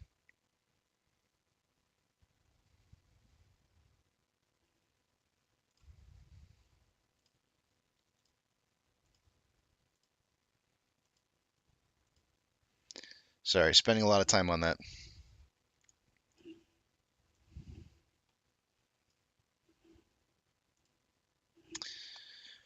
Orders by Fidelity customers. Let's see what we got going on here for the day. AMC, Ape, and GME. AMC was the only one on the list here earlier this morning. It is also still on here. Still looking kind of crummy like it was yesterday. 43.14% buy to 56.86% sell ratio. So I still don't like this buy sell ratio. It still looks like crap to me. Ape and GME are not on the list here. This retail's not really doing. I mean, this is like day 2 now where we're seeing more selling ratio than buying ratio going on here. Not a good thing. If price continues to run like this, you may be seeing a little bit of paper hand going on here from perhaps people who are just not people who may have gotten in kind of late on this play and decided they just don't want to have anything to do with this or be a part of it, which is fine. It's going to happen. I undoubtedly expect that to be the case along the way. Hopefully, we only see 2 days of it, though. SSR trigger price for the day today would have been at $5.49. SSR is on from yesterday's triggering of Ape.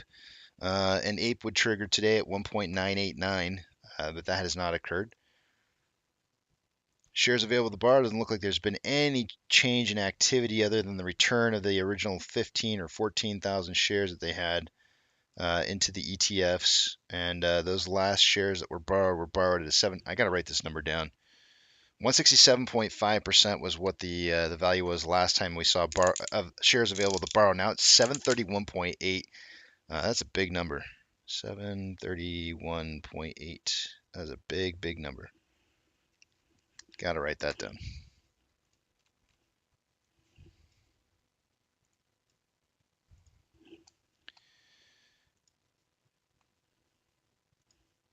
NASDAQ is showing up 0.33, Dow Jones down 0.01, S&P 500 up 0.1. We have 3,671 advancers to 2,785 decliners. The market is more advanced.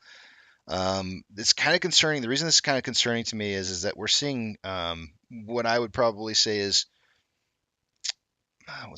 what's probably the best way I can say this. A market that is trying to support a price that shouldn't be supported.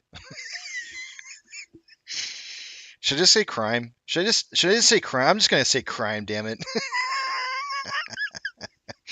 I don't think we should be up. I don't think the buy should be up 0.07% right now when you've got the DXY or the US dollar up 0.26. Just don't think that should be the case, but it is. WTI or oil is down currently 0.28. Mortgage-backed securities are up anywhere from 0.39 to 0.44%. Again, SPY up 0.07. I just don't think it's unnatural. I feel like it's artificially being supported at 400. VIX is currently showing down 1.62, which would be kind of an agreement with the SPY running up, but not with the US dollar being up as well. VTI is up 0.09. VB is up 0.49. Tesla is up 0.47. Amazon up 0.96. Cinemark is up 2.16. Doge is down 1.29. Bitcoin is down 2.66 at 23.8 a coin. GME is down 0.87. HYMC is down 2.23. Hood is down 0.51. CS is down is up 2.23. Ape is up 2.74 and AMC is up 2.3.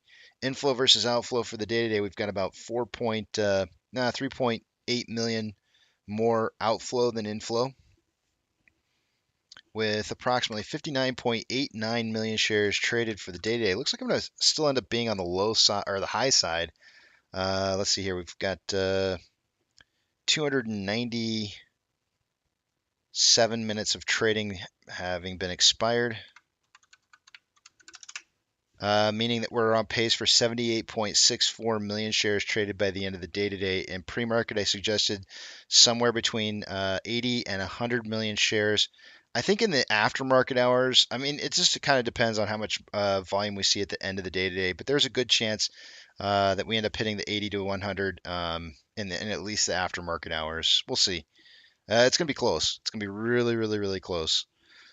On a 4-hour time interval, we have more selling pressure than buying pressure than RSI of 69.51, which is very above average, almost signaling overbought. On a 1-hour time interval, more selling pressure than buying pressure than RSI of 57.91, which is slightly above average. On a 30-minute interval, there's more buying pressure than selling pressure with an RSI of 52.9 or 52.56, excuse me, which is average. On a 5-minute interval, we actually had a vortex indicator crossover of more buying pressure than selling pressure. Let's see, within the last, 10, 20, 30, 35 minutes ago. But currently, there's more selling pressure than buying pressure. RSI at 48.89, which is pretty much average. One of the interesting things about this that I'm kind of seeing is that we've had the 4-hour hasn't really cooled off a whole lot. But the 1-hour, everything below the 1 hour has cooled off quite a bit, allowing us to be able to run up again and perhaps retest that 670 area that was talked about earlier. So I like seeing that. Big price moves down in a quick period of time does tend to cool off RSI quite a bit, which gives us that stair-stepping kind of movement that you typically see in both upwards and downwards momentum in price movement, overall price movement.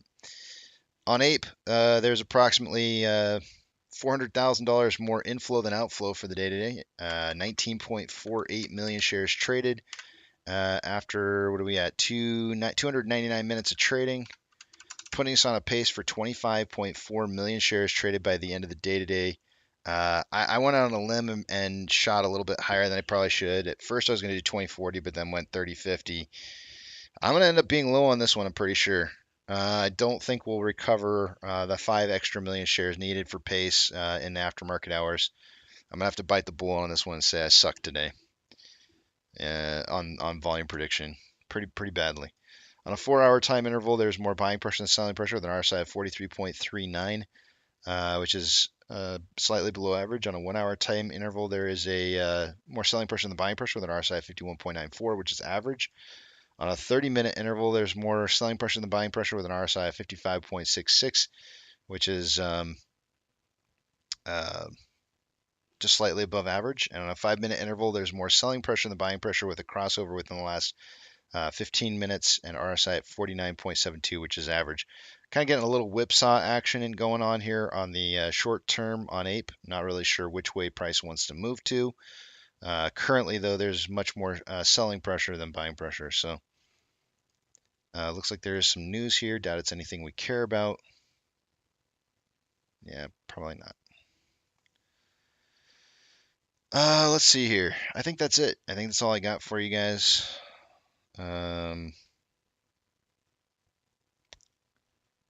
Let's see. Putting you guys back on the page.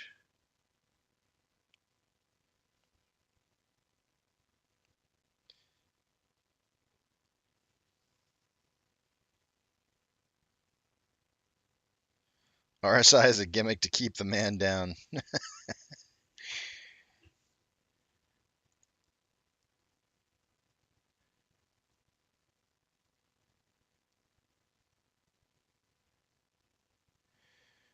Kokomo Joe says, "What's up with Ape?"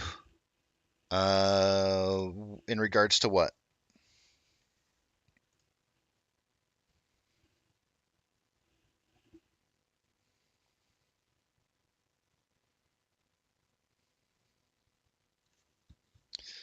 Let's see here. I need to start writing some questions real quick for the movie trivia. Today's The Rock, and that's going to be in an hour from now. So I need to kind of take some time out. What did you guys think of the music today? I was kind of curious what you guys thought about that while I was gone. I didn't have a chance to preview it or anything, and I just kind of pulled something up before I left. Oh, it's not. Because it's not following AMC. I mean, it just kind of depends on the day, Kokomo Joe. I think that there's still kind of a little bit of a rebalancing issue kind of going on right there right now. I feel like, and this is my thought process, Kokomo, and I can't really verify it. This is totally a trust me, bro thing here, and not even you can't really verify it in any kind of way. But I think the um,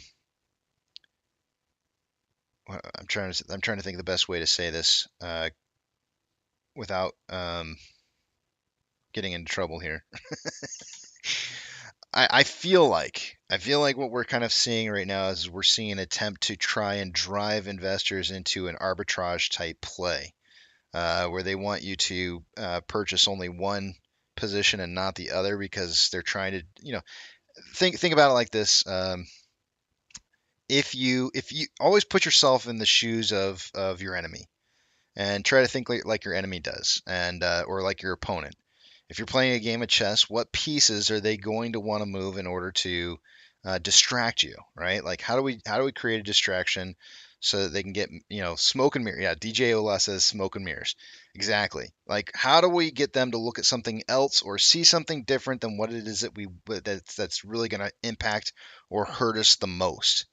Right? And so the idea is if AMC is the big problem right now on their table that's sitting in front of them, then you need to really kind of cause other things to become the distractions. And if that includes Ape, then so be it, right? Because if it is, as long as it keeps pressure off of what's going to harm you the most, that's the important thing.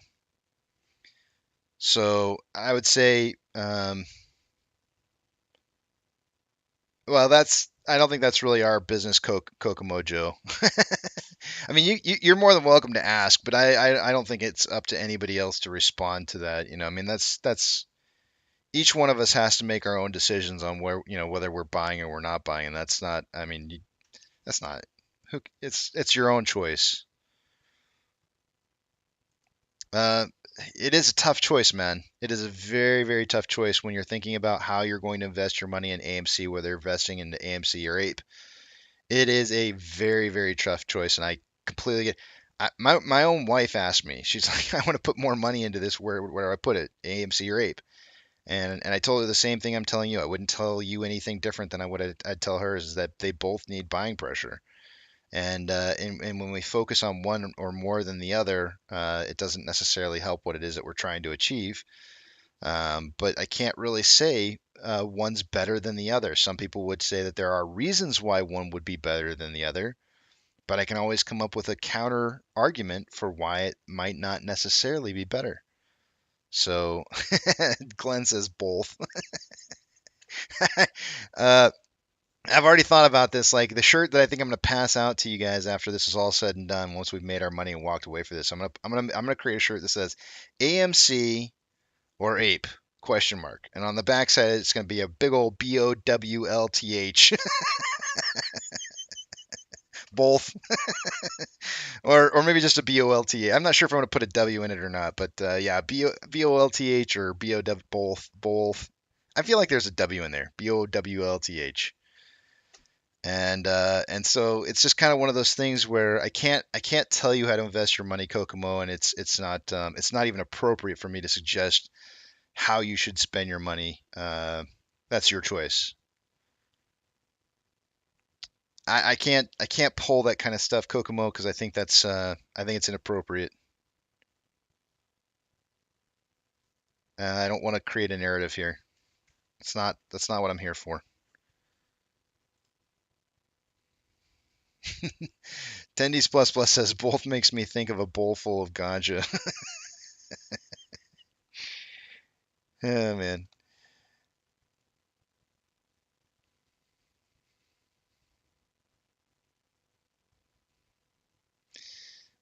No, I'm not saying that at all, Stephen. I don't think you understand why we're here and what we're trying to accomplish.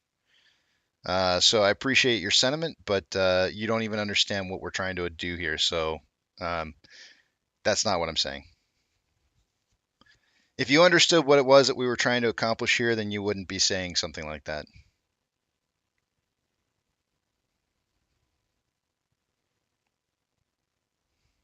But you don't seem to understand what it is that we're trying to accomplish, just based off your comment alone.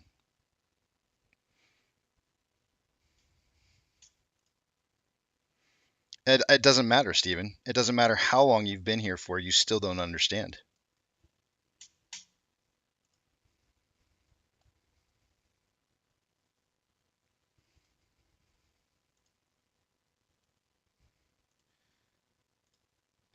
And quite frankly, unfortunately, Stephen, I don't want to know how many shares you have. It doesn't matter to me. We're all equal here. It doesn't matter if you have 5 shares. It doesn't matter if you have 1,000,000 shares. You're still the same to me.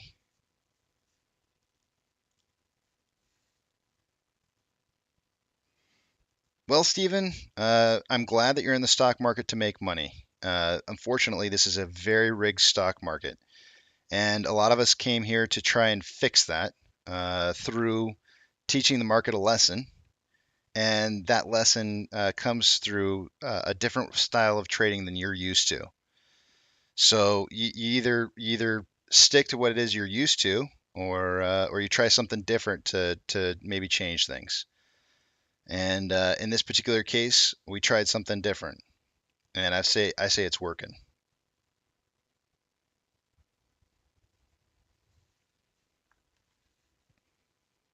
I think it's a terrible play, Stephen Cullen.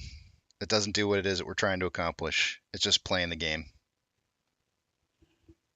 I'm not here to play games. I'm here to win.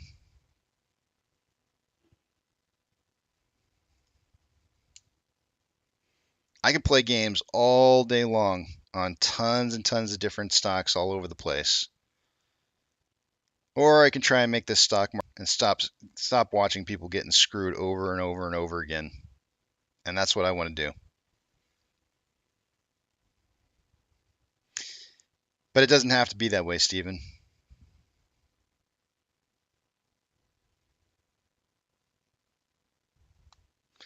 All right, I'm gonna go ahead and I'm gonna put the music back on here. Apparently, Nikki really enjoyed the music today.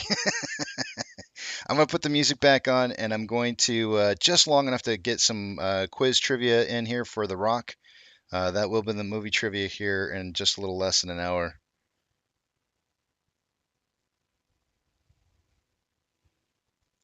Give me just a few. It shouldn't take me. I don't think it'll take me more than 15, 20 minutes to do this, but sometimes it depends on the movie. Sometimes it's easier than other movies. So we'll see how long it takes.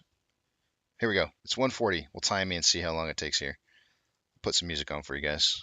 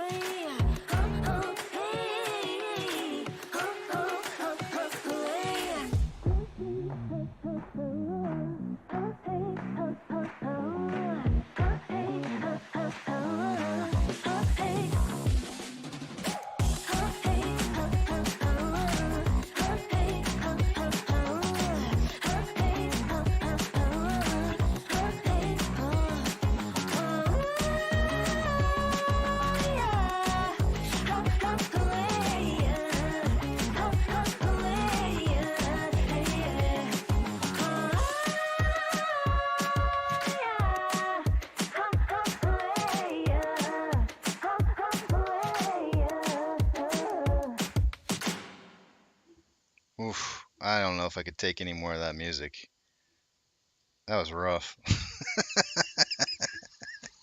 I don't know how you guys do it, but that was rough for me.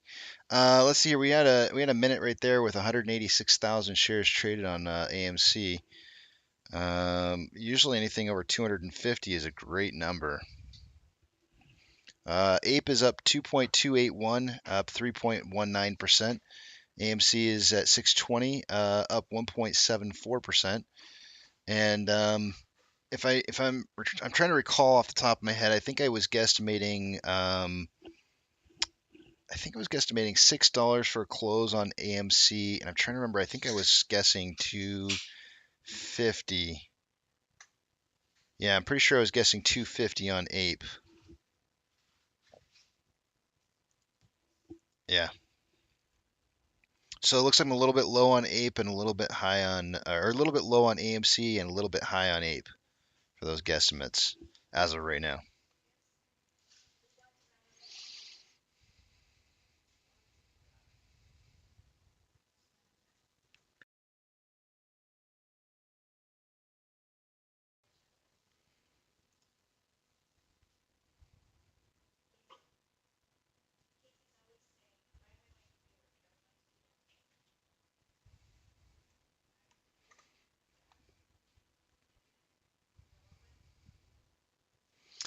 Always learning, always saving says, does anyone know how the minutes were? I missed the report. I have not seen them.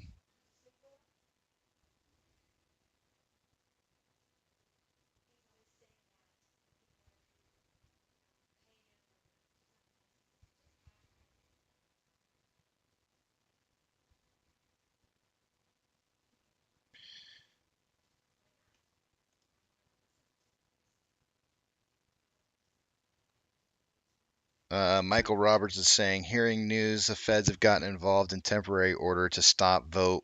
Maybe FUD. I don't know. Where can we check?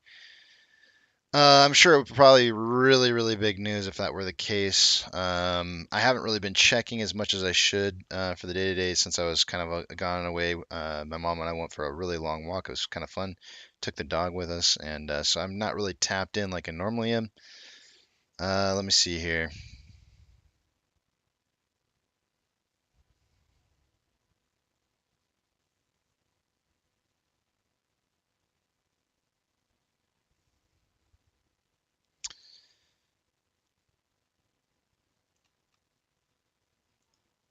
Let me see what I can find. We do have about 9 minutes more before I gotta start taking a look at numbers anyways, so give me just a minute, see if I can't find any news on this.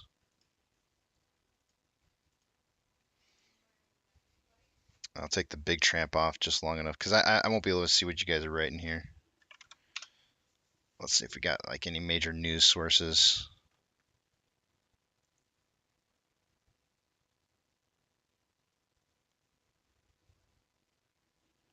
I don't see anything.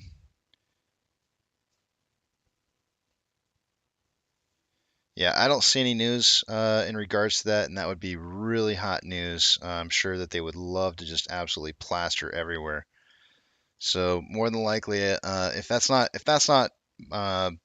making the news media, mainstream media, then I doubt it's probably really real.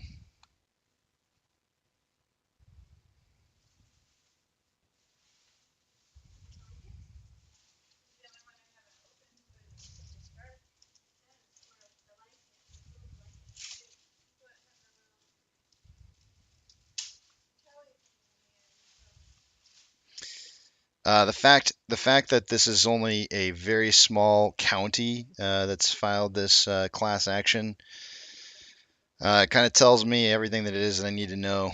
If there was actually something really, really, really bad going on here, then somebody, a bigger institution, would have taken this on.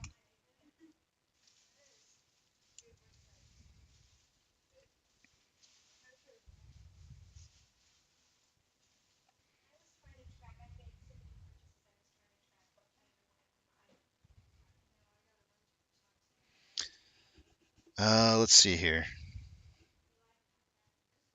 Let me look at Bitcoin for just a second. I kind of want to see what's going on right on that real fast.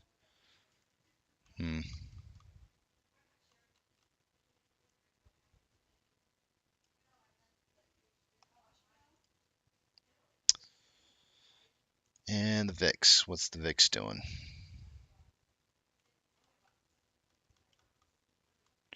Every time we see these gap ups like this on the VIX, we tend to see a very strong pullback right afterwards. Like here's a gap up right here.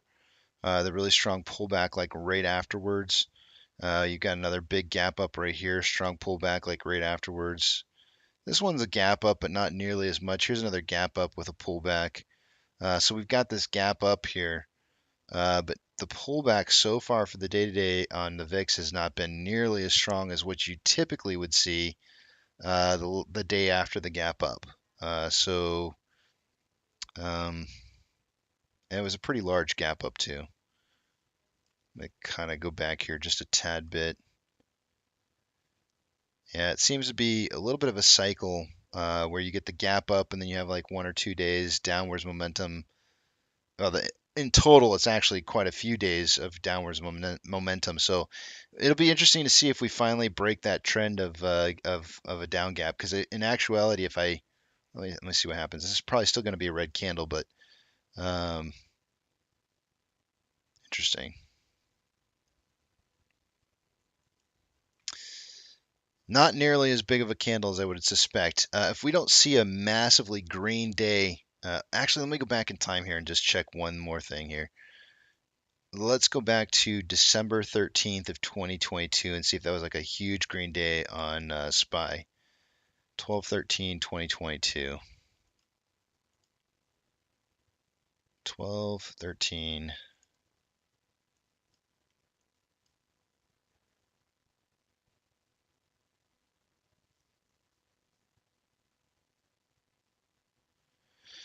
Yep, big gap up on the SPY that day. I know it's shown as a red candle here, but it was actually a green day. Day over day was a big gap up here. The close from the previous day. Well, actually, you could just look at the close for the day on that day was up 0.76%. But you can see the close from the previous day. It closed at 397, and the gap up it opened at 408, so it jumped nearly over 10 points. The close of 397 and then gapping up on an open to 408 is pretty big, a pretty big jump. The close did come back down to 400, but big move upwards from close from the previous day. So I would expect to see if we don't see a big huge jump up in price on SPY day over day coming in here to jump us up over 400 again. I don't know.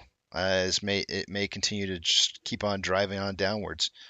Do note that we had a TD9 that printed back here. When we see these, especially on like a daily chart, price is going to be pushing back down and trying to get back to that simple moving average. So, and we see simple moving average sitting at about 396. So the interesting thing will be is will price break beyond 396 and continue on downwards, or is it going to bounce off that 396 and continue back upwards with some kind of gap up like it has done in the past? We'll see. Tomorrow will be I think a pretty crucial day in kind of letting us know where SPY or the rest of the market's continuing to want to trend towards. But it's been a very obvious break of the past trend here a few days earlier than I would have anticipated, and heading down towards a level of support that if it breaks, an ascending level of support that if it breaks is could lead to a really hard push towards 366.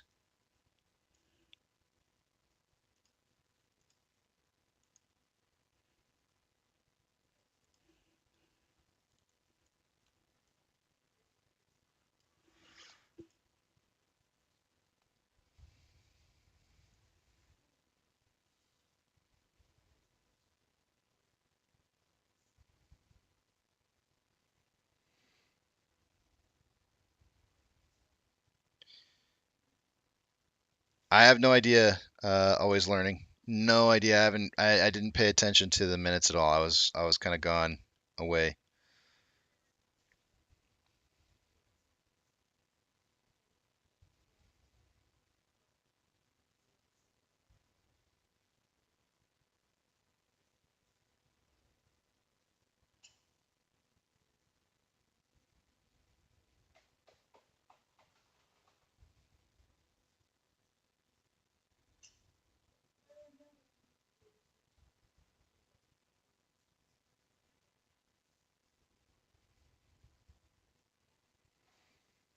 I can't speak for everybody else, Stephen, but the reason that I do it and I have my 5 whys, which is really kind of in my in, it's the whole reason why I'm here. And of course, hold on a second here. And yes, they're written down. But that was it. Just 2 shares of GME because I just wanted to be able to say I'm a part of that.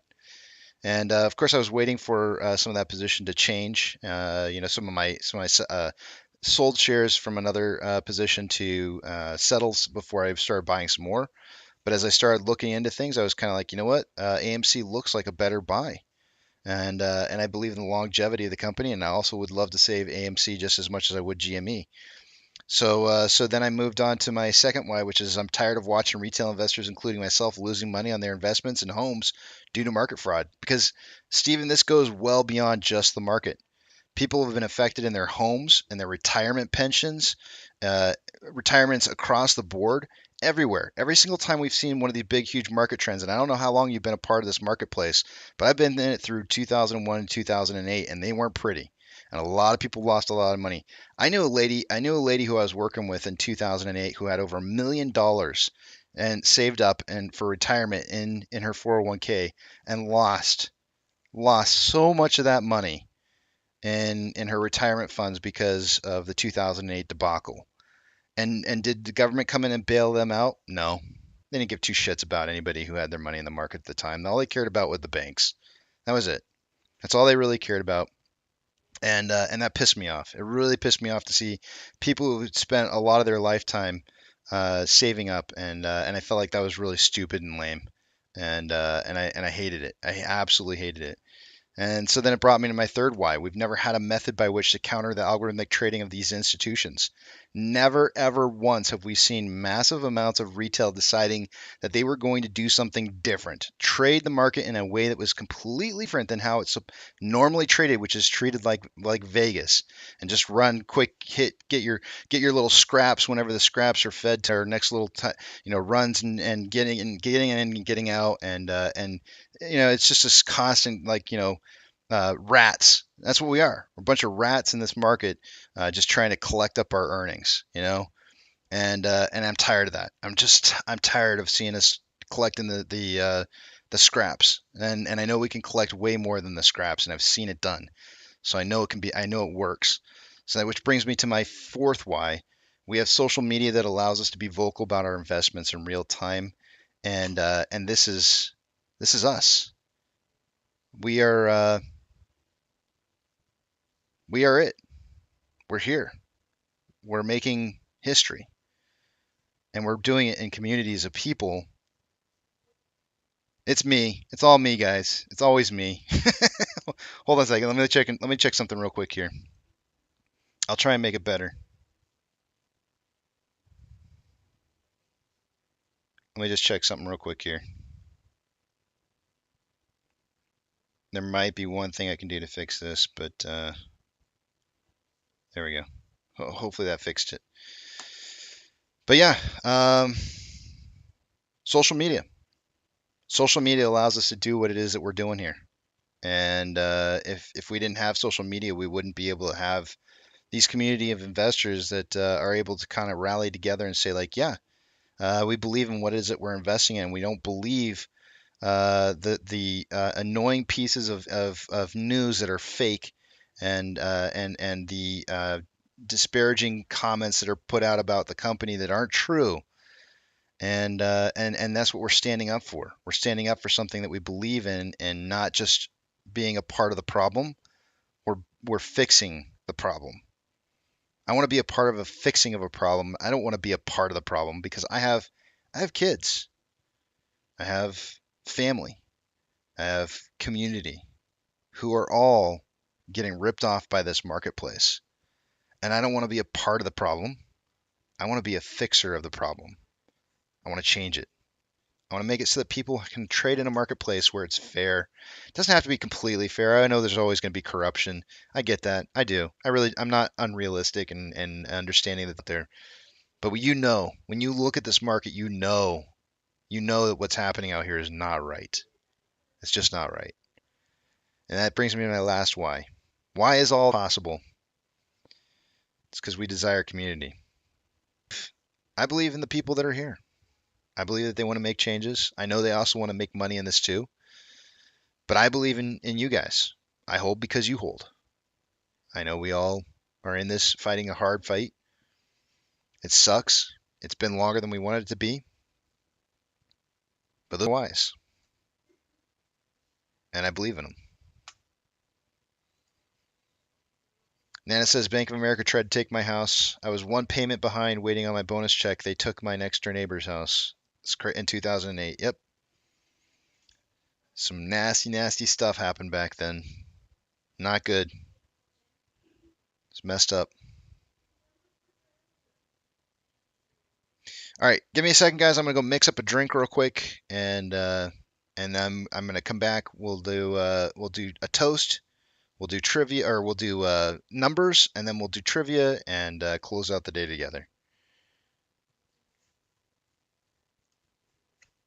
This fluffering reminds me of high school. I never got that kind of fluffering in attendees. I don't know what kind of fluffering you got. Let me go mix this drink up. I'll be right back. It shouldn't take me more than a couple minutes.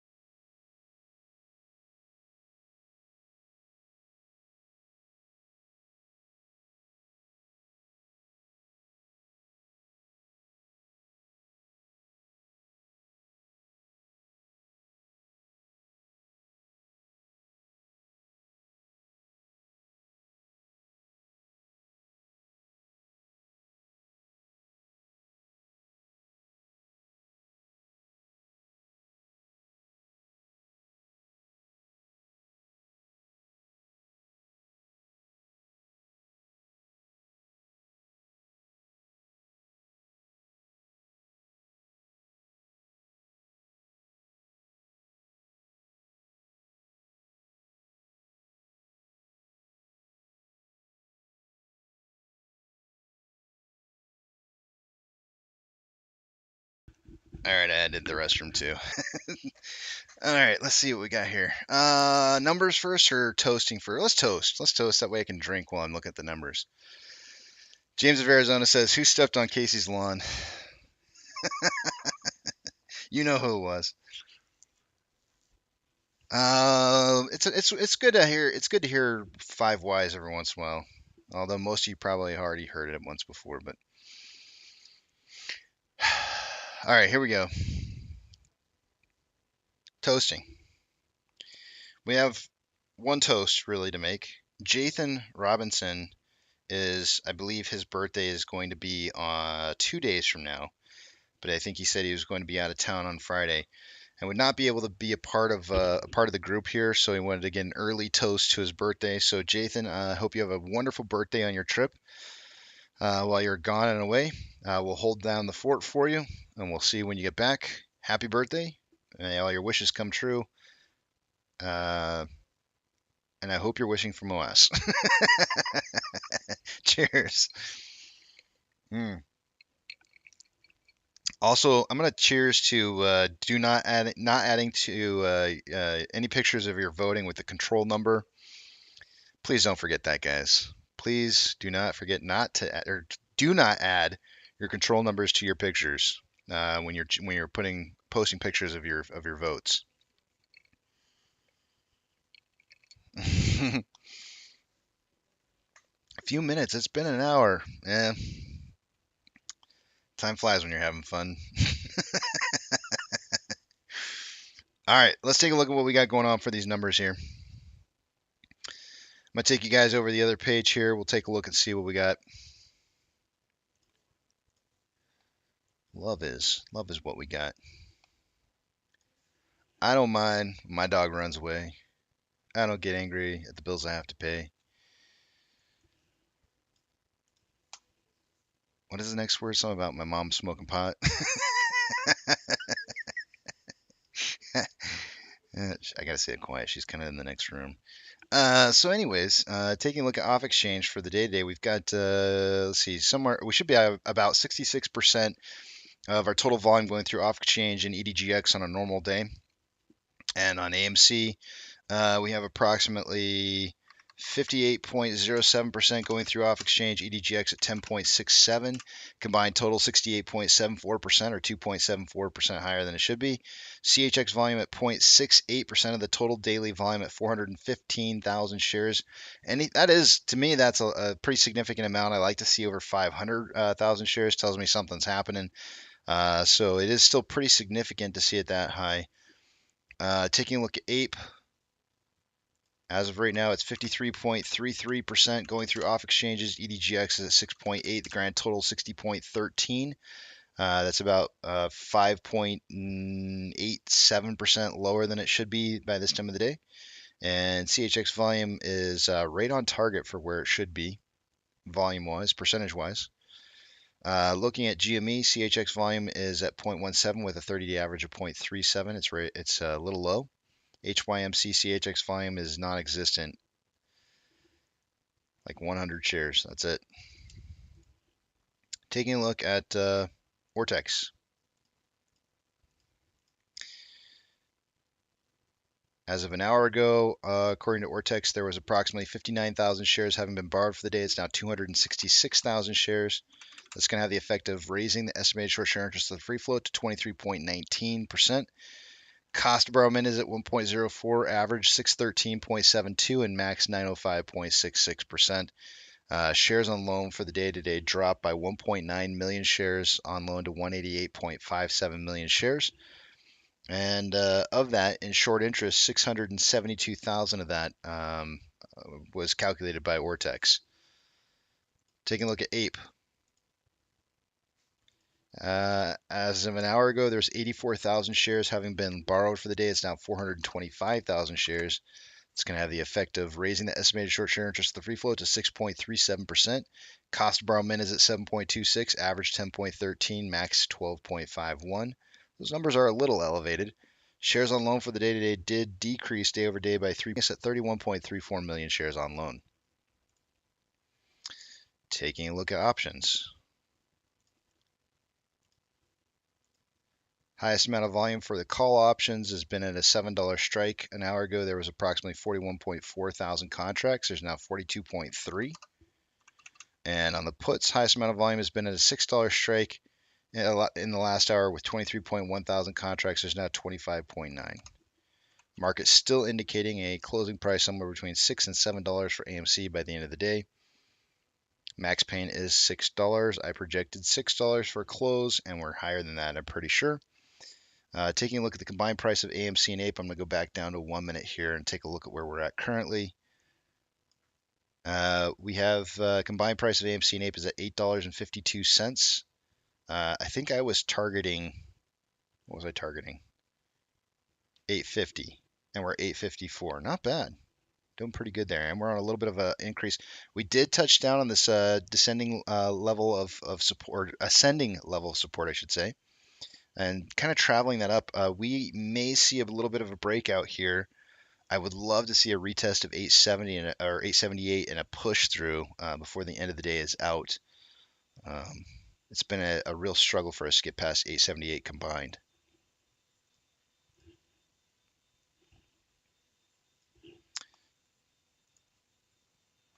Orders by Fidelity customers, AMC and Ape and GME are the only three I'm looking for. AMC's been the only one on the list for the last 2 days here. We're still on the list today with a 43.44% buy to 56.56% sell ratio. So more selling than buying going on right now. That's 2 days in a row of seeing that. I don't like seeing that, but you know, a lot of times when you see run-ups like this, there is some selling at first until the paper hands really kick in. Some of it may be a little bit of arbitrage going on too as well. Stonko tracker for the day today is at $5.49. Ape, that's where it would have triggered for SSR. For Ape, it would have triggered at 1.989, and neither one triggered, but SSR is on for Ape after having triggered yesterday. 100,000 shares borrowed so far this morning. Those were not returned. The ETFs were, however, returned earlier. The fees, when they borrowed this morning, those 100,000 shares were 731.8%.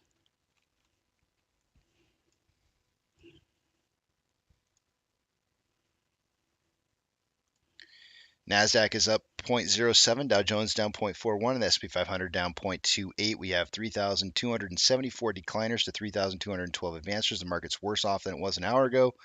Definitely starting to head down here towards the end portion of the day today. Taking a look at Ethereum Classic, it is down 2.62%. We've got DXY, or the US dollar, is currently up 0.38, getting ready to break that Fib retracement at I actually don't know what it's at. It's really darn close to where we're at. 10. I can't even zoom in on it. It's so close to where we're at. So real close to that 104. WTI or oil is down 1.03. Mortgage-backed securities are up anywhere from 0.35 to 0.32. SPY is now down 0.3. VIX is up, or down rather, 0.83. VTI is down 0.18. VB is up 0.26, Tesla is up 1.42, Amazon is up 1.23, Cinemark is up 2.68, Doge is up down 1.07, Bitcoin is down 2.39 at 23.8 a coin, GME is down 0.77, HYMC is down 2.6, Hood is up 0.2, CS is up 1.88, and Ape is up 4.3, up 4.3% at 2.305. And AMC is up 3.03% at 6.27. Inflow versus outflow for AMC, we are approximately at 4.6 million more outflow than inflow. Did I say 4.6? 4.6 is what I hope I said. 63.41 million shares traded so far. We've got about 40 minutes left to go here, so we're at like 349 minutes worth of trading, putting us on a pace for 70.85 million shares traded by the end of the day today. So that volume definitely came down. I ended up over predicting on volume for the day today. I said 80 to 100 million shares. So I missed. I'm going to be on the high side on this. There's no way we're going to be able to catch up that volume. I don't think before the end of the day is over, but we'll see. On a 4-hour time interval, we have more selling pressure than buying pressure with an RSI of 69.83, which is above average, almost signaling overbought. On 1-hour time interval, more buying pressure than selling pressure with an RSI of 58.56, which is above average. On a 30-minute interval, there is currently more buying pressure than selling pressure with a little bit of whipsaw kind of going on a 30-minute interval over the last 2 hours. RSI at 53.66, which is just slightly above average.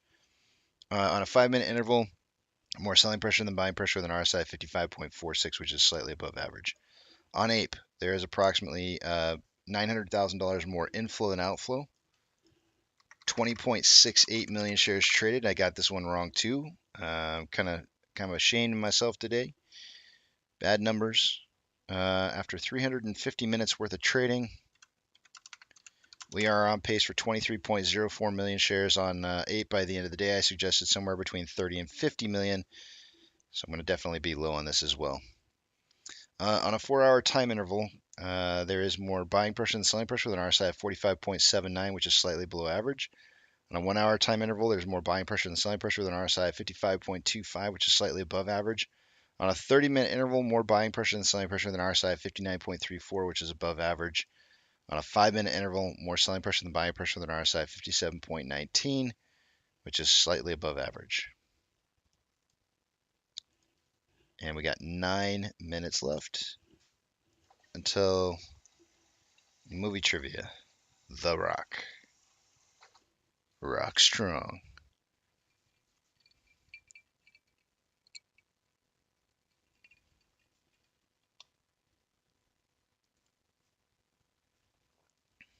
Someone banned food for life. Really? Hold up. I keep that page open now on purpose just in case something like this should happen. Let me check and make sure that food's not banned for life here.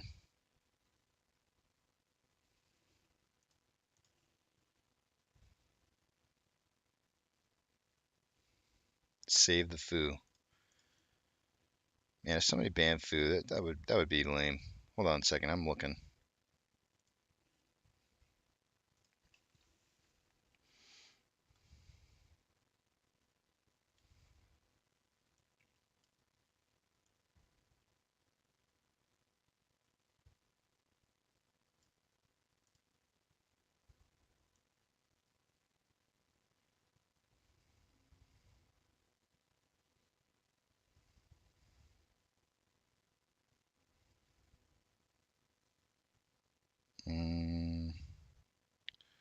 I don't see it.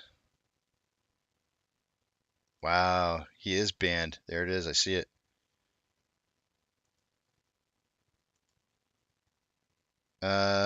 Foo Dog is back now, or should be. Did we ban Anthony? I see Anthony on there too. What, did I ban Anthony? There it is. Foo Dog is no longer banned. Manjit, good morning, or afternoon, really.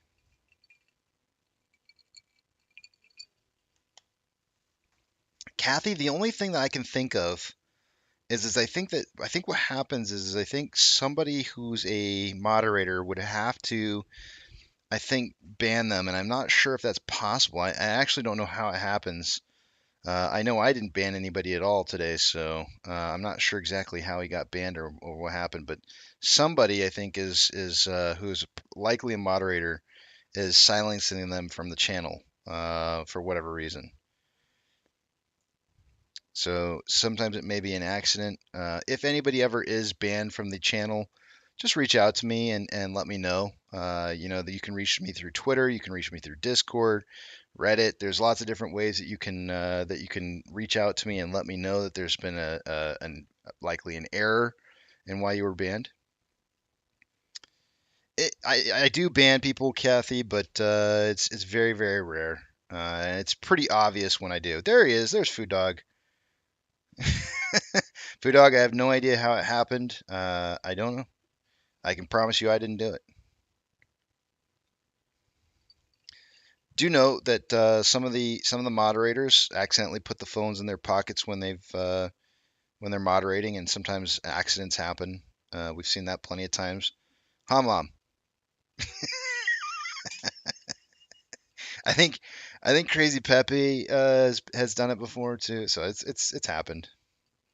Weekend Warrior says, "Hi Casey, can you have videos show people how to look at their vote proxy to identify the actual shares they own? I have to walk my family members and friends to where to look at their proxy yesterday." So the problem with that, Weekend Warriors, there's like a bazillion different brokers out there, and how each one of them would do it might be a little bit differently, unless of course they're I'm trying to think if they're. I mean, you could. I wonder if you could just do it online. Let me see. I'll see if there's a way that there's a generic way that you can do it. Weekend Warrior, because there actually might be a generic way to do that, and I can maybe create a video, like a standalone video on that. Hopefully without showing any of my information. So let me look into it and see if it's something that I can do.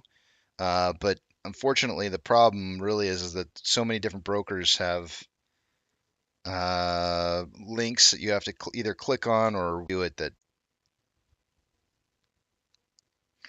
yeah. What does Bob Ross think about Foo Dog getting timed out? Anything we don't like, we'll turn it into a happy little tree or something. Because as you know, we don't make mistakes. We just have happy accidents. Dude, Yale, you called it. You called exactly what he was going to say. That's insane.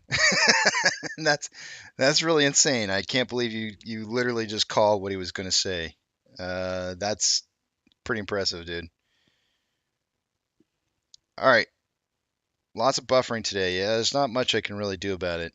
Unfortunately, Scooter, I apologize. It's all me. It's not you.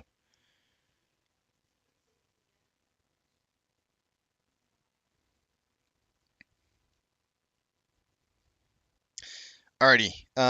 It's about that time, guys. So I'm gonna go ahead and tell you to hit live now.